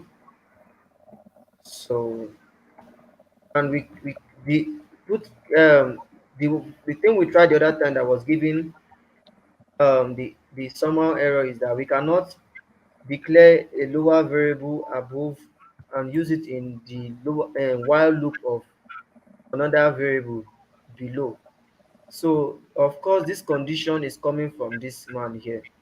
So but I feel it should work because this guy is just a condition. Whatever thing that is here, as long as it is true, it is meant to actually increase this guy here. Let's see. And that was why we are having this error here. So probably it will not work in this way. It will have to work the other way around. So guys, we will just try to fix out the logic, but I believe we are able to get what we are talking about here. So I will just return everything back.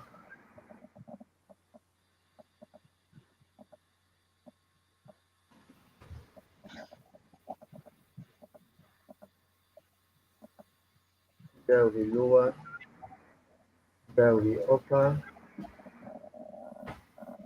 there, there. We should have our result back. Okay,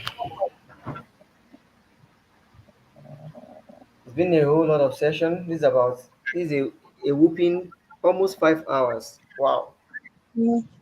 We are building strength though, actually, Yeah. because time like this will happen and you won't even know when you've used more than these hours. So, guys, thanks for joining, and we'll continue with the other ones tomorrow. But I believe a lot has been digested and taken. Okay. Yeah, definitely. Thank you You so gave us a much. lot of insight. All right. But Thank you then so if I much. may ask, how do you know our curriculum? You talk as if you actually did it at your point. Okay. How do I that I said tomorrow we are going to be dealing with functions. Yeah, Is well, like you talk normal, not just to make it like okay, you even mentioned that we're going to be having a partner okay. for a project soon. I Like, I how do you was know all of those things? You I, were wa- part of the I was project. I was a part of the I was in quad 11 before Oh, while I joined, and that was while I was when I was in service. So you I couldn't I finish. I couldn't cope with my service and other commitments, so I had to defer. And in Oh, fact, I was not understanding anything. C was like hell for me. The shell project was like problem for me. I was struggling and I was even having health issues that time too. So I had to I had to defer once. I deferred the first time and I had to defer the second time too. So this is my second deferment that brought me here. So I was one thing I was able to understand is just about making sure that you try as much as best possible your possible best to yes study the concept, and also if possible you can always study ahead before the project comes. It will give you it will give you understanding on how to tackle the project. And not only that, part of the step that I took in answering all of these um, problems is what is part of the necessary thing to really help us quickly get solution to a problem. Firstly, understanding the problem. Secondly, if there are some things you don't know, how do they work? Like this, how does put car work? How am I going to be able to print a positive or negative number? So from there, I know that there's something called if statement, if else statement. I was able to know how to use it. From there, I was able to what provide the logic and then start implementing. These are like the steps that really make life easier, and even in terms of when you come across bigger projects. So that is just all that I've been able to learn. And also too, it too boils down to how much you understand the concept guiding the fundamental concept guiding that programming language. So Mm. it will help you to be able to scale through in terms of troubles and give you understanding. So we are Okay. together, guys. Yes. Hmm. So Okay. nice to have you guys. Thank you So, so much. Okay. okay. All right. All right. wow. Wow, Mr. Thank you. So you guys can practice or try to understand why you got the answer from the project, from everything that your checker checked correct correctly. So you can try to understand how it works. So let me share my screen back. Sorry. The part that I think we will just try to work is the next meeting will be, you see this 102, this advanced tax. It's so Mm, crazy. There are a lot of logic involved there. Then this guy too, 101. So from 100 to 102. Mm-hmm. How you can print combinations of 2 digits of numbers still using only putcar. What that's even worst of what things of it. So look at these two, how you can print numbers and separate it with digits. You know, then I think there's something we should be able to do here. A program that prints, okay, the base 16. Okay, a program that prints all numbers of base 16, okay, in lowercase. So it's printing from 0 to 9 and from A to F. I think this one now is just for someone to understand. The only answer here for me is understanding the ASCII value for printing numbers in base 16. So if you look up the ASCII table, if you are printing numbers, if you look at this side, decimal, okay, if you are printing numbers start from this point, from 0 to 9, you have um 46, 47, 48, 49, 50. So the ASCII value for decimal, sorry, from 48, from numbers from 0 to 9, start from 48 to 57. If you are dealing with numbers, or you want to just put the numbers directly in single quotes. So what am I trying to say? If I do, let me open another guy.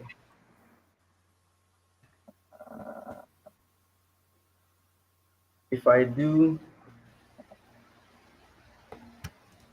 while, let me create int I uh, I equals 0. Okay. Okay, no, let me use 48. So I can now see why 48 is less than or equal to um less than or equal to what? Less than or equal to 57. So it should print put car I, right? And then a new line, put car, new line. Okay. So if I run this, sorry, I supposed to be 0, start from 0. So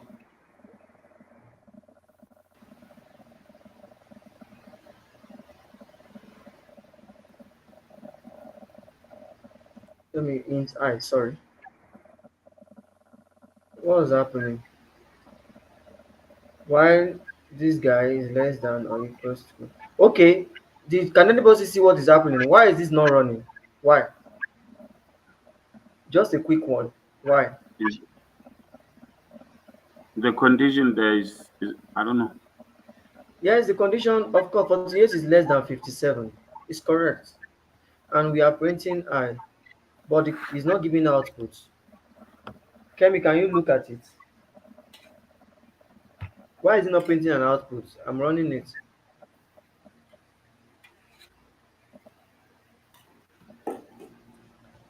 There's no Okay. there's no increment. Did you see? There's Yeah, no I yeah, plus plus. yeah, yeah, Is it yeah, clear? Is it clear now, Ramdamo? You can see it, yeah. right? So of course, Yeah, if I use char, it will go. So char should start from 48 because 48 value in char is 0. It's still not running. Still not. Char. Okay, probably I need to use int. Is that what it's telling me? Is it the compiler? I plus plus. Oh, guys, I'm saying 48 less than. It should have been I. Hmm? This, look at what is here before. The condition is false because is from here. This guy 48 less than 57. Put car I. So it is not saying, I'm not really actually comparing I. So the iteration is not coming from anywhere. So it should have been I less than or equal to.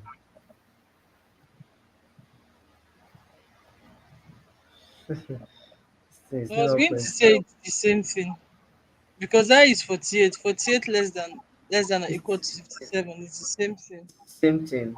Mm, So what is happening?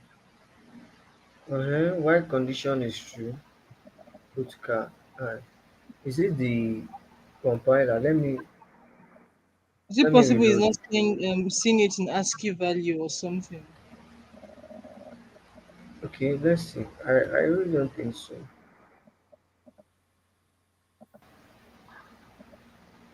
You mean I should do car like this, and then we should Mm. compare with I? Alright, let's see. Wow, It's the it's same thing. not. Let's see. Let me open Replit. Probably these compilers sometimes. But I even think Replit has its own issues. no. I think we are comparing. Uh, I is a character, character. Then the but other it's one is still integer. it should still work. Even while we change it to an integer, it's still not working. It should still work. So probably we'll do, let's use char I is equals character 0, and then y I is less than 9, character 9. Okay, this compilers want to do something else. Mm-hmm. You can see it's still not printing. So I don't know where the error is coming from. This guy is closed. I think the, This the guy. the semicolon after while. Woo! There's a semicolon here. I didn't see that. I didn't see that, honestly. So obviously it has terminated this guy, or probably this guy is only running in memory.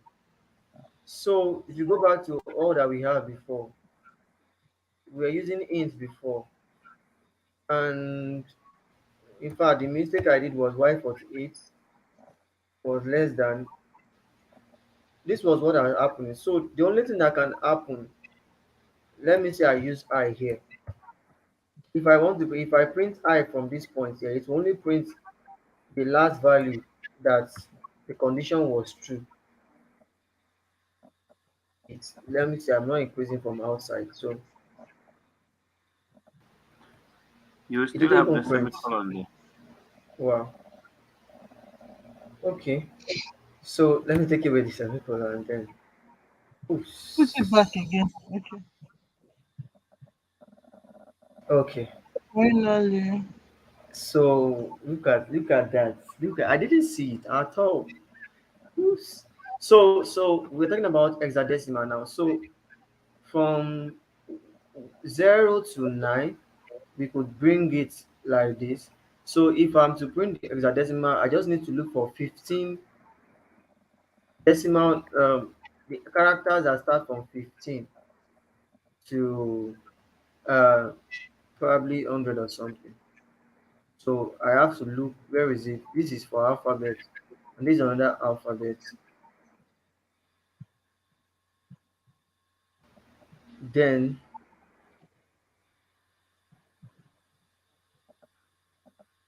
We so need to print A, B, C, D. itself, right?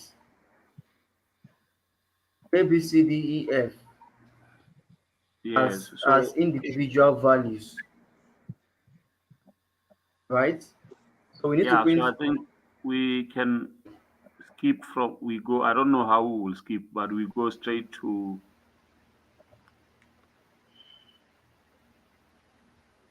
We can use a for while loop to just make it convenient.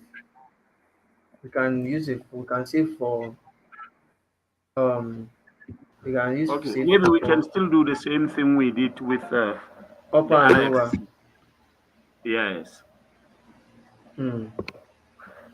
That is Where where where 0 we to 9 is like our smaller characters.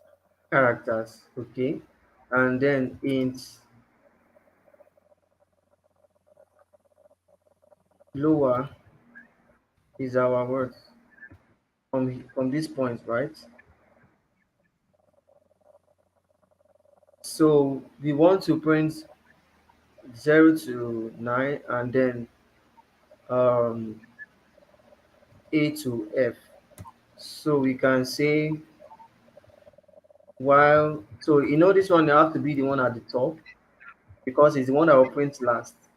So while Yes. according to the logic that we had the last time, while lower is less than or equals to F. So we can now say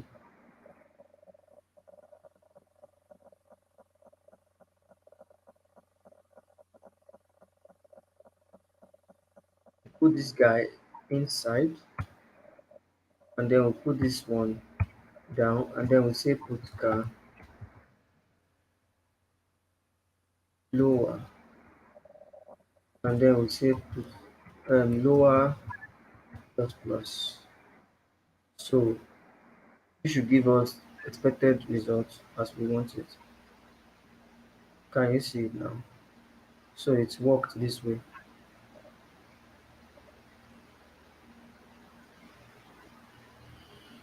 Was the idea clear?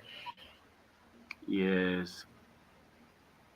So, but I think I did something different. Even I can't even remember my code. I think I did something different. Hope I didn't change anything. I should have used ordinary Q. Okay, because the checker has not finished checking. I use checker. Betty. Okay, so that is number what of the project. 8. Print this. I can't even remember the logic I used.